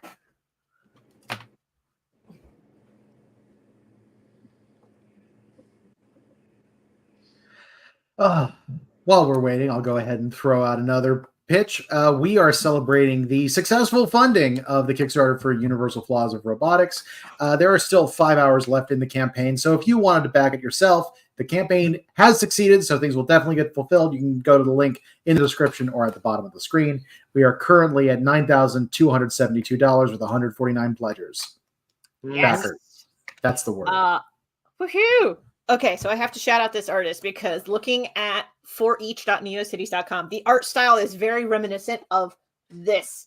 Ooh. Glued in place by Quince B. Chumley. I hope I'm saying that correctly. I should have looked it up before promoting this. But I came across this book at Detroit Zine Fest back in, I want to say 2023.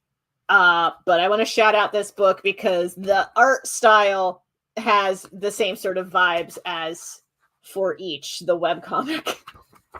It's so good. I love it. I love it so much. But yes. Oh, support provided by the Kalamazoo Artistic Development Initiative, a program of the Arts Council of Greater Kalamazoo. So shout out to the Arts Council of Greater Kalamazoo for helping make this book a possibility. Heck yeah. Yeah, shout out to grant authorities because they help so much. Yeah. Yes. For some reason, I heard that as a name. Grant authorities. Grant authorities. Hello, Mr. Authorities. Mr. Authorities, I have a question for you. Yes, what is it? I am Grant Authorities. So, okay. Ironically, I'm an anarchist. Anyway. It's making me think of something that I've been doing on Blue Sky recently, which is quote tweeting other people's cat pics and using the quote tweet as an opportunity to like voice what I think the cat might say. It's just a fun thing that I do sometimes. I mean, I think we've all looked at animal pics and started voicing the character. Like it just happens. Yeah, especially with cats. Like, close up of a cat, and it's like, good sir, why must you insert this lens so close to my snoot? Yeah. It's like, how dare you? Yeah, that's the kind of thing I like to post on Blue Sky, so follow me on Blue Sky for that. It's a D&D thing. We all... Mm-hmm. Mm-hmm. There was actually a really funny thing. Like, I guess slight spoilers for a project we haven't put out yet, but we have a present day D&D / bubblegum shoe campaign that we're working on turning into a podcast. Yes. And in one of the early sessions, like everyone's come up with people peripherally related to their characters, and one of them has a bloodhound named Benny. Mm-hmm. And that character got introduced, and I made the mistake as a DM of not specifying who Benny was. I was just said, Benny's sleeping at the foot of your bed, and like gets up and starts looking in your face. And afterwards we went, we never established this was a dog. So it's like a gazebo situation, but with a sentient being. Yeah. But yeah, we were like, it's like you said it this way, and all I could picture was a human being doing this. Well, you gave it Also, a human yes, the player name. named the dog Benny. I feel attacked. If you had named it something like Skimbleshanks, then people would be able to at least perceive it as an animal. Yeah. No, the really funny thing is it's a mystery campaign with a bunch of teenage detectives. That's where the bubblegum shoe comes in. And we realized, wait a minute, it's 4 teenage detectives and a bloodhound. Son of a bitch, you guys made this Scooby-Doo. Yep. Which that player claims was not the intention. But I don't know if I believe them. I got to shout out Alex in the comments right now. When we were talking about giving a voice to silly animal pictures, he says, I do that when watching kaiju battles. Yeah. Yes. There's a great Make Some Noise recently. Which, you know the one I'm talking about? I know the one you're talking about. Yeah. They did a bit where they found old public domain dinosaur fighting footage, like from an old black and white film. And they had these 3 comedians who had to do the Foley for it. Amazing. And at least one of them had him going, hey, girl. Yep. It's a great bit. I'm pretty sure it's on YouTube, even if you don't have Dropout. And if you don't, you should get Dropout because Dropout's great. Dropout is great, especially for like only being like $6 a month or so. Yep. 100%. And being in favor of password sharing. Like, good for them. Yes. Also, if folks do want to sign up for Dropout, do not under any circumstances do it through the Apple App Store. Yes. I'm going to go ahead and throw out another one. Yeah. If you're signing up for someone's Patreon, don't do it through Apple. Yes. They just made a new rule. Did you hear about this, Kelsey? I know you're not on Patreon anymore. No, I heard about it because I am associated with the Cartoonist Co-op now, and people were blowing up about it because a good number of those cartoonists are on Patreon, and they announced that change, and nobody was happy about it. Yep. Oh, yeah. I will say I don't blame Patreon for that. That's Apple's fault. Apple's been doing that to a bunch of people. They have. It's part of the reason why Epic was trying to sue them. The cut and it's just like the cut is more than what Apple asked for. I will say that. Yes. Well, either way, if people back me, I tell them, did you back me through Apple? If so, drop your pledge and go somewhere else and re-register. So you're paying less. Browser. Yep. Sign up through the web browser, and then the creator will see more of your money. Because 30% well, also you'll lose, or you'll lose fees. less of your money. Either way. Yeah, exactly. Excuse me. That's my thoughts on the whole Patreon Apple kerfuffle. Mm-hmm. Yeah. Patreon did recently start doing something kind of cool. That I actually don't know how long they've been doing this. I recently managed to get the not safe for work tag removed from my Patreon because it was not safe for work. I just thought the cosplaying was going to end up a lot dirtier. Mm-hmm. It was actually a fairly easy process. I just submitted it and they fixed it. They didn't even tell me to delete anything. They just looked through and you're like, you're fine. But they have a feature where you can actually recommend other accounts to your followers.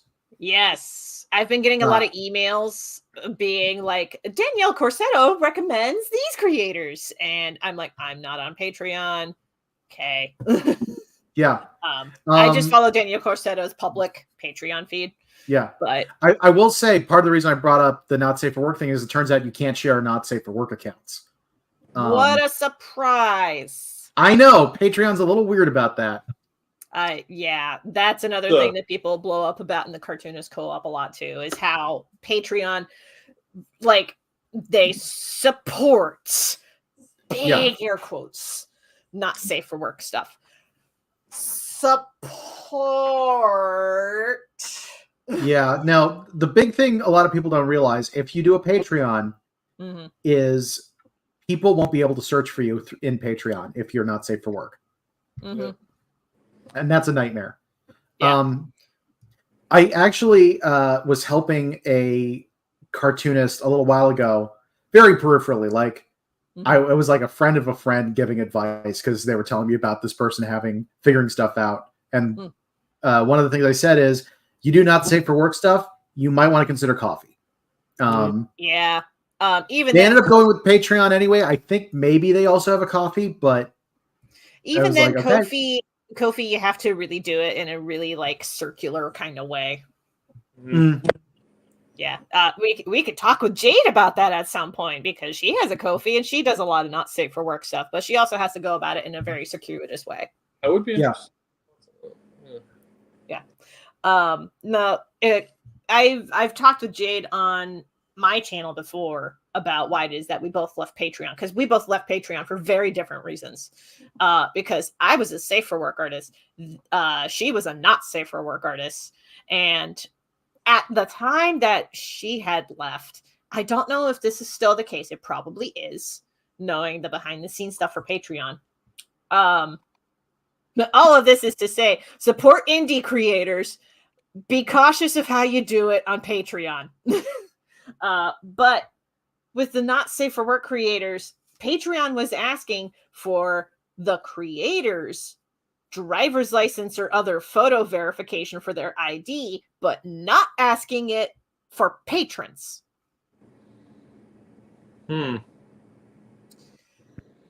Which is like, what? Yeah, this was a thing. This was a thing. This was a thing. I don't know if this is still a thing, but it was a thing. God. And the reason that they did that was because Patreon got rid of their security team and outsourced it to another company. Okay. I know that some people are arguing for needing IDs for a lot of the internet now, and that just seems like it's a bad idea. Yeah. This is part of the problem with conglomerating everything on the internet into like 5 platforms. And maybe no more monopolies. Just gonna throw that out there. Support the indies. I will throw out something. You might say. I will throw out something weird just because I'm curious if anyone has a take on it. Okay. So I actually need to renew my passport. Yep. And I found out it's possible now to do it online. Like the State Department has like a travel site that is specific for it. And every time in the last week I've tried to go to the site, it's told me the site's down and isn't working. And I was investigating. I was like, this seems weird. No one's talking about this. I Googled, is site down, and checked one of those sites that tests that. And they said, no, it's not down. So I turned on a VPN and I was able to access the site. What? Why is a federal government website blocked to me without a VPN? In a U.S. city? Yeah. I have no idea. I am wondering if this is connected It might be specifically my internet. I realized if I put my phone, if I took it off Wi-Fi and just did 4G, it would work. But okay. I'm wondering if it's in any way connected to an Alex Jones announcement that he made on Twitter. Oh. He basically made an announcement saying that Russia was getting rid of its Patriot civility tests for immigrants and not requiring passports for immigrants as a way for ultra conservatives to be like, finally a country that we can leave because the US is going down the toilet. And it's like, oh no, don't stop, come back. On the one hand. On the other hand, it's like, you really think that Putin has your best interest in mind? But yeah, but that's getting into some very hot politics. So yeah, that I have no idea what's going on with that, but it was definitely weird to me because it's like, I feel like federal government stuff generally shouldn't be blocked on a computer like this. Like it's the public website for it. Right. Yeah. That's really weird. It is very weird. Sorry, I was just anyway. That's the thing I'm trying to solve. Messages. Trying to think, Absolutely. What about the book have we not discussed? We've discussed a lot about the book. No, I'm saying, what have we not discussed? Yeah, and that's what I'm saying. We've discussed a lot, and I'm trying to think of what we haven't. There will be little bios of all the creators, and we're having everybody draw little robot versions of themselves. That's fun. Yes, we are doing that. Also, because I showed this off really quickly and did not elaborate on it. Yeah. Yes, that is Carlock. That's my Nice. phone background. Oh yeah. Of course. Because yes. Well, my lock screen is That Yeah. seems backwards. I The lock screen should be car lock. Oh, I get it. But look, I like them both. So, but when you put it that way, I'm going to update my settings so that it is the other way around. I've also had it like this for a little while, so it's about time that I update it.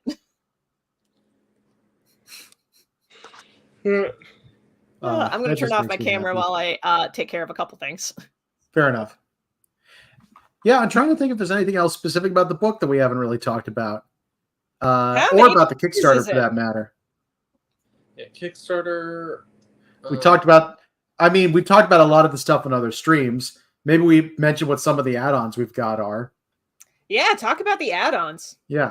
So we showed you one of the bookmark options that we have. We also have a bookmark of a robo librarian from Angela Boyle, and another one that is a work in progress, I believe. I need to double check on this, but Gregory Holmes is doing that one. We've had a bunch of stickers. We were showing off the Pride sticker earlier. There's going to be a variety of those, ideally, for different flags. We have yoga robot stickers. We've got anti-AI stickers. That's going to be a good one. And we're doing those in packs of 5 for $5, which is a steal. We normally sell them for $2 each sticker for $2 each. So 5 for $5 is half off, basically. Let's see. The t-shirts. We are doing t-shirts for the very first time because this cover art is amazing. Yes. It is and we were like, I want this on a t-shirt so I can wear it to a metal band. Mm-hmm. It has been corrected. Huzzah. Excellent. I love how I made Alex in the comments section be like, Solid Snake. Yeah. Yep. Oh, hold on. I had it. There we go. Carlock. Carlock. Excellent. The pun now works. It works. I'm already picturing your roommate getting upset. Why? I don't know. That's your roommate strikes me as the type of person who would do like heavily grown at puns. Oh no, she's the kind that like as soon as she hears it, she's like and then just chuckles. Yeah. No, I want to talk about people who like actively groan anytime that I share a pun. It's my siblings. Yes. Yeah. That's the best people to do puns to. Anytime I share a pun, usually the older sibling is like, get out. Yeah. That's Ian's response to bad jokes. He's usually proud though. Our friend Teach hates puns and is one of my favorite people to do puns to because as soon as she hears the pun, her face just goes. Teach, who is the player of the person who has the dog Benny. Oh, wait. Yep. Yes. But yeah, it is. Yeah, puns are wonderful. I love puns. Mm-hmm. They are so good. It is my opinion that puns are high art. Agreed. Yeah. A lot of people think that puns are the lowest form of humor. It is not. Do you have any idea how much thought you have to put into a fucking pun?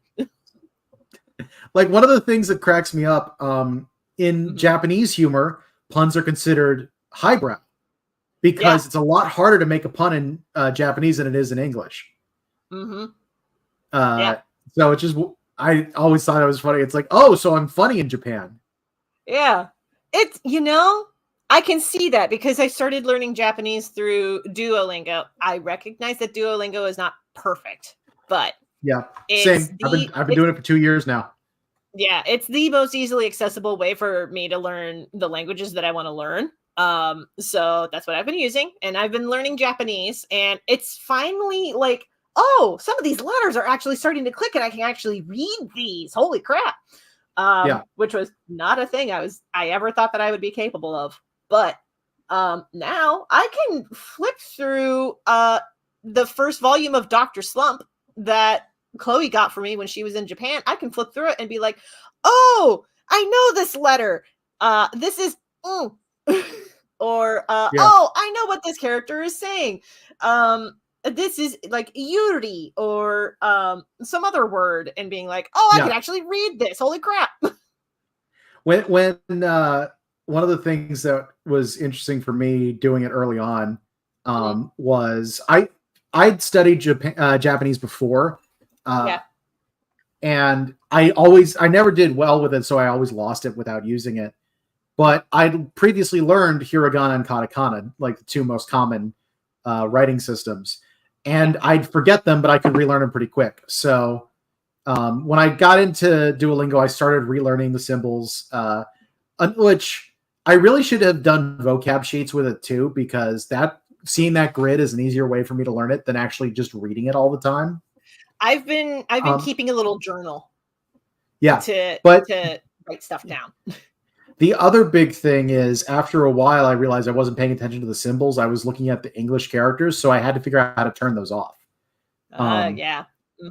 Which, if you haven't done, at some point, make that jump. It really is going to make a difference. But okay, I'm not quite there yet. I'm still very much beginner level.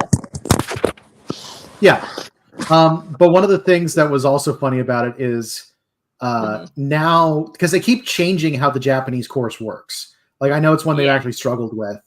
I have a friend who's going through it now and is much earlier in the course than I am.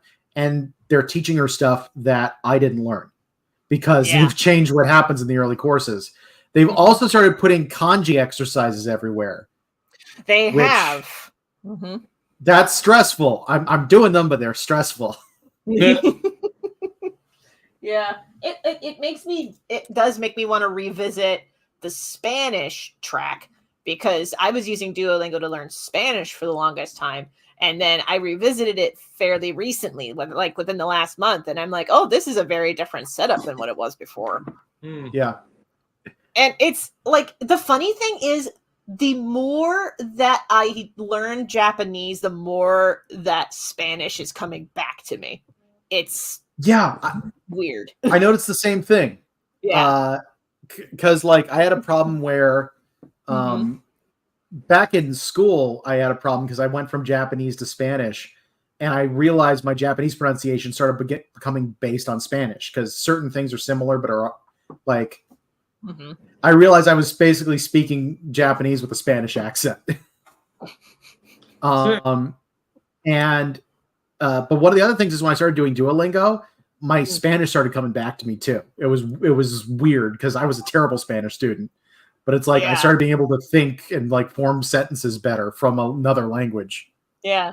I mean, yes. No, you go. Well, I was going to say, the other thing that I do is I actually keep a bullet journal, and the days of the week I write out in Spanish to keep that part sharp, and half of my grocery list is written in Spanish. So sometimes I forget how to say orange juice, and I'm just like, jugo de naranja. Oh my God. I was about to say, like, I'm now trying to do the days of the week in Spanish. I'm wondering if I still have it. If you start with Sunday, domingo, lunes, martes, miércoles, jueves. What's Thursday? Jueves. Viernes, sábado. Viernes, sábado. Thank you. Yep. That kind of stuff, that's where I always get tripped up. I don't know why, but no matter what language it is, I will never remember left and right. Huh. Interesting. When I was a kid, I lived in Mexico for several years. Then elementary school, Mexico. Until the final 2 years of elementary, or like elementary school classes, Spanish class.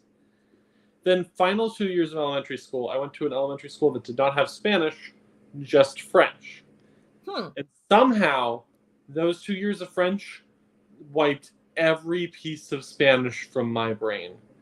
Because I got so confused between the two languages. They were so similar that I would just be like, it's this. And they'd be like, no, it's this, and it's this. And then at the end, I couldn't remember anything. Now I don't speak any Spanish, and I still do blame that French class.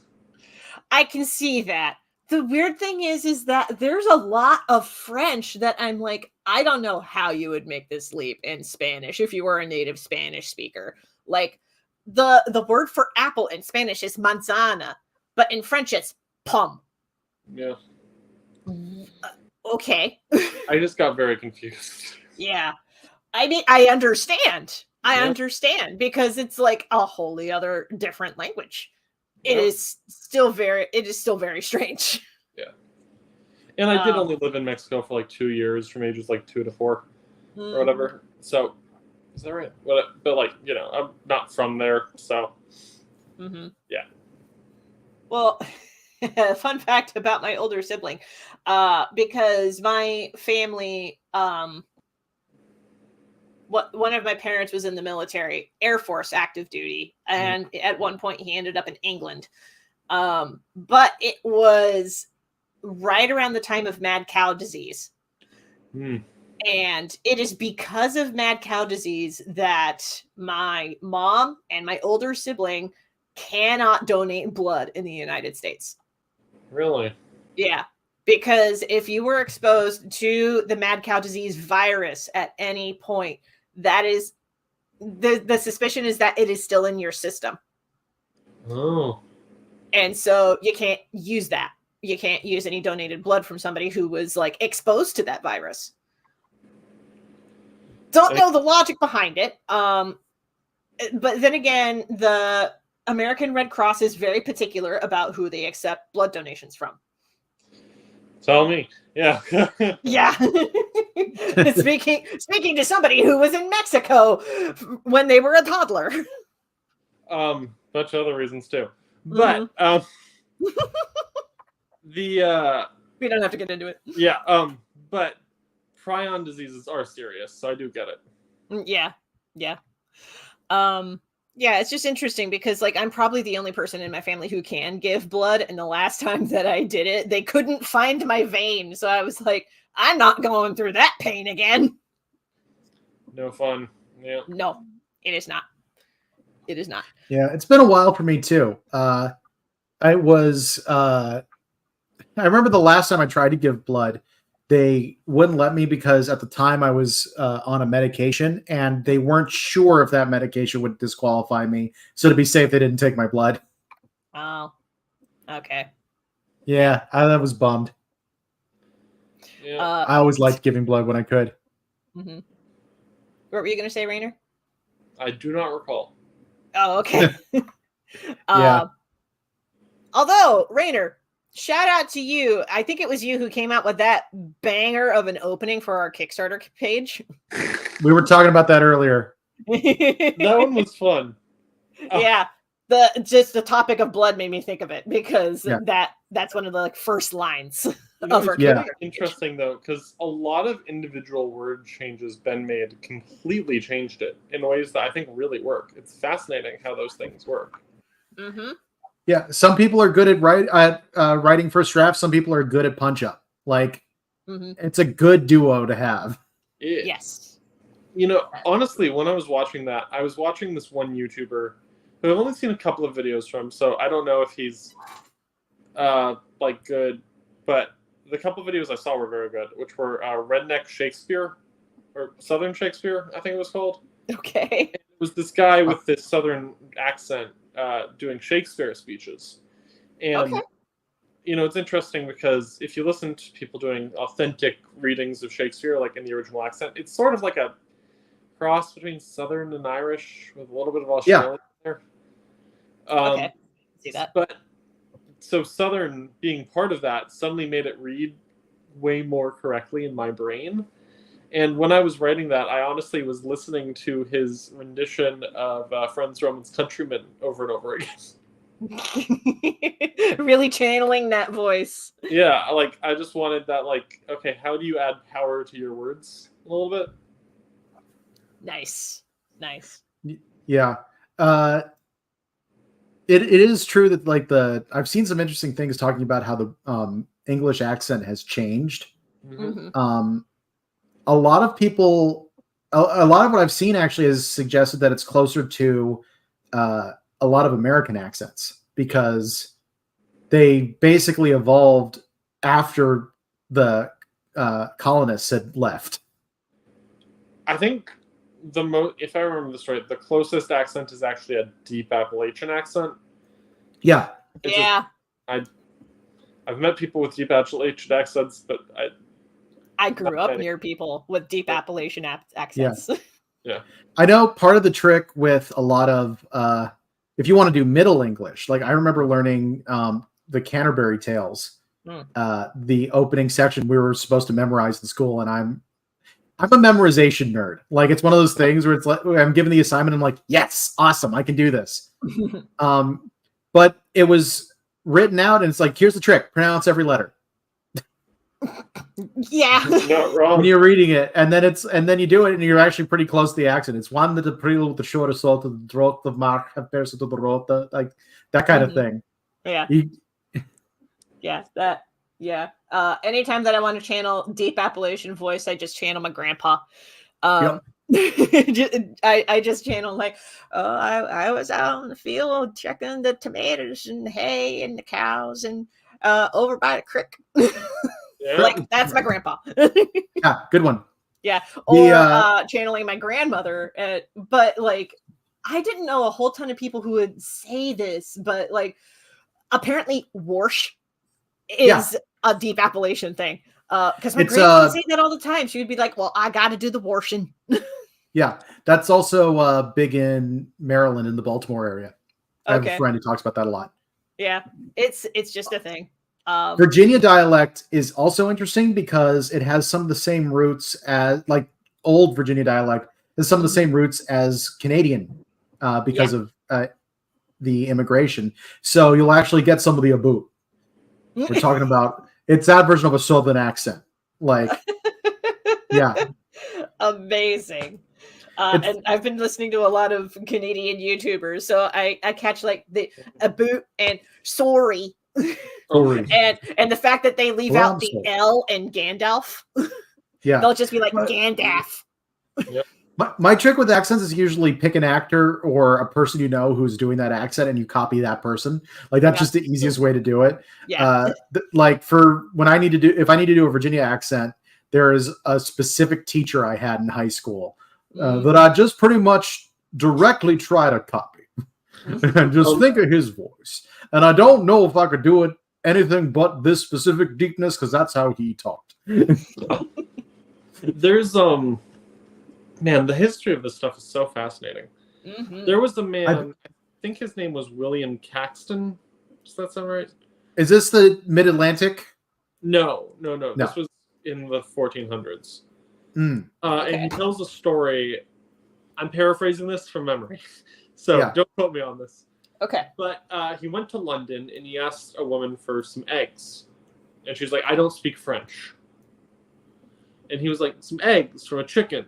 She's like, chickens don't make eggs. What are eggs? And she's like, and then he's like, what's the white thing? And he's like, an Aaron. It's an Aaron. And that was an example of the people in London said Aaron. He said egg. And he was like, I'm one of the first people writing down the Bible. I need to decide whether the word is Aaron or egg, and I'm kind of worried whichever one I decide is going to be what English uses for the rest of time. Yeah. And it was. Yeah. Yep. That tracks. It's like I thought you were talking about the Mid-Atlantic accent, which is a fascinating thing too. I had come across this notion, maybe it's true, maybe it's not, I don't know, but there's this notion that the name Imogen is actually a typo of a different name, but because it was printed, that's the name that we go with now. I just immediately went to Terry Pratchettism, where there's a character whose name is Magret because the priest performing the naming ceremony mispronounced Margaret. See, my when went to Emma. When will my servers react? Sorry. That. Oh wait, what is that show? Yeah, Ariane's gonna be so mad that they left before the linguistic stuff started up. Well, they're just going to have to catch this on the replay. It's true, but 4 like hours in. Ariane is a big dialect nerd. Yes. Mhm. I say this in the best possible way. Like, I love when Ariane goes off on this stuff. Oh no, they went off in, I think it was one of my live streams, because I was like, I don't know how you get Etienne from the name Steve, and they were like, Yeah, I let me remember be a linguistics nerd, and then they just went off. It's so much fun. So, fun fact: when I was doing the Comic Family Business, which is set in Ariane's D&D world, at least one of the tattoos was written out in the phonetic alphabet that Ariane put together, which is not like a 1-to-1 or anything like that for the English alphabet. It's based on the actual sounds being made, including sounds that we don't think of as separate letters in English. And it was so complicated trying to figure out how to write in that damn language. I had to send it to Ariane and be like, you have like 3 different E's. Which E is it? Yep. I love stuff like that. It's great. I've talked to Ariane a bit also about like some of my fantasy languages that I want to mess with. Like in one of my settings, orcs were basically elves who were punished in a setting where elves really suck. And one of the ways they were trying to do it was full on like 1984 style language simplification. Ooh. And Orcish is literally a modification of Elvish that has had major concepts removed. Yeah. And I like there's some fun language ideas there, but like the concepts in it would be the word for create is undestroy, basically. Yeah. Because they have no positive words, basically. They can only negate negative words to make positive words. That is okay. That's really cool. Yeah, that's going to be a fun concept. I have no idea how I'm going to build the damn thing, but it's one of the. I really need to do this setting at some point. It's also a Western setting, which is a hard sell for a lot of the people I know because I'm the only one apparently who grew up watching Westerns and liked them. But Cowboy. Yeah. But one of the things with that setting that I particularly like is, man, do the elves suck. The elves are awful. I seem to do that in a bunch of my settings. I don't know what I have against elves. I mean, I think it's metaphorical drift is really interesting. Yes. Because like Tolkien's elves were a really interesting metaphor for like the imagined past to a certain extent. Yeah. They kind of were in some ways just better on humans because that's kind of the point. But then once you move them away from that context and there's people that are just like, I'm better than you, you know, as a species level, that guy's awful. That's bad. Yeah. What I always, I think part of the way I tend to handle it, even if I don't make them like, well, 2 things I tend to do. One, if they're integrated with shorter lived races, they tend to think of their lives in shorter terms anyway. Like, if you have the elves who are isolationist, it's different. But like, I am running another game where someone's like, I'm playing an elf who grew up in a dwarven city on the streets with like a bunch of other urchins. How old would I realistically be? And I'm like, well, here's a range. You would have reached like you would have reached maturity physically by the time you're like 20 or 30. You probably like elven society thinks like you have to be 100 to be a full adult. You didn't grow up around elves. You probably are considered an adult. There was, you know what I mean? A webcomic I used to read that I cannot remember that was really interesting because it starred a drow girl who was raised on the surface but Okay. they did not have the speedy age thing. So she covers like, yes, my parents are dead, and it's like, no, what happened? Well, they died by the time I was still in diapers. Then I was taken care of by the next generation and the next generation, and she had 4 generations of people raise her to adulthood. Yeah. It's like a Just- human raised by dogs. Mm-hmm. Yeah. But yeah, with that's one way I often take it.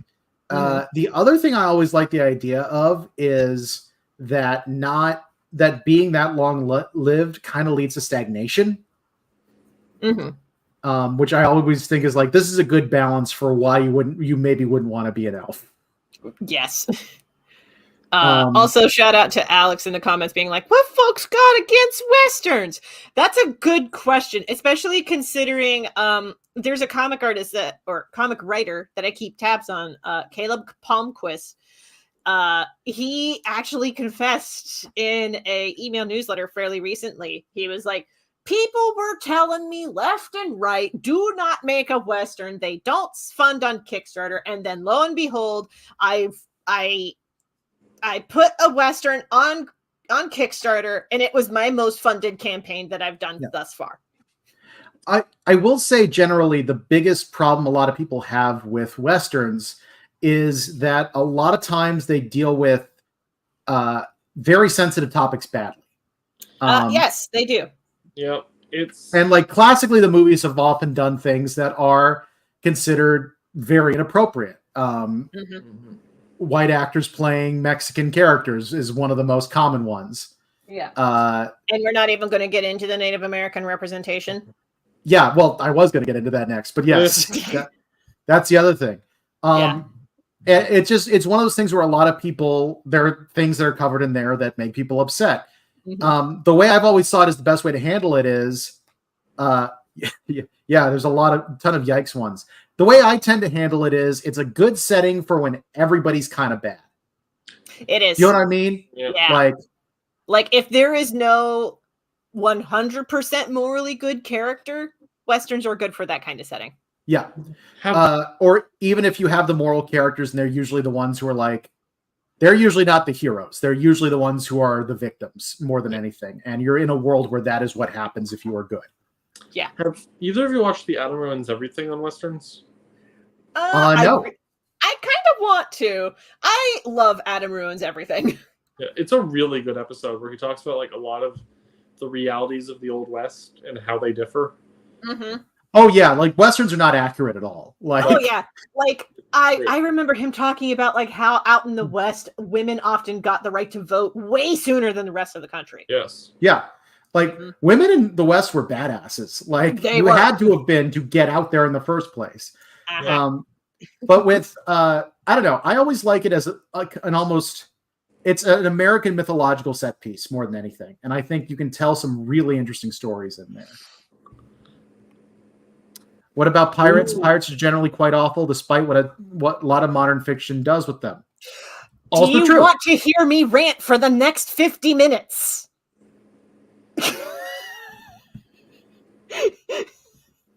I love how the both of you are seriously pondering this.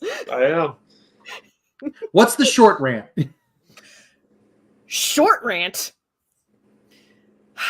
Okay. Short rant. 10-minute rant. Okay. Part of the reason that pirates are painted as uniquely awful people is often by big governments who do not like that their treasures were stolen by people who unionized and were trying to actively fight for better working conditions for the workers, and often the disenfranchised and gay workers who only went to the sea because they could not find work literally anywhere else. Like, seriously, look up the history of Jewish pirates. Look up the history of women who turned to piracy. Look up Henry Avery the pirate. Part of the reason he even became the legendary pirate king was because the Spanish and English crowns screwed him over on his contracts. And he was like, fuck both of these governments. I'm turning pirate. Yeah. I mean, in the Navy. Yes. Yeah. There were so many gay unions and so many gay marriages among pirates.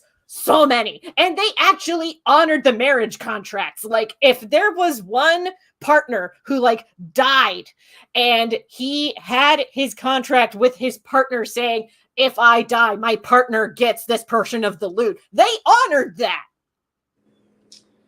Yeah. So that's the condensed version of the 50-minute rant. Going for just a second to Alex's specific point, I do feel it's a little bit different because there is the fictionalized version of pirates, or let me rephrase that. The Hollywood version of pirates. Yes. I feel like in some ways within that world is less problematic than what they treat as normal in Westerns. Like going back to the any of the issues we brought up in the Westerns, honestly. Yeah. Well, it's a little easier to romanticize like people stealing from the rich. Yeah. Also, a lot of the issues of piracy are not the issue. Okay, there are still pirates nowadays, obviously. Yeah. Right. The modern piracy is in a very different social and economic context. Yes, it is. Yeah. Going back to Westerns, one of the things I always found interesting was specifically the spaghetti Westerns. Okay.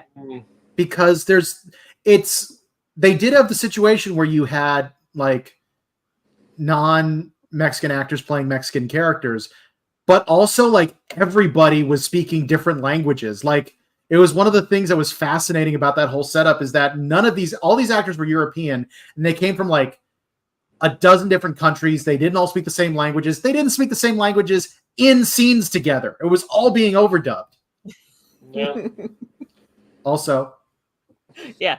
Thank you for your explanations. You're welcome. Please excuse me for being very passionate and shouting into the microphone about it. It was fantastic.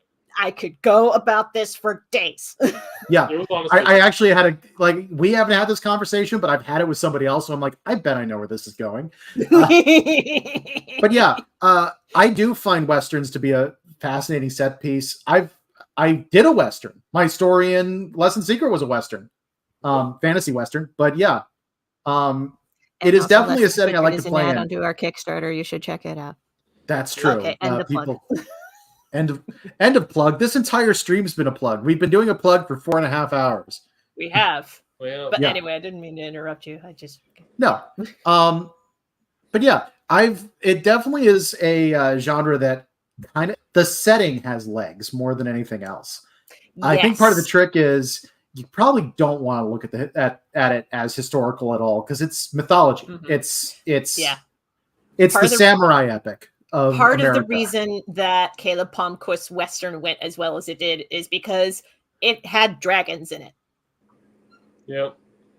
So yeah, I've never had this conversation before. In fact, most conversations I have about pirates have zilch about what the societal connections, which Kelsey brings up. That tracks. A lot of people don't know a lot of the like deep lore when it comes to like the actual historical facts about pirates. Most people, when they think of pirates, they think of like Pirates of the Caribbean, which is fine. Yeah. I have some issues with Pirates of the Caribbean, but it's not because they have pirate zombies. It's because not all pirates were anti-slavery. Yeah. So, but there were a lot of pirates who were anti-slavery. It's very messy in that regard. I'm going to step away again for a second. I'll be right back. I think a part of it is just like pirate is not. How do I put this? Pirate could be comparable to Mountain Bandit, for example. Is another historical example of like I've read a lot of Wuxia and Jianjia novels that have, or like various media that have the idea of the Mountain Bandit up there, and like there's a whole historical thing about why a lot of Mountain Bandits did that, how they worked. And the big thing connecting both of them is it was a crime that was really beneficial at the time economically based off the current political setup. and a lot of different people did it Mm-hmm. for different reasons. Yep. So Yeah. it's kind of hard to be like, were pirates good or pirates evil? It's like, it's a crime that made you money, and you could do it because a lot of reasons people need money and are willing to do crimes for it. Sometimes the system is unjust. Sometimes it's because I want money and I don't care about other people. Mm-hmm. Yeah. And also, I feel like I have to clarify because I had brought up sometimes pirates would deal with slavery, especially if you're talking about like people who were on the east coast of Africa were trading slaves to a lot of people in like India and maybe not so much the Middle East because the Quran has explicit passages against slavery. But yeah. Oh, Alex mentions, yeah, because a lot of pirate talk I've had to usually boils down to modern entertainment pirates versus real pirates, but this clearly is a gross simplification of what a pirate actually is. Yeah, piracy or the history of pirates is very long and very messy. But the best way to sum it up is that pirates steal things from people who have power. And often the things that the people in power want can vary a lot depending on the time period in which the pirates worked. Yep. And sometimes that was people. Yes. And sometimes it was bars of gold. Yeah, it depends. I actually heard a fascinating fact historically about pirates and somewhat slavery, I suppose. Okay. Which was about pirate doctors. Have you heard about them? I have heard of the concept. I don't remember the full details of it. Sometimes, apparently, pirates would, like, God, it's been a while since I read the thing I read about this, so this could be not entirely accurate. But apparently sometimes pirates would just kidnap people who spoke Latin and then pay them.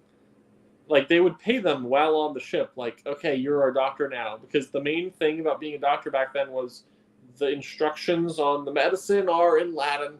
Yes. Yeah. So it's like, hey, you speak Latin, you're our doctor now. Okay, you're getting paid. Okay, we found someone else. You can leave now. Bye. Mm-hmm. Which me and Ben and I are prepping for a D&D campaign that has pirates in it, and I'm going to play the doctor, and that is not how it's playing. But you're playing the doctor that even the most infirm don't want to go to.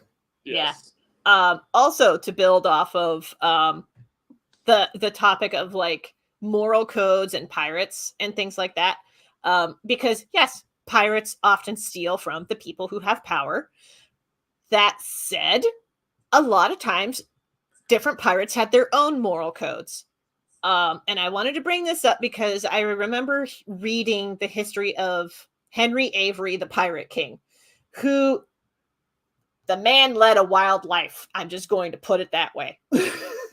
Because eventually he turned into a spy and worked alongside Robinson Crusoe author Daniel Defoe, and sometimes Daniel Defoe would take on a drag disguise to go into certain circles. It was buck wild.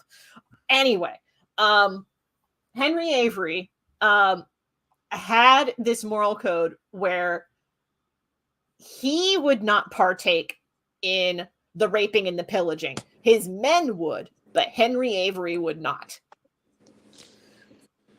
And there are some pirates who they had their own kind of moral codes of like, here is who I will steal from. Here is who I will not steal from. Here is what I will take. Here's what I will not take. So it really depended from pirate to pirate and what it was that they were after. Like, if you're talking about the Jewish pirates, odds are really, really high. The Jewish pirates did not want to engage in the slave trade at all. And odds were pretty high that if they did raid slave ships, it was to free the people who were on them.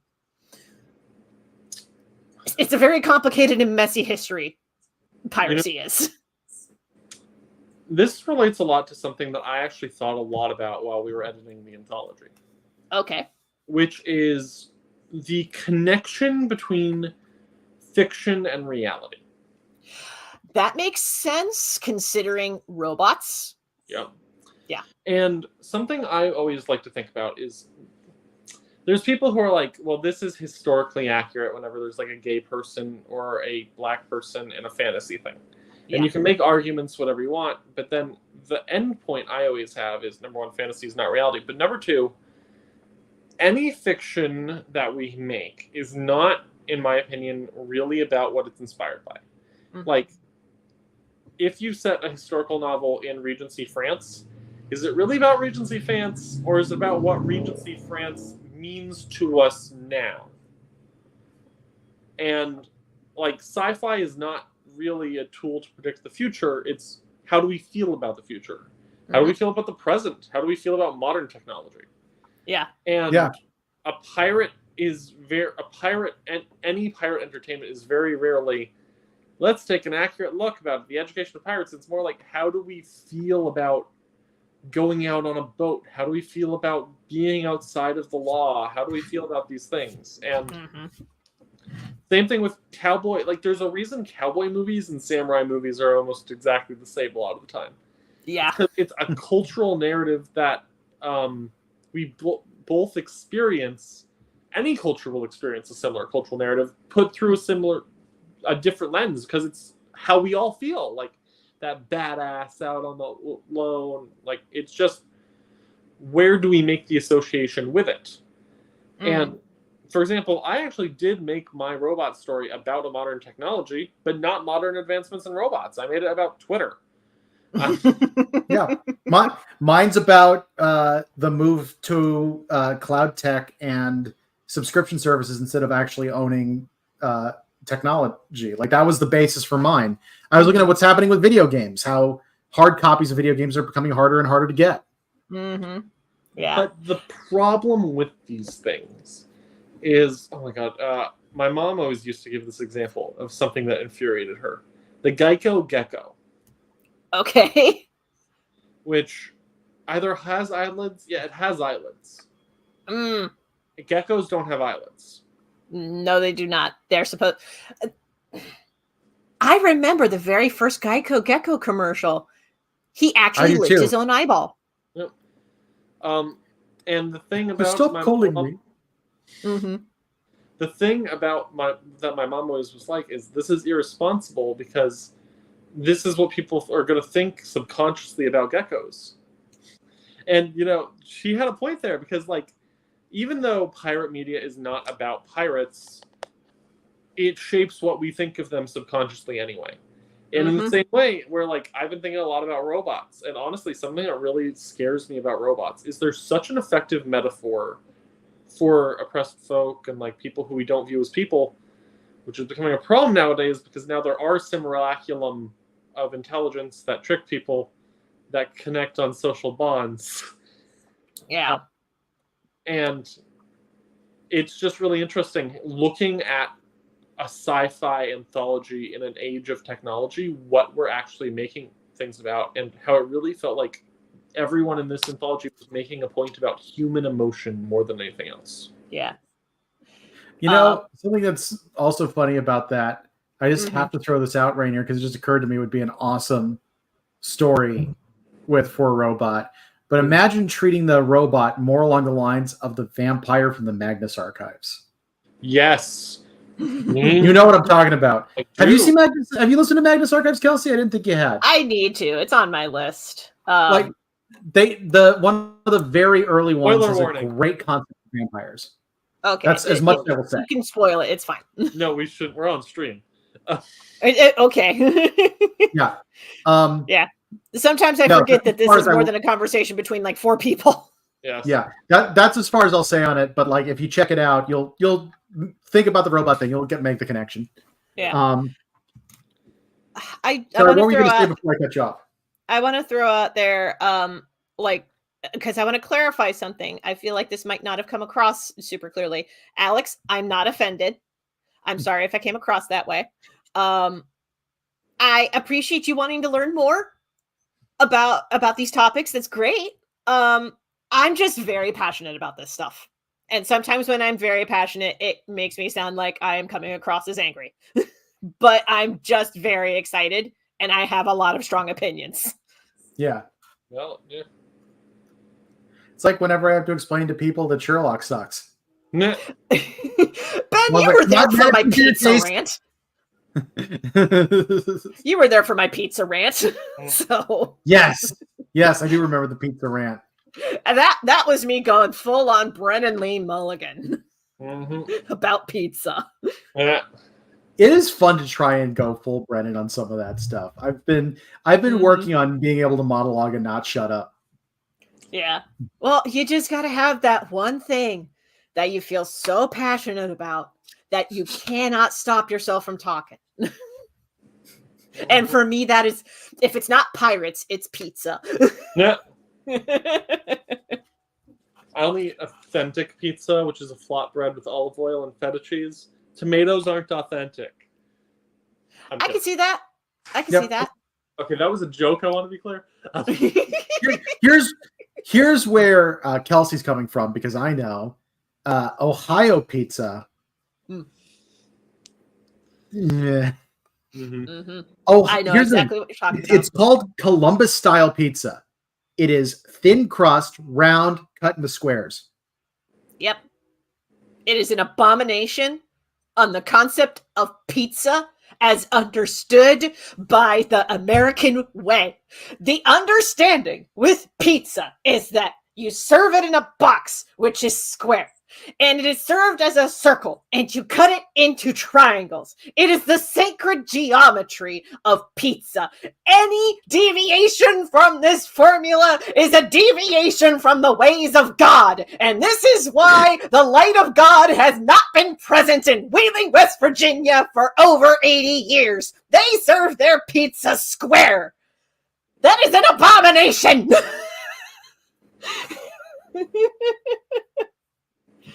That was a part of the pizza rant. Thank you. Yeah. No, the I have a lot of strong feelings about pizza. Honestly, Columbus style pizza, I'm fine with it. I miss New York style. That's the type that I always got on the East Coast. It's what I want. Yeah. Yeah. Like Ohio style pizza is passable because it is a circle, but the fact that it is cut into squares is like, and this is why Ohio has fallen 22nd in educational outcomes in the United States. We used to be number 7. We used to cut our pizza into triangles. We have deviated. Fascinating. I feel like this is Kelsey's version of Jon Stewart's rant about deep dish pizza, Chicago style deep dish pizza. Have you seen this, Kelsey? I feel like I've heard of this rant. It's great. He's like, Chicago style deep dish pizza is not only not as good as New York pizza, it is not pizza. It's not. It's a glorified casserole, and he goes full New Yorker on it. It's great. So sad that I never had a deep dish pizza before learning I had celiac. Aww. So you can't even have pizza. I'm so sorry. I have pizza all the time. I actually live 2 blocks away from a fucking fantastic pizza place that has very good gluten-free pizza. Oh, Yeah. Okay. But deep dish doesn't really work gluten-free. It's I don't know. The few times I've had deep dish pizza, I've always been like, could you salt this? No. Yeah. Benji with Babish actually had a very fun thing where he was making it based on the Jon Stewart rant. And he said, of course they make their pizza like this. It's Chicago. If you made it like New York style, it would instantly freeze. Yeah. That is very true. Yeah. Gosh. The lake effect snow. I wouldn't know anything about that being in Toledo. It's really interesting, though, if you Google, like, actual old pizza recipes, because, like, if I remember right, modern pizza is sort of like a immigrant food. Like, Italian immigrants invented the modern pizza. Because in Italy, there are not tomatoes. Yes. So their pizzas are very different. Mm-hmm. To clarify, they do now have tomatoes in Italy. That's fair. Yes. No, Ben, there's no tomatoes in Europe ever. They've actually had them for quite a while now. But I refuse to believe you. There's no tomatoes in any part of Europe. nor are there potatoes. Yeah, potatoes are a uniquely American thing. That is honestly like, so one of my weird curiosities in fantasy in particular is I always wonder about the person who goes to a new land and has to figure out what the hell you can eat. Right. Because like the migration of food is something I find fascinating. Like, how is it possible that Europe had no potatoes whatsoever, and a couple centuries after discovery of the New World, you had a country that was so dependent on the potato that a potato blight caused massive death. Like, well, that also has to do with genocide. English colonization and their practices and regulating what it was that the Irish were and were not allowed to grow for the purposes of exports. Yeah, there's a reason a lot of folks don't even call it the famine anymore. A lot of that was straight up attempted genocide. It was. But that's. Yeah. Oh, that's straying really far from the topic of robots. But like we also have, just very briefly, like we also have nowadays, like the biggest producer of Asia's soy is America. Like, this is just going all, like, food comes from all over the place and originates from all over the place, and I find that fascinating. One of my favorite books as a kid, I remember elementary school, I think 3rd grade, they read it out loud at story time, like chapter by chapter. This book left a huge impact on me, and I've never heard anyone reference it. It was called The Green Book. Have either of you heard of it? Hold on a second. Not off the top of my head. I've never heard anyone reference this. This formulated my young brain. Have not read it. This is a. You said it was called The Green Book? I thought it was. Because there was a movie called The Green Book that came out pretty recently. Shit. Am I thinking of... Fuck. Well, what's the premise? The premise is that it's a bunch of people on... It's about colonists on a new planet.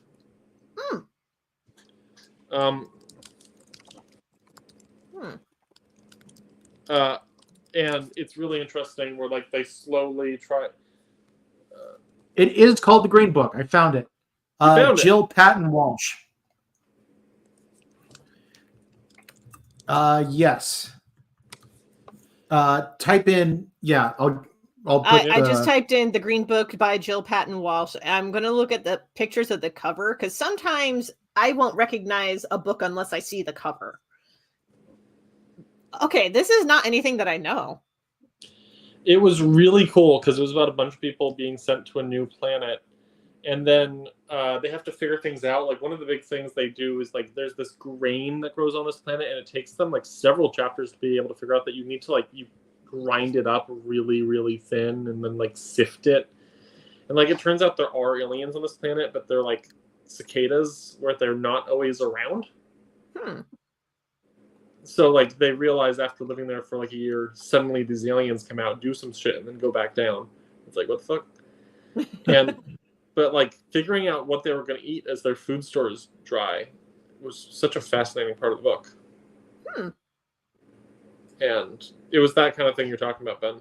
This was a book for children, I believe, but like it's worth checking out. Okay. Wait a minute. What?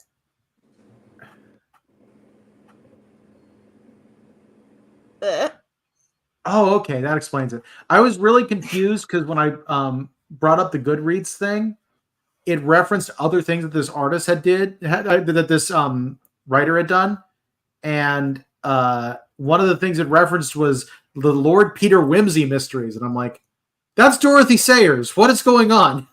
Mhm. And it turns Also- out she wrote a book in the series. I have to throw this out there because we were talking about fantasy and the feasibility of certain crops. I do love that as much as J.R.R. Tolkien was doing his best to make the Lord of the Rings and everything as like authentically English mythology as he could, or at least making it seem like it's its own contained mythology, he still puts potatoes in there. You can't turn that. Potatoes. You cannot get rid of potatoes. It's impossible. Speaking of potatoes, I'm actually going to log off because I just realized what time it is. I have not had dinner yet, so I need to eat. That is fair. I actually think it might not be a bad idea to wrap it up. We've done an extra long stream. We've made Yeah. our goal. I think we can take it. We can celebrate a little bit tonight. Hell Ending 4 yeah! hours. Ending 4 hours early. Oh. Oh my gosh! To be clear, the Kickstarter is still going. If you haven't Yeah. backed it yet, please back the Kickstarter and get yourself a copy because we're funded and we're definitely going to be making them. Heck yeah! But you've All also right. been streaming for nearly 5 hours. Holy banana pants. Yep. Yep. Normally I'm playing video games when that happens. All right. But yes, Oh. thank you all very much for joining us. This was a lot of fun. I got another bookmark drawn. That's always great. And this is for the Universal Flaws of Robotics, a comics anthology all about automata. The Kickstarter ends at midnight Eastern tonight. Link is below and in the doobly-doo, as Kelsey likes to say, Oh, and also next to Kelsey's hands. mm. And yeah, we just officially funded today as well. So we're celebrating a little bit. If you back, you can get PDF, paperback, or hardcover versions of the book. You can also get add-ons such as sticker packs, bookmark packs, t-shirts, copies of our previous anthologies. You can get commissions by some of our artists. By the way, I saw another one of those went. Whoever did that, thank you very much. Yeah, that is. We've got a lot of offerings, and your best chance to get them is before midnight tonight. So go ahead, don't delay, act now. All right, let's go ahead and properly wrap this up. Thank you Yes. very much for joining us, and until next time, rock on, guys, and never stop drawing. Thank you, everybody. You are awesome.